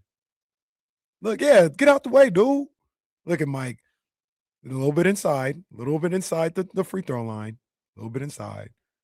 But that was his second time, which, well, that could have been a little controversial. You're gonna do the same dunk again? I think the first time, yeah, he got a 50 the first time. You're gonna do the same dunk again. So what you saying, Michael wasn't creative? Wow. Well, Wow. no, Jesse, is your that's not GOAT the creative? case. Oh. He got robbed. He got robbed on 2 dunks. He got robbed on the kiss the rim. That should have been a 50. Kiss the rim is arguably my favorite dunk Man, ever in a dunk and I contest. think he got a 47. That should have been a 50. So he got robbed. And Dominique got robbed a little bit too because he had the double windmill. I watched that dunk contest 45 to 50 times. Oh, easily. Every time it comes on, I Easily. watch that one. Jesse, just humor me real quick. Let me see Zach LaVine real quick, the windmill from the free throw line. Because I can't believe he did that. I cannot. He did 2 dunks from the free throw line, but the finishing touch was the windmill from the free throw line. That's crazy. That is crazy. Not only did, and you talk about not straining, he just dunked it regular. Oh, man. Sometimes I'll get in conversations about that and forget Zach LaVine won. Because it's like, no, Aaron Gordon won. No, he didn't. Zach LaVine won. And it becomes like you just remember how great every single dunk was. I don't know who won that one. We did. The NBA history. Because NBA history look at won young that Zach one. LaVine. Oh, babyface Zach here. Was this 15? 15 or 16? I want to say 16. Oh my God. What internet are we operating off of? What do you mean? What's wrong with it? Looks clear on my screen. No, it's clear. It's just moving in this like weird motion. Oh, I don't know. Maybe it's a video. Oh my God. This is Oh, the he NBA is. video too. Oh, he is bad. Oh, that boy is bad. How do you do that? Come on, Zach. How do you do that? Sacramento King, Zach LaVine right Sacramento there. King, man. Jeez. So yeah, I'm looking forward to All-Star Weekend. I always do though. I'm an NBA mark. Dwight Howard, Blake Griffin, potential Hall of Famer, Vince Carter, Neek, Jordan, We had to Julius Randle, Mac McGlung. Mac went crazy. Mac went crazy. Mac has won. He went 3 of crazy them. last year. I remember because I was in the building and there wasn't a lot of energy in the building. But when he went to dunk, it felt like one of them old days again. I think I saw Max not doing it this year because other players didn't want to do it if he was going to be around for it. I don't know if they could beat him. Mac, I forgot exactly what he did last year, but I remember he did something stupid. I think he jumped. The guy had the ball. He jumped, got it off the above the guy's shoulders, went double pump, reverse on the other side. I think that was the one that won it. I was like, this dude crazy. Which franchise has the most slam dunk champions? It's a great question. Oh man. I'm gonna say you're gonna give me a hint? I was. Go ahead. Mac McGlung isn't the only 3-time winner. So at first I was gonna say Atlanta, but I'm gonna go with Orlando, Bob. So Orlando is 3. Oh. Atlanta has 4. And the New York Knicks have 5. Bernard King get one? Because Nate Robinson has 3. Oh, so okay. So I thought they meant separate winners. So if Nate got multiple, how many? Yeah, got you. He has 3 for the New York Knicks. Obi Toppin has 1. Kenny Skywalker. Kenny Scott, yeah, 1990 in Miami. Almost 1989 in Houston. 89 in Houston. He tried to win it in 90, and I think he might have lost. Who? I don't know who he lost to. Dominique. In 90. Dominique Wilkins. Yeah. Okay, good knowledge. Good knowledge. Well, I'm looking at the screen, man. Like what you mean? Yeah, count it. I'm looking at the screen. Was that the one? I could have told you who won in 91 because that's the lamest. 91 and 90. Wait, 91 was 91 and 92 had the 2 lamest dunks in history. 92 was Cedric Sabalas in Orlando. The blindfold. Yeah, 91 was D Brown in Charlotte. They said Cedric Sabalas said he's gonna take what D Brown did up. He's gonna take it up a notch by doing like, man, get out of here. 93 was Baby Jordan, Harold Miner in Utah. Baby Jordan. Yeah. 94 was Isaiah Ryder, East Bay Funk. 95, Harold Miner did it again in Phoenix. In 96, Brent Berry in San Antonio. 97 was Cleveland, and that's Kobe. In 98, I don't remember who won in New York. This is so funny. It's because there wasn't one. They didn't have a dunk contest in 98? The WNBA NBA 2-ball competition replaced the dunk contest. Oh, wow. And who won in 99? Nobody. That's my man right there. And then everybody knows who won in 2000. Yeah. We'll come back. You need help. Like that's I used to love like All-Star Saturday That's night. like me reeling off that like Hacksaw Jim Duggan won the first ever Royal Rumble in Nassau County, and then Big John Studd won the first one. That's ridiculous. We store so much useless knowledge in our brain. I ain't never gonna win nothing because of this. Absolutely useless. We'll come back. Stilo and KC on ESPN 1320. Oh, that's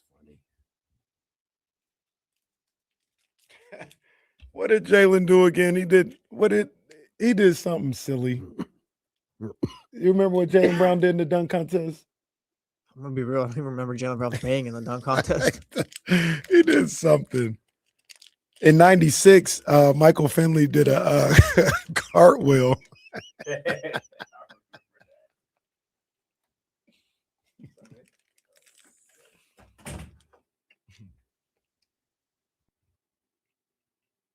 I don't really get excited for All-Star Weekend anymore.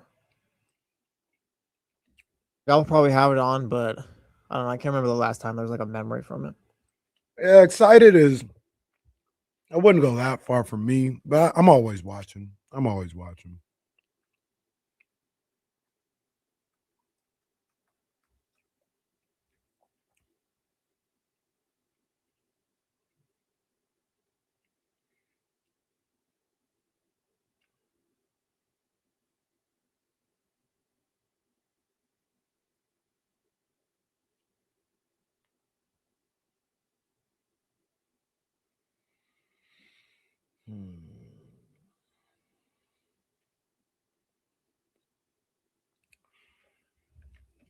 Who jumped over Kai?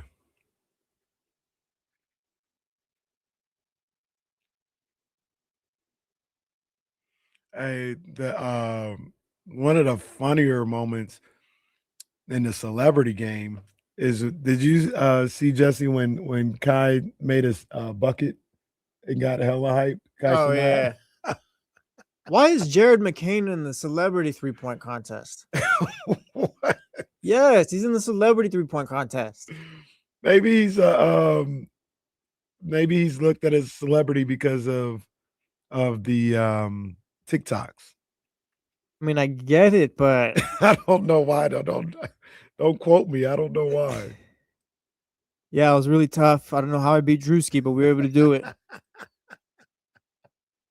I don't know why. The other killer with the dunk contest is you just don't know these players. You don't know who they are. Used to be appointment viewing. Yeah. Once they made the 3-point game, the 3-point contest, the main event, it was over. Yeah. Remember, I think it was last year when Chris Paul tried to rig the skills competition. Oh yeah, it was him and Wemby, right? Yeah. Poor Wemby was like that kid that just goes along with it. Like he knows in his heart he shouldn't be doing what's going on. But he's like, no, I don't want to be that guy or whatever. And he's all sad at the end because they got caught. And he's like, I knew I should have did this. Yeah, I knew. Chris, I told you we were going to get in trouble.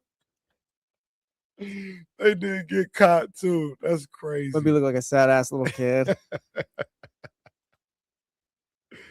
That was crazy, man. We were talking about last year when Chris Paul tried to rig the skills competition and got eliminated. Wemby was talking about bringing seriousness to it, and they cheated. Oh man.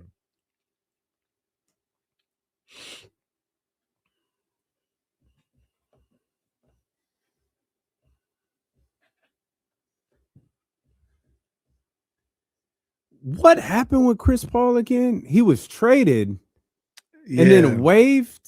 I don't think Toronto, they told him don't even show up. But has he been waived? He hasn't been waived yet. And are we sure they told him not to show up, or was he? No, like, I'm not they sure. did. They told him okay. Yeah, they They definitely said you do did. not have to show up. It's okay. It's okay. Maybe there's a benefit. Maybe like they told him, like, hey, if you can find another team, we'll cut you and let you go do whatever. Maybe there's a benefit for him, for them not cutting him. Like, I don't know. And maybe this is something that gets hashed out over All-Star Week. You know what I'm saying? Like, sure, agents talk to somebody or team, like, hey, who wants Chris Paul for the stretch run? This little ending to his career mean anything for it? Not big time, but it doesn't mean anything at all for his legacy. It's just kind of how he's going out. It doesn't. And you know what I thought about?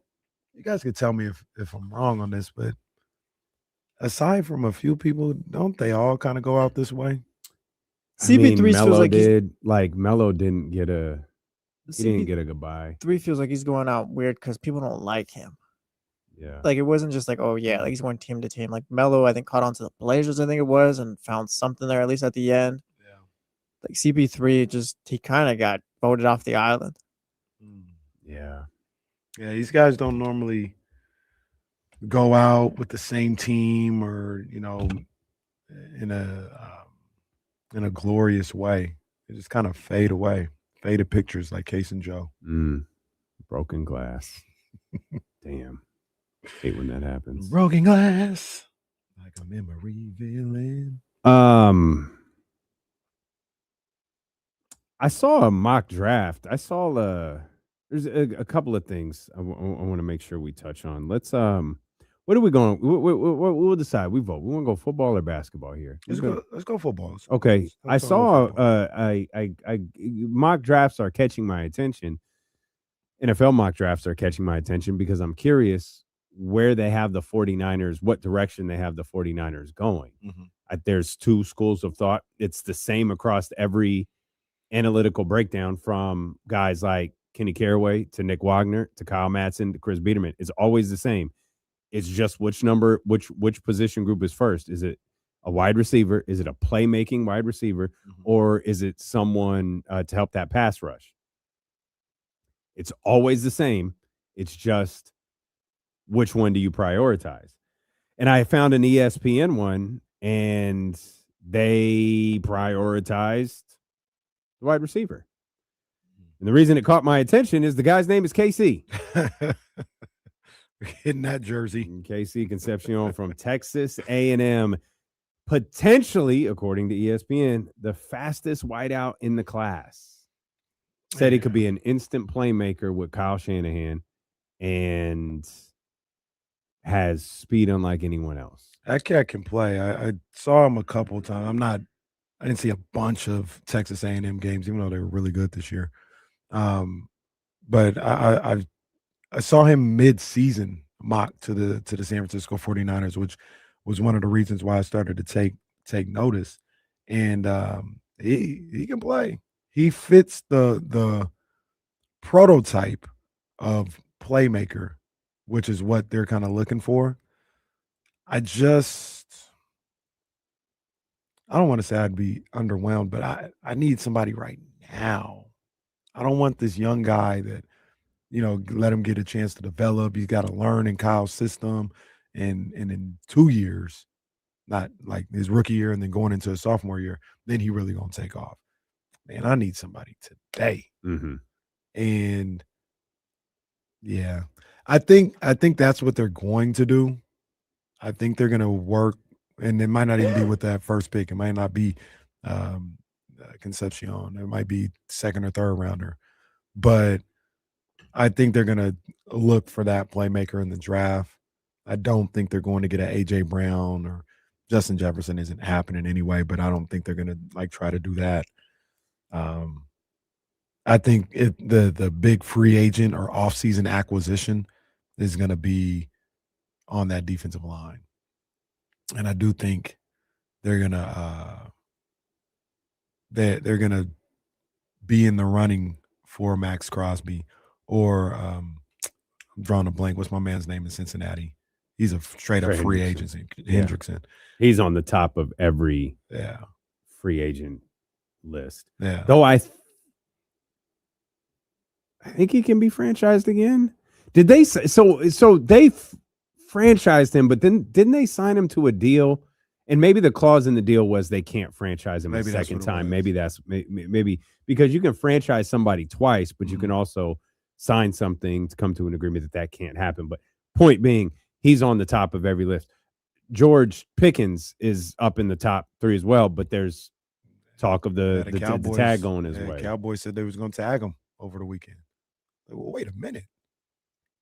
Relax. That's a very Cowboys thing to do, is to say we're good, because no one likes the tag. I don't think that owners particularly like it or organizations particularly like it. Players obviously hate it. I don't know why they keep this thing around. Concepcion, though, for the 49ers, I like it. I like I said, he looks like a playmaker when I see him at Texas A&M. But we'll see. I do think that's the way they're going to go, though. The wide receiver, or in the draft, they're going to draft a wide receiver and go about it that way. Sounds like they're probably going to lose Jawan Jennings, so they're definitely going to draft a guy. They're going to probably look at Jordan Watkins and see if they can get him healthy and get him going this year. They're going to look at Jacob Cowing and see if they can get him healthy and get him going this year. And they're going to work internally at the wide receiver position. That's what I think is going to happen. I hope they get a little bit more aggressive and go after an established wide receiver. But would you rather have an established wide receiver or an established defensive back? It's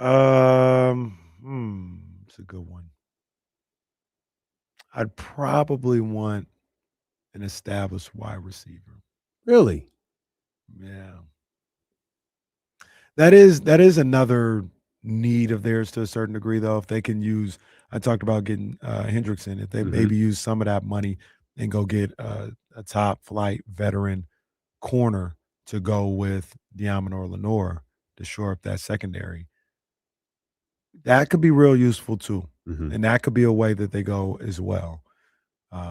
Because Demo, he did his thing on his side of the field, but it was always that Renardo Green side or anybody else is over there on that other side that they would pick on.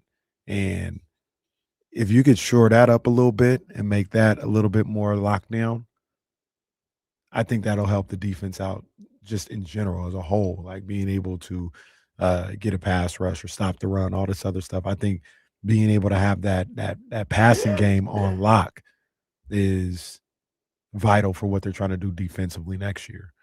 So I could see them doing that, and I'd be okay with that too. Mhm. I think he's gonna go to the D line though. I do think it's gonna, because John Lynch he likes to go to the trenches when he wants to rebuild something. We saw that in that draft last year where he drafted, I think, 3 or 4 different defensive linemen. So he handled that with stopping the run, but now they really feel like they need to get after the quarterback a little bit, and they look at a guy like Hendrickson as a guy that could help them with that, or Max Crosby if you're making some deals or something like that. So, yeah. I didn't think about the Max Crosby aspect. Yeah, it sure feels like he's gonna move. It definitely feels like he's gonna move. I feel like the asking price would be too much for what I'd want to do. Yeah, right. If I was the Niners, you know what I mean? I don't want to give up 2 first rounders and a third for Max Crosby when I have some other needs. When I said I would give up a first rounder for a wide receiver, I would do that because I think you would be I think you'd be drafting a wide receiver early anyway. So as opposed to drafting him, you just trade that first rounder for an established guy. Makes sense to me in that respect. Trying to do that with a Max Crosby, who's fantastic. He's the absolute truth. But I just think the asking price would be too high. It'll be fascinating to see what that asking price winds up being for the Las Vegas Raiders. And as someone who is rooting for the Raiders to get things together this offseason, I want that asking price to be very high. Be very high. And I don't think that's the move for the San Francisco 49ers anyway. If you could go get Trey Hendrickson, great. I'd love if you could address both position groups through the draft because of age. Bring the average age of your team down a little bit. But like, yo, if you have the ability to go get Trey Hendrickson, do it. Absolutely. Like I'm 100% behind that. But also, you've done a really, really great job at drafting on the defensive side of the football. See if you could continue that. Of course, Michael Williams will be returned. Like, there's a lot of things that you have going for you just in terms of returns for the San Francisco 49ers. But if you keep dropping that average age down a little bit, like you could be, not going to talk 2 timelines here, but you could be talking about it's where the Los Angeles Rams really hit. They were brilliant through the draft and they cycled out all of these old players. I don't know where the picks came from because they were the originators of FM picks. Yeah, no, the NFL. But they just kept appearing and they kept hitting on them to where it set up this next team where it's like, hey, this is a really good football team. You've got a quarterback who's aging and you're going to have to address that a lot sooner rather than later. Oh, don't worry. The league's going to give him Joe Burrow. It's good. Well, there you go. So the Rams will continue to be good for a very long time. Good. Yeah, maybe Mac Jones can. Brock is hurt. He can play 4 games for us. They're like, oh yeah, Joe Burrow. Remember Matthew Stafford used to always get hurt. He get hurt in LA no more. Joe Burrow gonna get there and turn into Cal Ripken. Did Matthew Stafford always get hurt? He was always banged up in Detroit. He might not have missed games, but he was hurt often. Yeah. Matt Stafford's banged up in Detroit could be the equivalent of Zach LaVine's thumb ligament. Hey man, maybe we shouldn't play Matt today. He's gonna get killed. Why is he gonna get killed? Well, because we're Detroit. I do think Matthew Stafford would be very good on this Detroit Lions team. Like if he had this version of the Detroit Lions, they'd be very, very good. Absolutely. I mean, Goff obviously is very good. They're doing it. They're great. But Matt Stafford would win with either of his two teams that he's associated with. I feel like he should have. Feel like he could have won a little bit more when he had Megatron and all that. I know it wasn't a great team, but they had some talented teams. They just couldn't put it all together. They had some talent on those teams though. And Matthew Stafford was a talent. Like he was really, really good. He was a really good quarterback. Yeah, very good. Very good. Speaking of is like Kittle's not going to be available at the start of the year, right? Reports are saying he's aiming for week 1. Yeah, but I feel like the reports are him. Like, George, maybe chill. Maybe chill a little bit. I know you want to play. Maybe chill. What he got hurt? Was it the last game? The second to last game. It was the second. The Eagles game. That's which right. was January. Casey's like, Tatum, sit out the entire year, and he's already ready for Kittle to be back week 1. Well, Kittle at the end of the road. Tatum got another 12 years left in the league. You're just trying to old yeller the guy there. Kittle don't have too many. You better get out there, Kittle. You got too many more snaps left. I remember when he was it at the end of the season. He addressed how he tore it and said that the way that he tore his Achilles lends itself to coming back sooner because they were able to go. It wasn't a lot they had to do. They had to go in there, do whatever they have to do. Yeah. And it lends itself to being able to come back early. He said it ended up being a good thing the way as it clean happened. as it could have possibly been. And I wonder if he got the surgery that Tatum got. Could be. I think Tatum went into surgery like that night when it happened too, right? He did. So so that was the other thing. And I know this became a conversation because Jimmy just had surgery on his ACL like a couple days ago. And Tatum, I remember you and I standing in the stairwell watching the clip of Tatum go down, and we leave, come back to do the show the next day, and they still hadn't announced that Tatum tore his Achilles. And they didn't announce it until after he had his surgery. Mm-hmm. So they announced that Jason Tatum tore his ACL. He had successful surgery today. Mm-hmm. So they announced that, the official diagnosis of the injury and that the surgery had happened all at once. Kittle had said about his that he had a clean tear. They didn't have to drill into his heel, and where they had to repair it, there's more blood flow, which means it takes some time off the recovery time. Still sounds awful. It does, and it still doesn't sound like he should be playing week 1.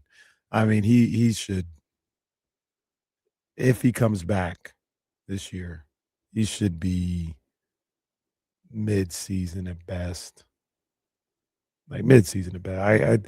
The week 1 would be 8 months.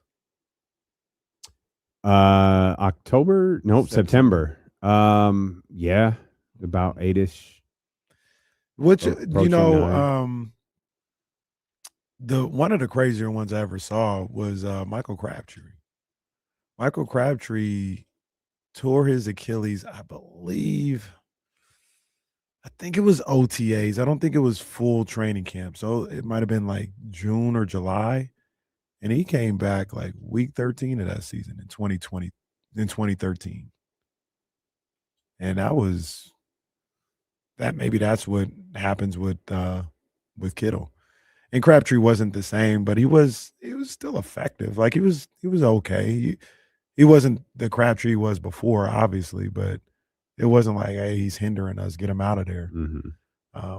So maybe that's what George is aiming for.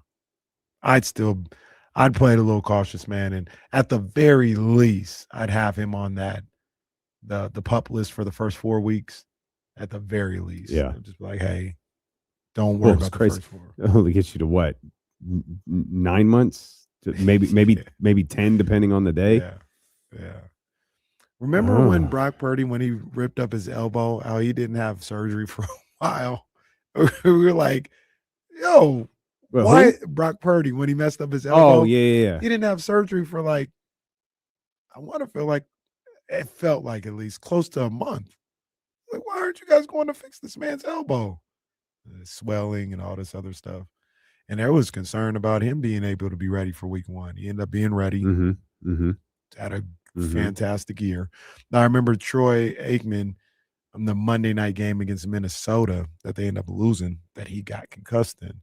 He was talking about, I talked to Brock Purdy earlier today, and he said he's still dealing with some discomfort and doesn't really have strength in his arm. I was like, oh my gosh. Well, the plus side to that is I thought Matthew Stafford couldn't walk before the season started. Yeah. I took that bet. He too. won the MVP. I was like, this guy ain't gonna be able to play. I was like, they're being too coy about it. Like, there's no way he's going to be able to get through this season. Yeah. Man, at 37, goes out there and wins the MVP. Goodness gracious. And you never know with these quarterbacks, man. You just never know. Never know with these medical procedures. That too. They're like, no, go ahead. No, we'll wait to fix your elbow. It's no big deal. It's no big deal. Just hang tight. Just hang tight. Just hang tight. For those just tuning in, Kings have not lost today, thankfully. There's no game to be played today. There's actually no game to be played for a while. Next game will be February 19th at the Golden One Center. We actually have tickets for that game. We'll give those to you right now. Call number 13 at 916-909-1320. We will send you to see the Sacramento Kings take on Orlando when the All-Star break is over. That is the first game after the All-Star break. It's 1 week from today. 1 week from today at G1C. Intimate affair. I think you'll see a good game. I think you'll see a competitive Kings team coming off the All-Star break. The young boys. Why do you? Rested, back at home. Oh, they lost by 30 to the Jazz because they were tired. No, because they wanted to go home. Oh, that's true. They saw. Hey, man. Okay. They talking about I got a board at 8:45. Let's hurry up. Well, why? I'm sorry. What were they on, a Delta? What? No, some of these guys didn't take the charter back. Oh, that's true. Well, yeah, some of them had planes meet them in Salt Lake City too. That's all.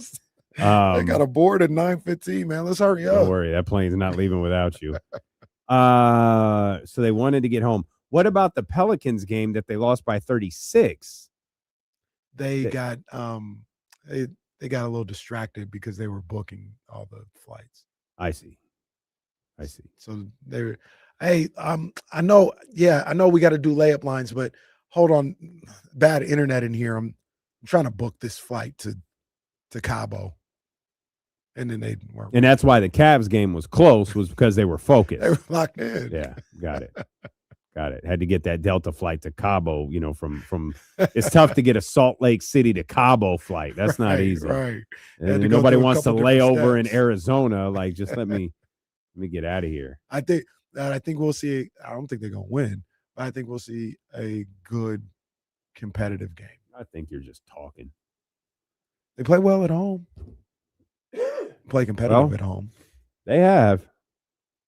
On the road, though, they haven't won in 2 months. Does Zach LaVine play 15 minutes in that game? No. Do you think Zach? I'm dead serious. Do you think Zach LaVine plays again for the Sacramento Kings? No. Oh, I think the tendon talk. That's it. No. Go ahead. I hear you. I'm with you. I shouldn't say that as if it's just talk. Like, he may have like real tendon damage, but that lends itself to like shutting down. Yeah. The soreness. You can't shut somebody down because they're sore. Mm-hmm. Oh, but if there's ligament damage or there's something going on here, yeah, you could shut them down for that. Yeah. And once again, just give us the reevaluate it in 4 weeks. Yeah. Then in 4 weeks, reevaluate him and go, well, unfortunately, he's going to be out the remainder of the season. Technically, isn't there always ligament damage if you like jam your finger or something like that? Technically, it's like trauma to the ligament, to the joints. Probably. It's been a long time. It's about how you since word I've it. had one of those. It's just about how you word it. That was one of the. Oh, it's been a long time since I've had one of those. Did you ever do it? And you try to pop, pull the. Oh, I never had it dislocated. Oh, I've never had it dislocated either. But what's when you jammed it? No, when you're thinking the right thing when you dislocate it. You try to pull it. Yeah. I thank God I ain't never. I've had, jam fingers though, and I don't feel good at all. It had me feeling like Magic Johnson. Magic fingers be. You see, Like you throwing up a crib sign. yeah, and his fingers, a couple of them, they probably been jammed so many times. The swelling is just there, like the swelling on the knuckle just ain't never gone down. That's when I told Michael, that's all right. That's all right. I'm gonna be here all day. My voice is hoarse. That's why I can't really get into. That's all right. I can't. See, That's I all. can't, The can't get all into my right's gotta be magic high. bag. That's 'cause- all right. Yeah, That's all right. still dealing with the remnants of this. This was one of the first days I didn't feel any type of way though with the sickness. I do, despite the fact I'm still coughing a time or two and blowing my nose a lot. This is the best that I've felt in 5 days. You'll be great by Tuesday when we come back. Well, we'll be here tomorrow, but you'll be great by Tuesday. I hope it's better before then. Valentine's Day is Saturday. Big plans? Nah, it's kind of chill. Gotta We're going to watch Q. Gotta watch All-Star Saturday night. No, sweetie. Tell them put me by the TVs over here at Q. Gotta watch it. They don't have no TVs at Q. Like Q. Hey, Q, turn that off. Turn that off. Hey, turn that off. Q, and you know what? You know, it'd be funny is Q would put us over there. He'd be like, "Hey, man, I'll put you by the TV so you can watch De'Aaron. You can watch De'Aaron over here in the All-Star game." That's Sunday, but still. We'll come back. You can watch Jackson Hayes in the dunk contest. Can't wait. Can't wait. Finalists for the 2026 NBA Hall of Fame have been announced. We'll touch on that. Plus, is the Mavericks' approach for trading Anthony Davis the approach all NBA teams should take? We'll explain what happened when D'Lo and Casey return here on Sacramento Sports Leader, ESPN 1320. Adam Silver and his influencers.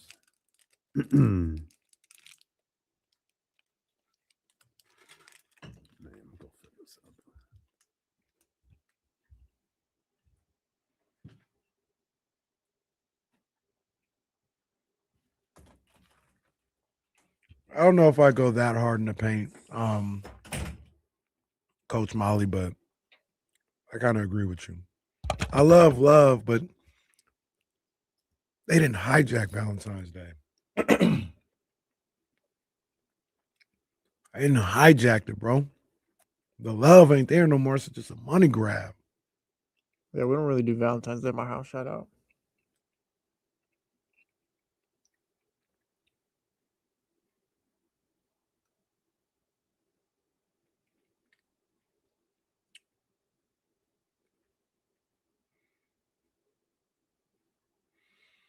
Somebody asked me in the chat earlier. They said something about, oh man, I already forgot. It's too late now. I might do Kicking It with KC tomorrow. Special Friday edition of Kicking It with KC. Because there's some things that went down. There's a couple of different things that went down. So I'll bring that back next time. It said something about Sac State's decision on the MAC next week. Action. Action is gonna be fire, bro. I'm gonna be at those Tuesday night games. It's Tuesday night, right?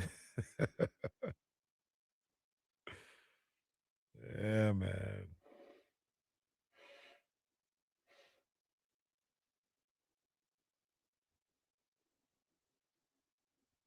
Yep. Bowling Green coming to Sac State.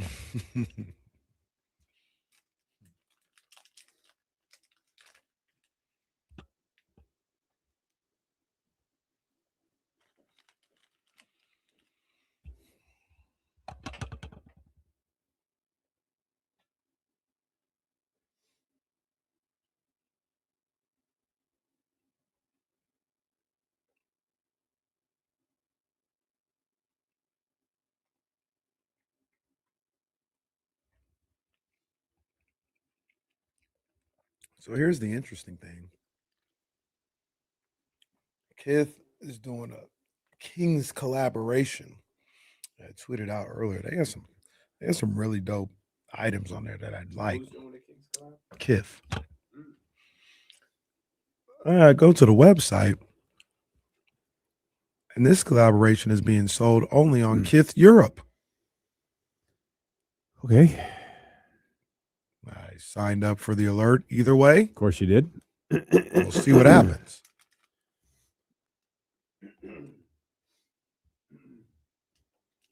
Did you see that stuff that Advisory did for the Pro Bowl? I did see that. I thought that was pretty cool. That was great.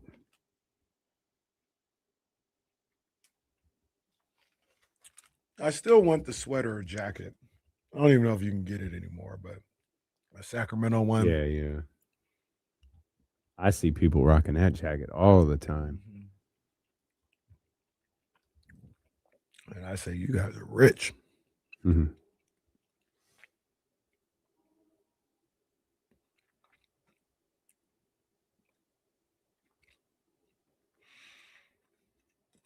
Funny, Kyle, but that reminds me, yesterday was,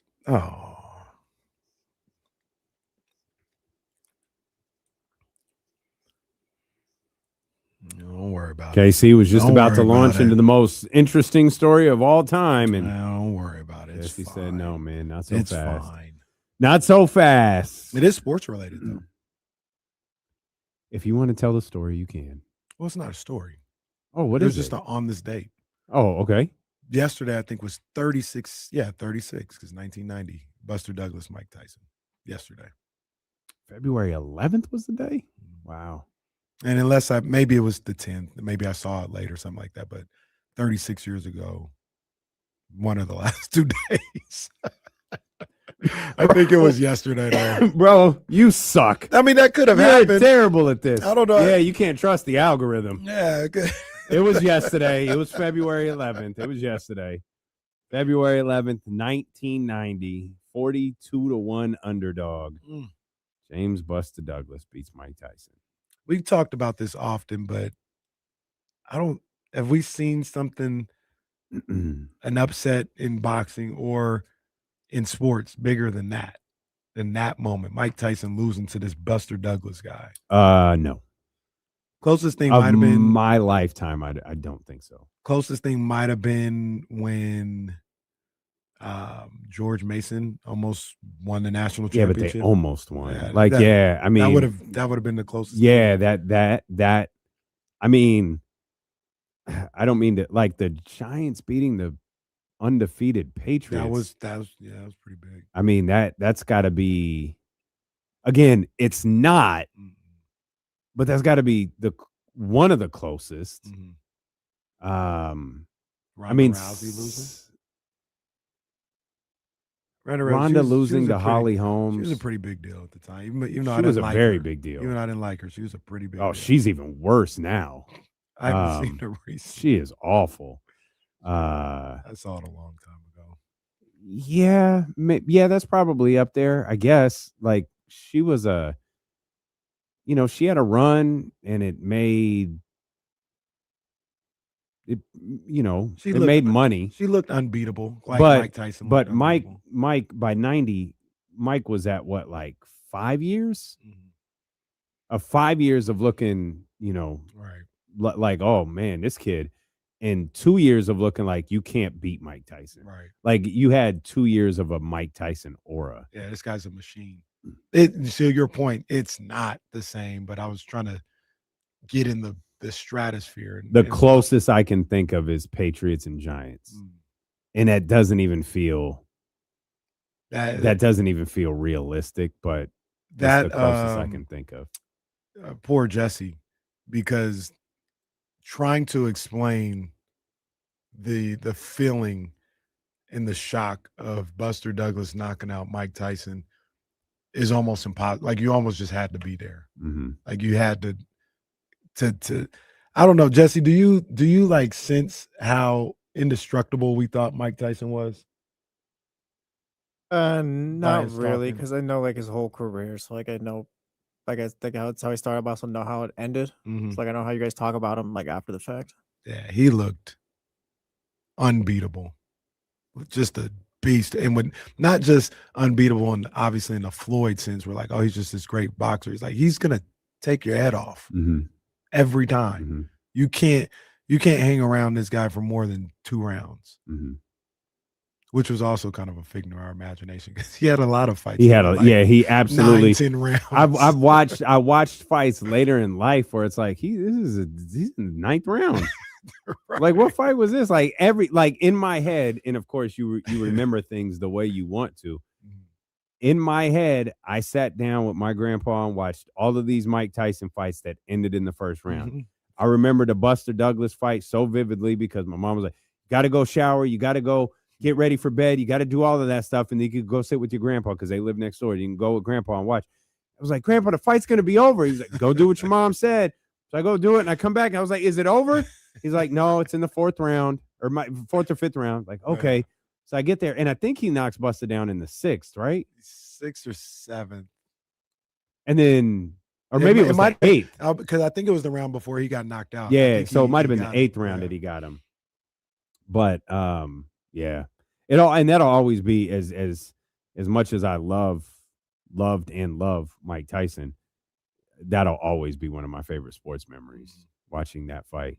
Like I vividly remember that one and the Spinks one, because the Spinks one, we had a house full of people at my grandpa's house, and there were still people moving around like when the fight started, and then all of a sudden, like, "Hey, I think this thing's over." He couldn't believe it. It was like a $70 fight too back then. It was crazy expensive. Couldn't believe it. And then the visual, the memory of him trying to get that mouthpiece and get up. I was like, "Oh my gosh, he's not gonna get up." Man. I said, I was a Tyson fan. "Get up, Mike. Get up." And he's scrambling, trying to get this mouthpiece and get it in. I said, "Oh my goodness." And that's such a fitting image too of him like reaching down, picking up the mouthpiece. I think that's how the HBO movie, that was like the definitive scene with Michael High White.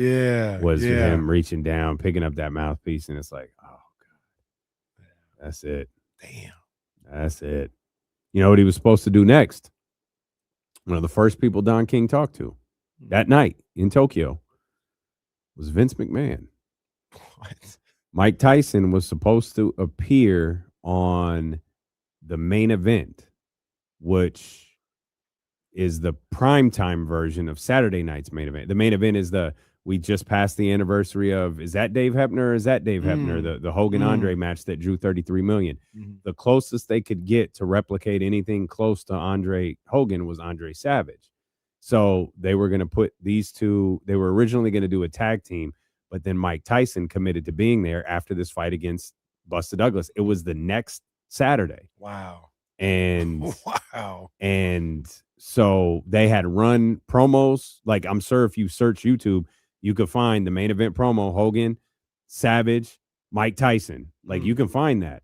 And Tyson loses, and Vince freaks out and calls Don King. Don King answers. And so him and Vince McMahon are on the phone like, "Yo, what do we do?" And Don's like, he's coming. He's coming. Don't worry. He'll be there. He'll be there. Like, it's fine. He'll be there. And then by, the next day, Don's like, "Yeah, Mike's not coming." They had, I can't remember whose name. I can't remember. It was one of the executive producers. They had one of the executive producers meet Buster Douglas. They found out what flight Buster Douglas was on. They met him at the airport, said, "Hey, I'm so-and-so with WWE. I got Vince McMahon on the phone. We'd love for you to appear at our event, the main event, this day, this time. Here's what we'll pay you." And they agreed to do it. And you could find a video. If you could find the non-edited video of Buster Douglas's ring entrance, it's insane. I came across the WWE version a while ago, but because they use some sort of music that they don't have the rights to, it's dubbed over. So you can't hear the crowd. You can see the crowd.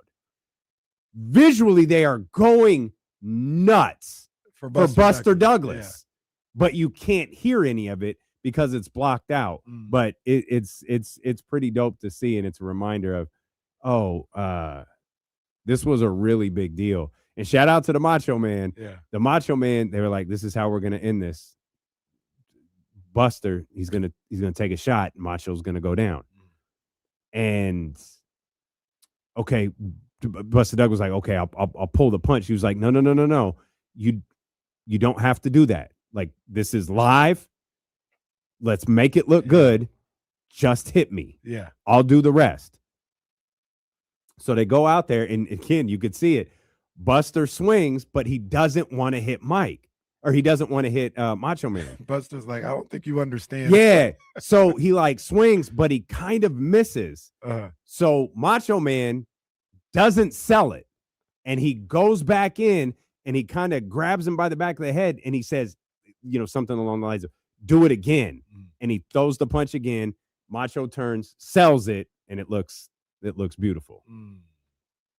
But yeah, that's your version of the. That's I told you, like, again, if you need useless information, we have got you covered.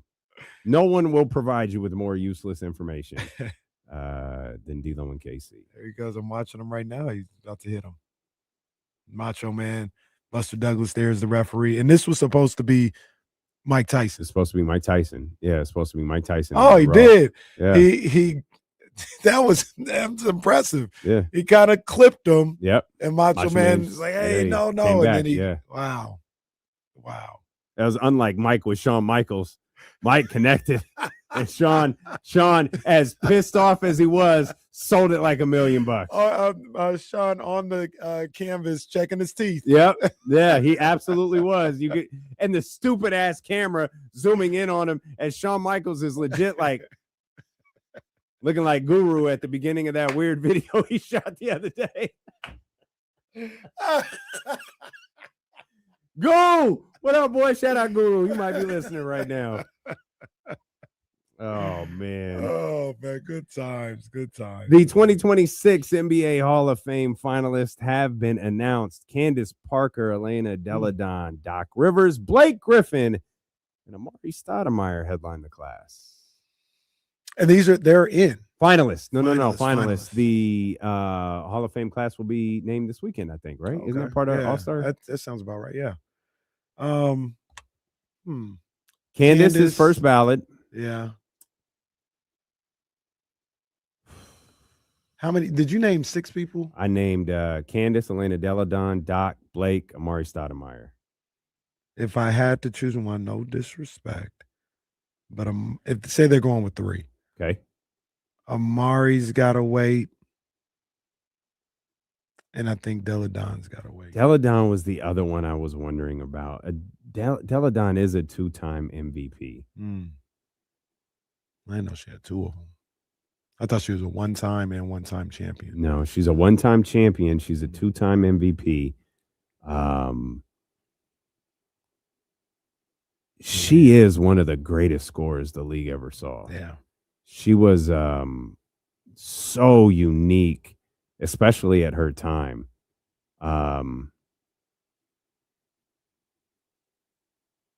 Yeah, I don't know. I think because for me, Candace is a no-brainer. I actually think Doc is a no-brainer. I think so too. A good playing career. Doc and is a really good coach. Doc made that top 15 all-time NBA coaching list or whatever they created a few years ago too, right? Yeah, I did. I did. Top 75, but they did something for the coaches too, I think. Yeah. And I deserved it. I deserved it. I mean, so yeah, Doc, go ahead and plead your case right now. Well, I'm just saying I deserved it. And, it's one of those things where, I mean, if you got to tell the whole story. Then think about what I did with that sorry-ass Magic team. I mean, look at what I did. We were 1 game away from the playoffs, in bump 2. And, look what I've done. I absolutely should be in the Hall of Fame. Hey, Doc. Yeah. Damian, I know you. Yeah. Why were you throwing oranges at a wall? And why do you go shopping in your Clippers warm-up? Yeah, the NBA released the 15 greatest coaches thing for their NBA 75. Doc was on there. Do you have the list? Yeah. Can you run the list? Red Auerbach, Larry Brown, Chuck Daly, Red Holtzman, Phil Jackson, Casey Jones, Steve Kerr, Don Nelson, Pop, Jack Ramsey, Pat Riley, Doc Rivers, Jerry Sloan, Eric Spoelstra, Lenny Wilkins. Steve Kerr, huh? Yeah. Okay. Yeah. The one I was looking crazy at is, wait, man. What's Casey Jones doing on there? Oh, stop. Casey. Wow. Oh, now you hate other people named KC, huh? 674 wow. winning percentage, 2 titles, 4th highest regular season winning percentage. Oh, I actually thought he had more titles, but I wouldn't look down on KC Led the Jones at Celtics to all. 4 One of the consecutive 15 finals. greatest coaches of all time. Coached the Bullets to the finals, so there's 2 teams he coached to the finals. Is Lenny Wilkins on there? Yes. Oh, okay. 9th all time. Lenny Wilkins is the losingest coach in NBA history. He's got a 500 record in every single one of his seasons. Disrespectful, Casey. No, Casey Jones. Wow. What did Casey Jones do to you? He's got the title, so you can't say this, but Rick Adelman a better coach than Casey Jones. Casey Jones has no under 500 seasons. Yeah, he coached for played multiple teams. He coached Bird and McKellen and Harris. Coached the Bullets too. Wait a second. I don't get him in the. Wait a goddamn second. You're mad at Casey Jones, but you didn't even blink an eye at Steve Kerr? No, Steve Kerr. Yeah, he's fine. So because okay, wait a second. Steve Kerr, who has coached Steph Curry his entire coaching career, no problem. But because Casey Jones coached Larry Bird, they were running that team. They were coaching that team. Plus, did Casey Jones have a Draymond Green he had to deal with? No. Kevin McHale? No. Did Kevin McHale threaten to beat him up at halftime? Maybe. Casey Jones might have beat Kevin McHale's ass. He would have been. This was a different era of basketball. It was different. All right, man. All right, maybe I'm being too low. I've asked people who they'd probably put like really high, like if you ordered that list, they put Chuck Daly really Oh, high yeah. on I'm the a list. big Chuck Daly believer. Chuck might be second. Like if they put Phil first and gave him respect for the dynasties and the titles, they might put, Red Auerbach, I guess, but the Chuck Daly would be insanely high on that list. I have never heard anyone say anything bad about Chuck Daly. I don't, know him personally or knew him personally or never called a experiences. timeout in 92. But I'm just watching history and I'm a big Chuck Daly guy.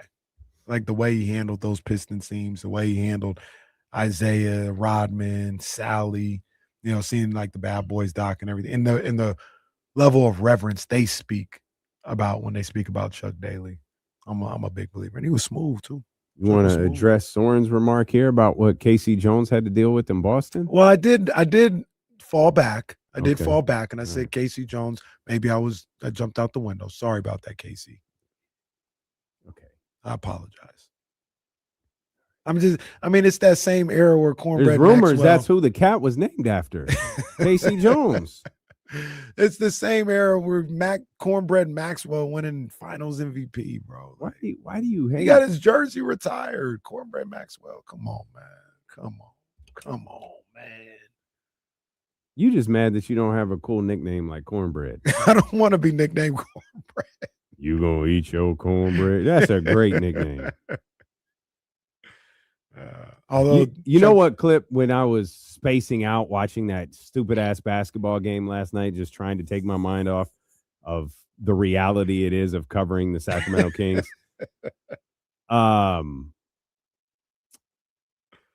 Every time the reel of Vernon Maxwell telling the Hakeem Olajuwon story comes up, I watch it in its entirety. I don't think I've the one where he's talking to Stack and Matt Barnes about getting slapped.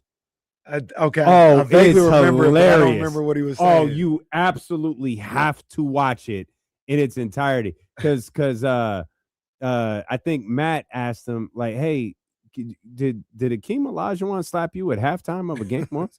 And he goes, and he's got that crazy voice, like, "Yeah, he slapped me."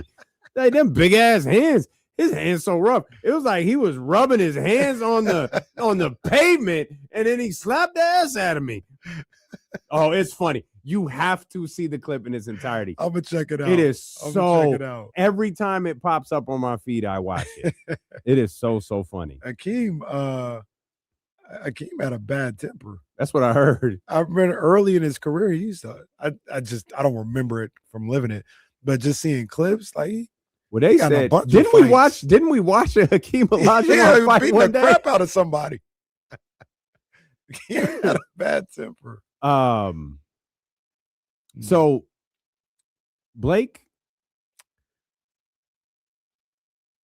I could make the argument that Deladon gets in ahead of Blake. Could make that argument. That might be the correct argument too. I actually might be the correct argument.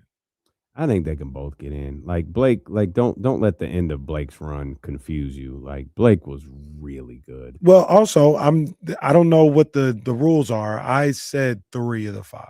Yeah, maybe we're making up 4 our in own. there. Yeah, we're making up our own. Let's see. Let me take a quick peek because all I got was the finalists. I don't know. OKC, Pistons. No, let me try this a different way. Blake, I saw a video last night of Blake when they were talking about pre-injury Blake and post-injury Blake. Mm-hmm. Man, he was. You want to talk about electric with what he was able to do above the rim, before his knee and everything started to give way. That was an all-time dunker with what he was able to do out there on the floor. He was special, especially a guy at that size, like, big guy, power forward, and being able to jump as high as he was able to as well. Special. So I can't find a specific number of like how many will go in. I also want to point out those aren't the only finalists. Mm-hmm. There's a Those lot are the of most notable like finalists, Mark Few is in there, Kelvin Sampson is in there. There's a ton of other. Actually, I completely missed this the first time around. Kevin Johnson is a finalist. Let me ask. So is Joey Crawford. Is Kevin Johnson? Does he have more of a argument than Amari Stoudemire? Are they about the same? Kevin Johnson did get to a finals.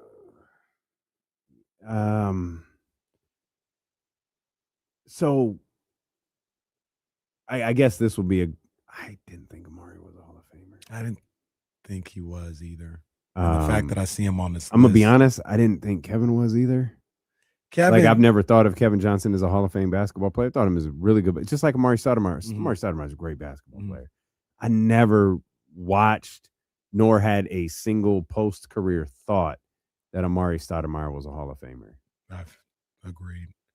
You'd want to say he's there, but like, yeah, he's not a Hall of Famer. He's like, I mean, he's as close as you could He was get. great. He's a great player, but he was, I don't know. I He just was go really back. good- he was Like, really is good on Al the is Suns. Al Horford going to the Hall of Fame? Yes, but Then Amari Stoudemire might be going to the Hall of Fame. Amari's being Amari Stoudemire was very. It feels. Maybe we can look up the numbers and feel different, but it feels like it was real quick. Feels it was like 4 or 5 years. Horford's got the college stuff too, though.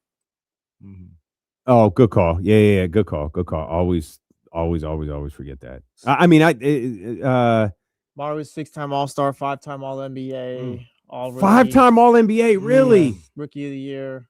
Oh, I might be sleeping. Yeah, maybe me. I might be sleeping. All of that was from the rookie year till 2010, 11, and after then he didn't really do much. Did he win Rookie of the Year? Did you say that he did? Yes. Okay, that's me. Top 6 in MVP voting. I slept. That's me. 2007, 2008 season. But Kenny's right. It was only about 7 seasons, and then the last the last half of his career was really not much.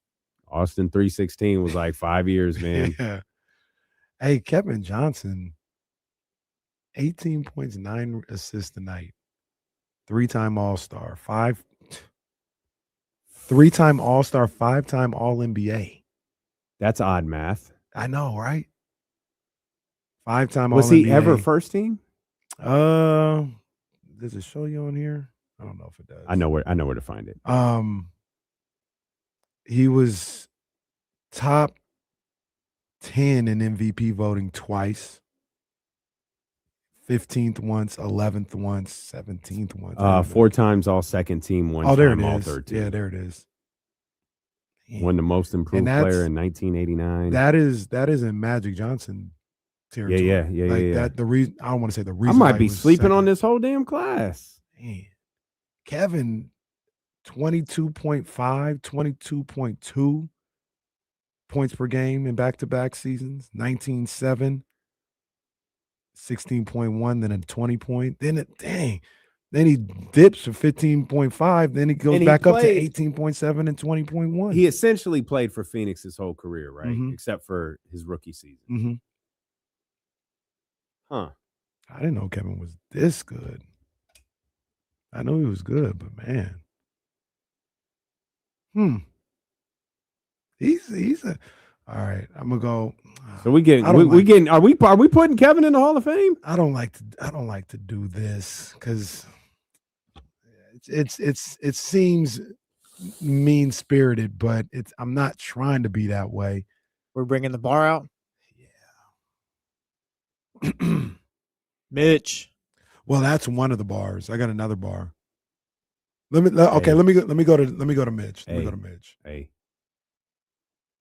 Kevin's accolades might be stronger than Blake's.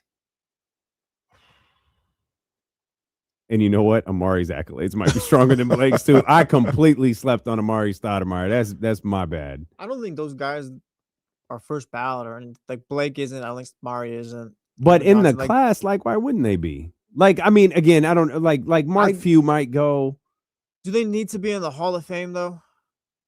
What do you mean? Well, like we don't have to vote Amari Stoudemire in the Hall of Fame, do we? Like, or maybe it's a certain amount that got to come, like get voted in. But like, it's just a weak class, I guess. Like Doc is a Hall of Famer. Okay. And I mean, Candace is a Hall of Famer. Candace is a Hall of Famer Parker's too, a yeah. Hall of Famer. Yeah. Everyone else is like, all right, let's have an argument. I'm looking at Mitch. Sheldon is probably a Hall of Famer too. So I'm looking at Mitch. Mitch is, I think he clears Kevin. I mean, he's one of the great scorers of his generation. Started his rookie year at 22 a night and didn't dip below 22 until, I don't know what year this is, year 9, where he was 23.2. 6-time All-Star, 5-time All-NBA. The one I was going to, Tim Hardaway's in the Hall of Fame, isn't he? I think he just went in. Yeah. He's not my favorite Hall of Famer. Kevin's better than Tim Hardaway. hates Tyrese Halliburton's guts. Tim Hardaway is a Hall of Famer, by the way. Tim Hardaway, Five-time, five-time yep. All-Star, 5-time All-NBA. Mari's got him beat. He was 17.7 and 8.2 in his career. He was really good. But if that's, and I'm not going to sit up here and say he shouldn't be in the Hall of Fame. That's not what I'm saying. I say he's the bar. I think Kevin clears that bar. Kevin probably should be in the Hall of Fame. Wow, I discovered something today. Yeah, me too. Me too. Something today. We'll come back. I'm trying to figure out how many people will get into this class. So we'll come back. There's much more ahead here. We got the victory lap on the way. It's Steeler with KC on Sacramento Sports Leader, ESPN 1320. I got so many tabs open, I lost the rundown.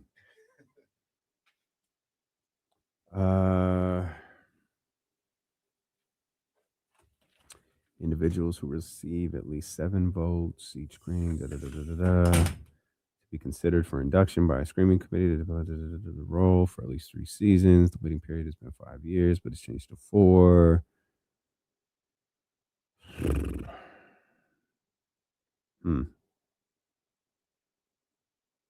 I can't tell.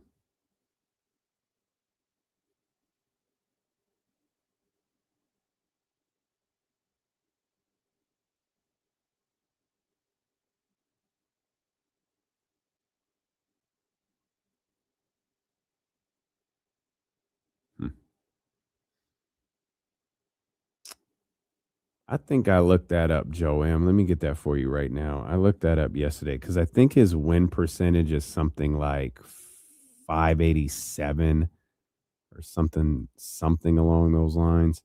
Let me see if I can get that for you right there. No, yeah, count it. 587.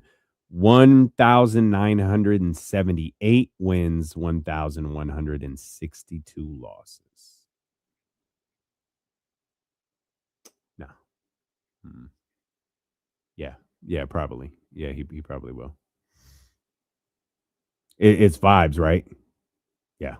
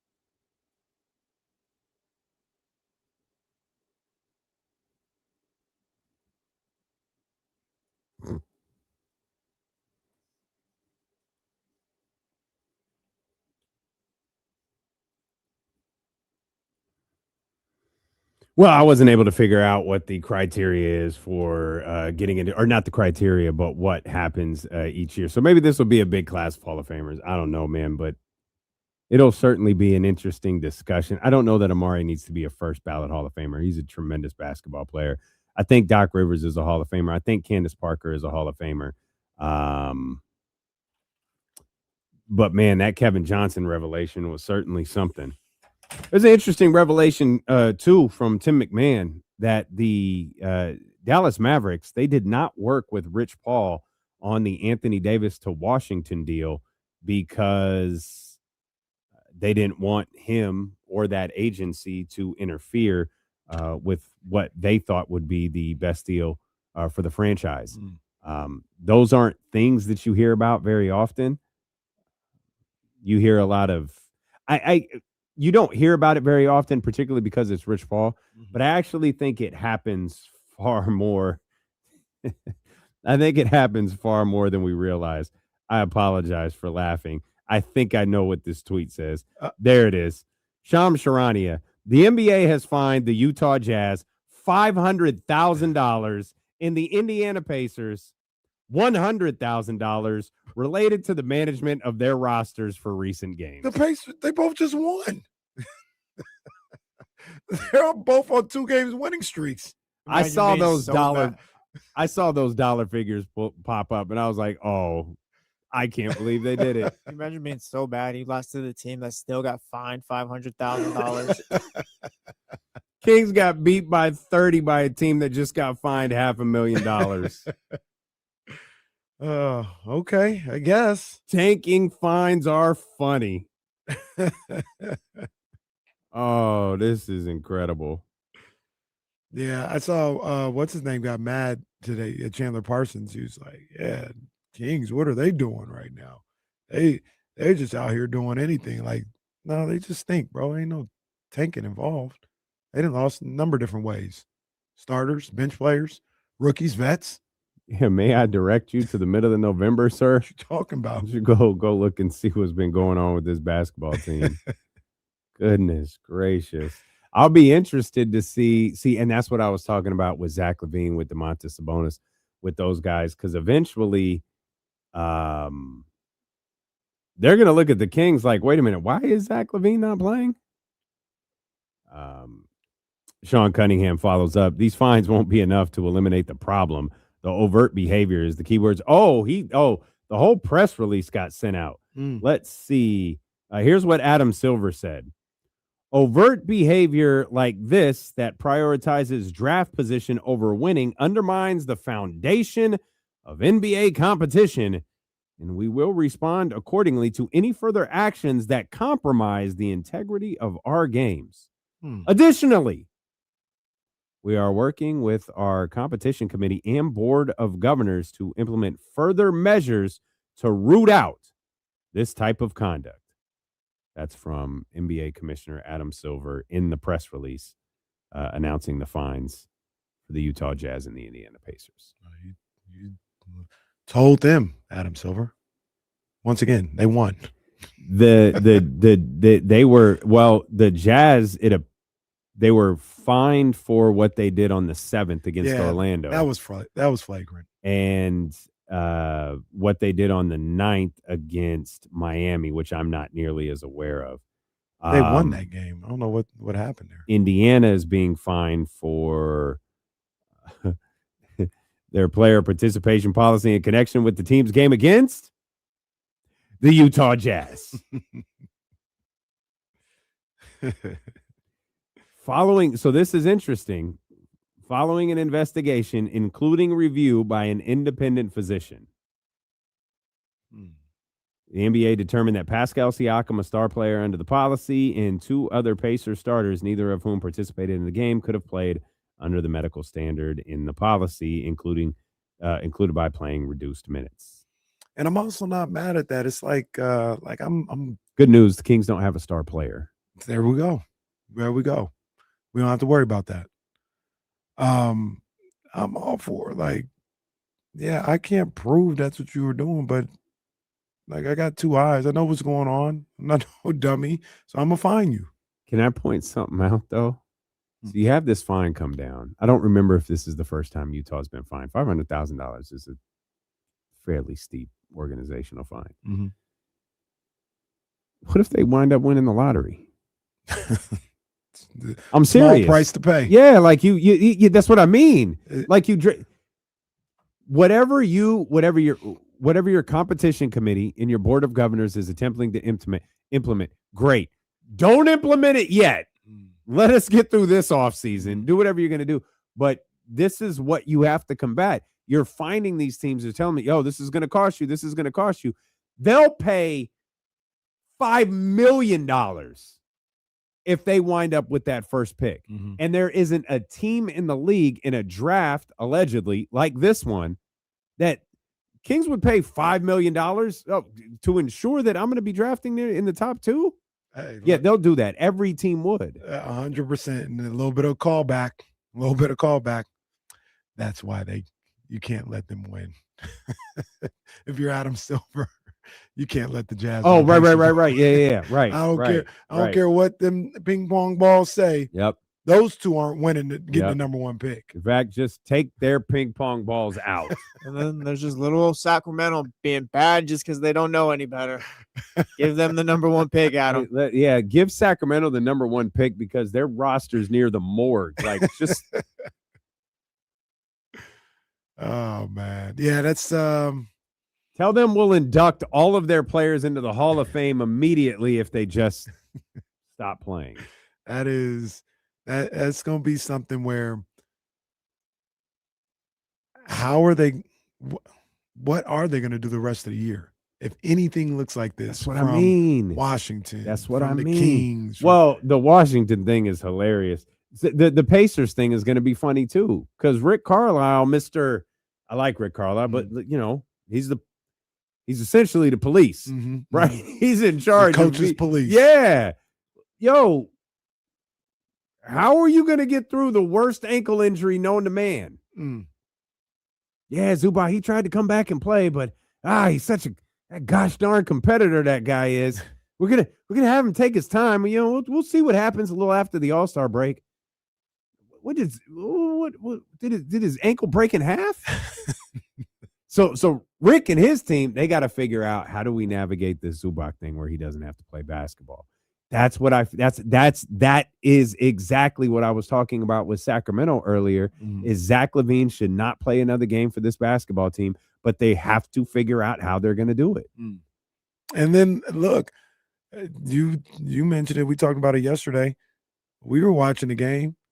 Rick Carlisle stopped coaching at the end of those games. Yeah. No timeouts, nothing. Nope. Bro, I saw you. I saw what you did. Go ahead, push. Go ahead. Shot goes in. Oh. I saw what you did, sir.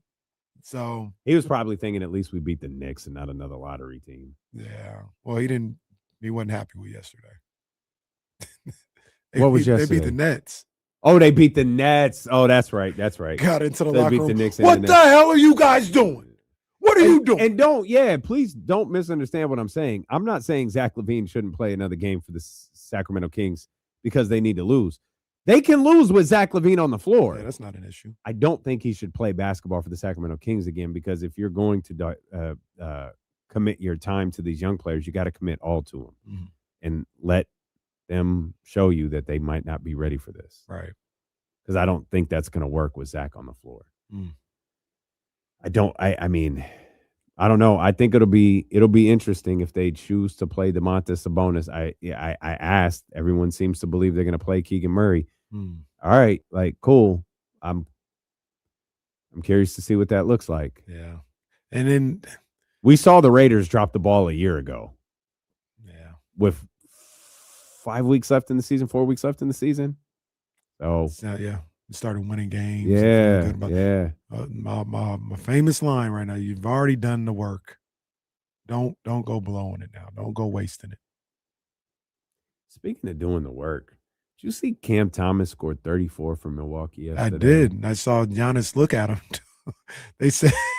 Oh, I saw that. Yeah. They said Giannis only looks at his wife the way he looks at Cam Thomas. Jesus.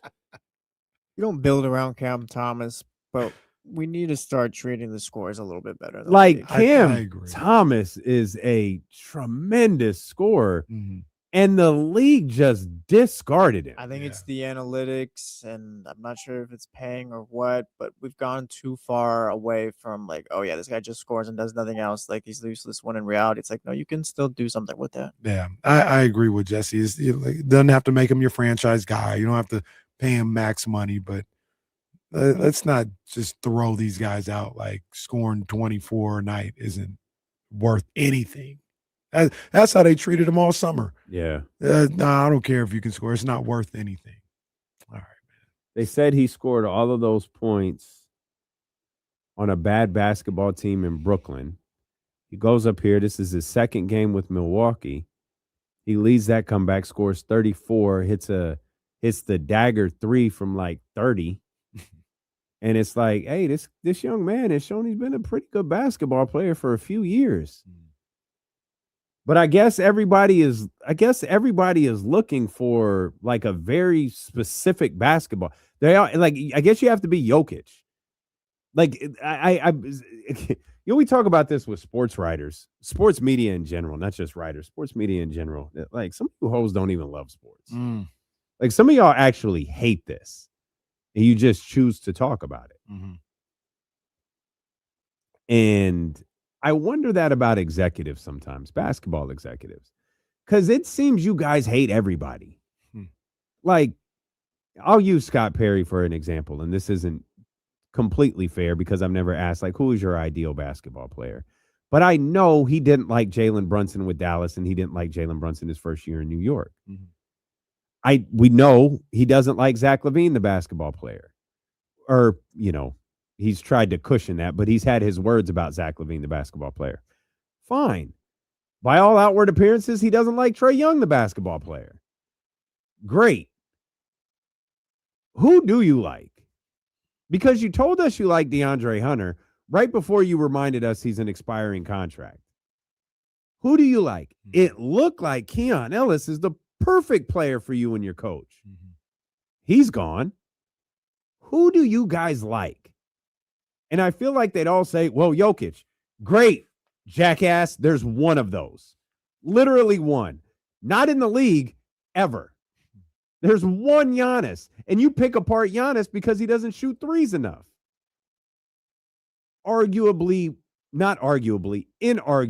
one of the 2 to 3 best players of the last decade. And you pick him apart because you think he should shoot more threes. Bro has led the league in scoring, like 2-3 times? Who do y'all like? Like, what is a basketball player to you? Because Cam doesn't play defense enough, or he scores points on a bad team. All right. Stop having your guys like Sean Marks put together these trash-ass basketball teams, and maybe he'd be scoring for a good one. I don't get it, man. I don't get who these executives like as basketball players. Nah, you preaching right now, man, because it's like they don't enjoy watching these guys play. It feels like they acquire players or they draft players or they sign players just to get rid of them. It's not like I signed him because he's a good ball player and I want to build with him or build around him or anything else like that. It's like, all right, we signed this deal. How can we move off of this? How can we turn this into an asset as opposed to just, hey, this guy can play. Let's figure out, even if he's not a franchise guy, like Cam Thomas, not a franchise guy, but let's keep him around and get the right players with him, maybe some better players with him. And yeah, he showed he can score 24, but he might be best at like 17 if we get some other good ball players around him. Now, if it's a situation where you don't believe that he has the mentality to be able to deal with that, like he's always going to be trying to score and ball hog and doing all this unethical stuff, then that's a different story. But if it's just like, all he does is score, all right, well, let that be his role and go get some other people that do other things.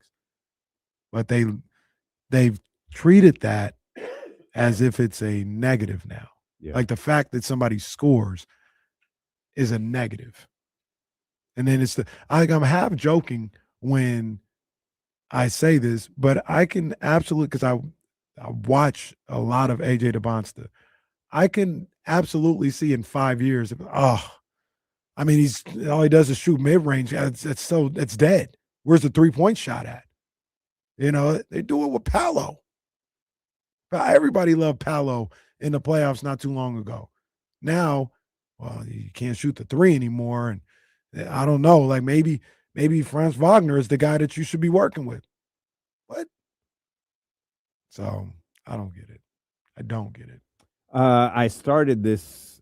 This all started before we got thrown off by the tanking fines, talking about how the Mavericks moved independently of Clutch Sports and Rich Paul when it came to moving Anthony Davis to Washington. And what I was saying is, I actually think that's a little more routine than we realize. But I think with players the caliber of Anthony Davis, who's obviously a very good player, who by all accounts has now been traded twice without his knowledge. And then Rich Paul, big, bad Clutch Sports. We think that, like, agents drive a lot. There's no question about that. But I do think teams make moves independently of agents a lot more than we realize. Agents will often get looped in after a deal has been agreed upon. I think it gets complicated, and it gets more messy with agents when there's contract situations involved. And Anthony Davis is past that. That's not going to happen for him right now, regardless of his contract status. He's not going to get we got to get this worked out. It's like, no, we want to make sure you can play 12 games before we think about working anything out with you. But it is something that you don't hear a lot about. And it's like, well, seems to have worked for Dallas, seems to have worked for Washington. Maybe that's something more teams need to implement. Do you think forgot my question. That's all right. We'll just sit here and wait till you remember. I was going to ask you, it was about this trade. It was about teams and executives. Oh, do you think that you know how we have these scenarios that we play out, and we talk about the agent being like, well, I'm not bringing nobody here to this city no more. Do you think that happens more? Or is that a little overblown? Like, say Rich Paul, like, oh, well, I'm not doing no work with you no more, Dallas. Like, you think that's a little overblown?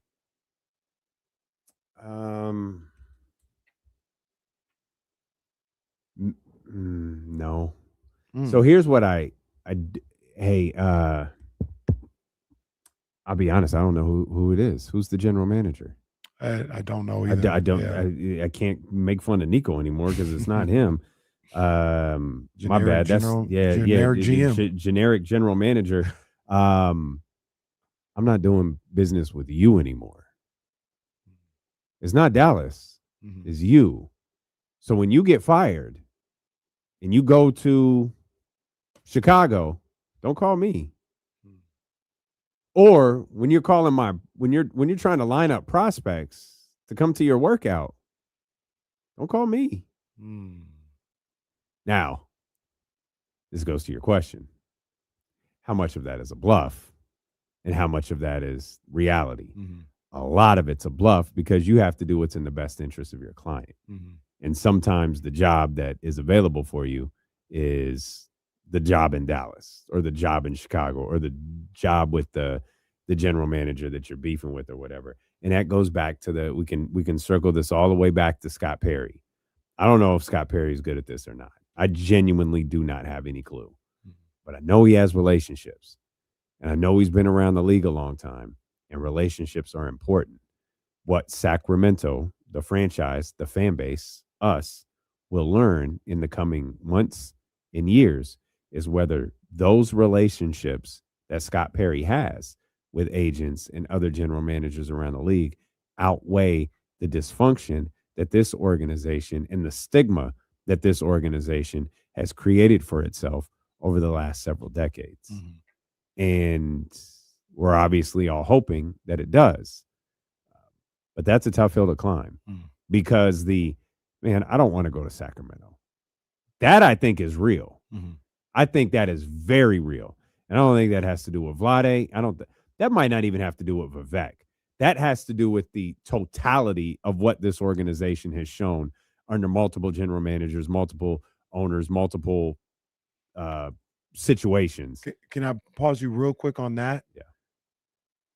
How I think it happens, but do you think that is overblown? Because remember, in two different situations before being team one, I remember it was Kyle Kuzma, and I think the other one was Montrezl Harrell. Now, mind you, they were trades, not free agency, but they were like, yeah, I thought I was going to Sacramento, and I wasn't tripping. It was like, all right, Sacramento, like it's fine. And we always think about it like, no, nobody want to come here because maybe these players, like, it's not their first choice, but if the business sends them to Sacramento, it's like, all right, I'll go to Sacramento then. It's cool.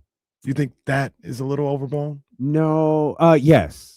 Yeah. I do. I think there's a certain ilk of player who like it's fine with. Like, what if Dame was traded here? Dame, like today? Yeah. No. Not today. When he went from Portland to Milwaukee. What if he was traded here? He probably wouldn't be crazy about it. And it's not that I don't think Dame wouldn't show up. It's not that I don't think Dame would. I think it's Aaron Goodwin would, try to maneuver him out of here immediately. But it's not a.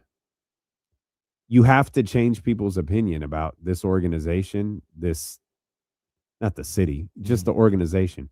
You have to change people's opinion about it because it is a long running joke. Yeah, no, for sure. I think about a guy like Donovan Mitchell. He went from Utah to Cleveland. It wasn't like, I think he wanted to go to New York, but it was like, all right, the business sent me to Cleveland. So let's go. And Dame is a pro. Like he would have come. I think Donovan is the same thing. We've seen more than one player get paid in Sacramento and come here and just be a different basketball player. And that could be and I don't blame that completely on the player. There could be situations involving coaches, schemes, like you're asking, players to do things that they hadn't done in previous stops. But point being, to your original point, there is a stigma about this franchise that's tough to shake. Yeah. Maybe it's not as deep rooted as, I'm not going there.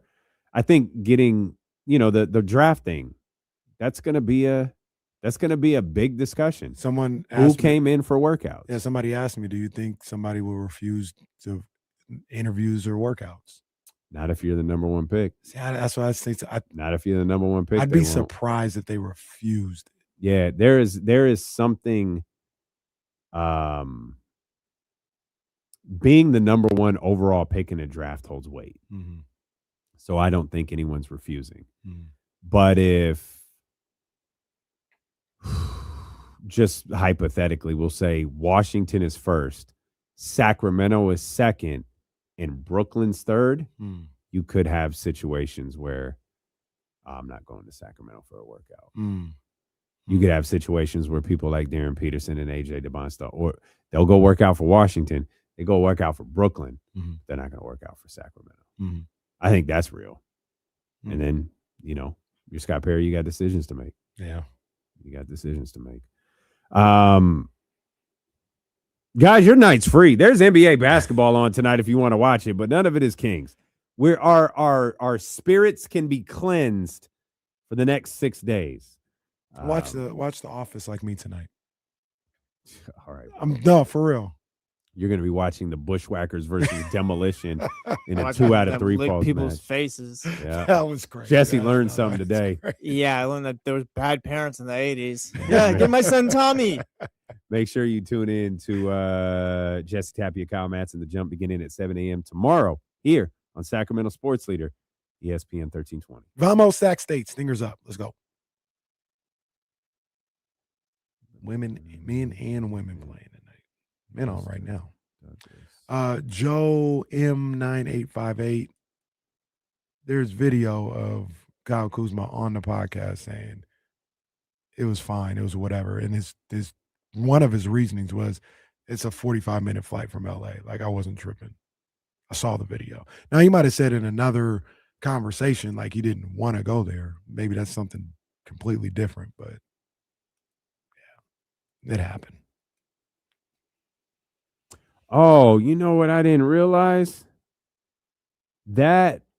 Oh, no wonder they went so crazy for him. I cannot find the like an original video of it. No wonder they went so crazy for him. That main event was in Detroit. It was at the Joe Louis Arena. Oh yeah.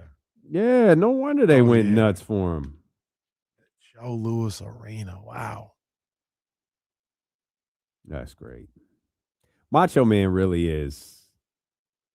When you talk about the 80s, he's number 2. There's no Ric Flair conversation. It's Hogan and Macho Man. Yeah. Macho Man's number 2. Love the graduation theme song. I think you meant that as shade. Yeah, I did. Come on, man. You know, I did. Hey, you don't know what it was like. There's Macho Man getting the world title, and there's me getting my high school diploma. That's the Macho Man song, not the graduation. That's right. You song. don't know what it was like when the music would hit, or even you'd be at your graduation and you just twirl your finger in the air. Introducing the Macho Man and valedictorian Sally Reynolds. Was Sally Reynolds really your valedictorian? No, it's just the name I made up. Oh, that's great. I don't even know if we had a valedictorian. And Wheezy, Arco Arena. Come on now. Arco Arena. Was this? I think it was the jump the other day when you guys were shouting out all your old teachers. You remember all your old teachers? Not my old ones, just the ones that made an impact, I guess. I was shouting out those ones. I think I remember them all. And so, high school gets different because you have different classes you go to. I tried for high school. I couldn't think of one. Shout out Mr. Santianas, Mr. X. That was my radio instructor. Shout out Mrs. Houston, my only black teacher. Shit. That's it. We got Mr. Blonsky, Mr. Withrow, Miss Verlandi, Miss Yamamoto, Mr. Green. You know what's sad? I think I'm out. Is I can't even remember my history's teacher's name, who's the basketball coach. Oh no. I remember what he looks like. He was Greek. Still is, I assume. Senora Rodriguez. I remember her. Oh shit. Coach Tahara. I can't remember, man. Coach Fiker. I think I might be out now. Fiker. I know that was was Mr. Warren, my biology teacher. Shout out to Mr. Hunnell, my Spanish teacher. You ever turn someone's backpack or whatever inside out? They call it turtling or whatever. We did that to his lunch pail. Come on, man. What happened? Nah, he laughed. He had a good time. It was funny. He thought it was funny. I would have laughed your asses to detention. Oh, we ain't doing that. We were doing that to all the kids in our class. Like, let's get the teacher today. I don't know, man. Turtling sounds nasty. I don't know, man. That sounds like some. No, yeah, like that's why I said flip the backpack inside out at first. Oh man, that's sad that I can't remember any of my other instructors. Yeah, and I think I'm out of my high school. Mr. Ball, I think that was my biology teacher, or maybe, yeah, that was biology. Oh, Mr. Powell. I remember Mr. Powell. He was a young black guy. Yeah, I think I'm done. That's a good 10. It's a good 10. I remember all my elementary school teachers though. Elementary school, elementary and middle school, because they were the same. So I remember none of them. I remember one was married to a San Francisco 49er. What? Mrs. And I see the player every once in a while. Shit. I can't remember, dude. I can't remember. I remember what she looks like, too. She was my 4th grade teacher. Yeah, I'm leaving, man. This is depressing. We'll see y'all tomorrow. Appreciate you.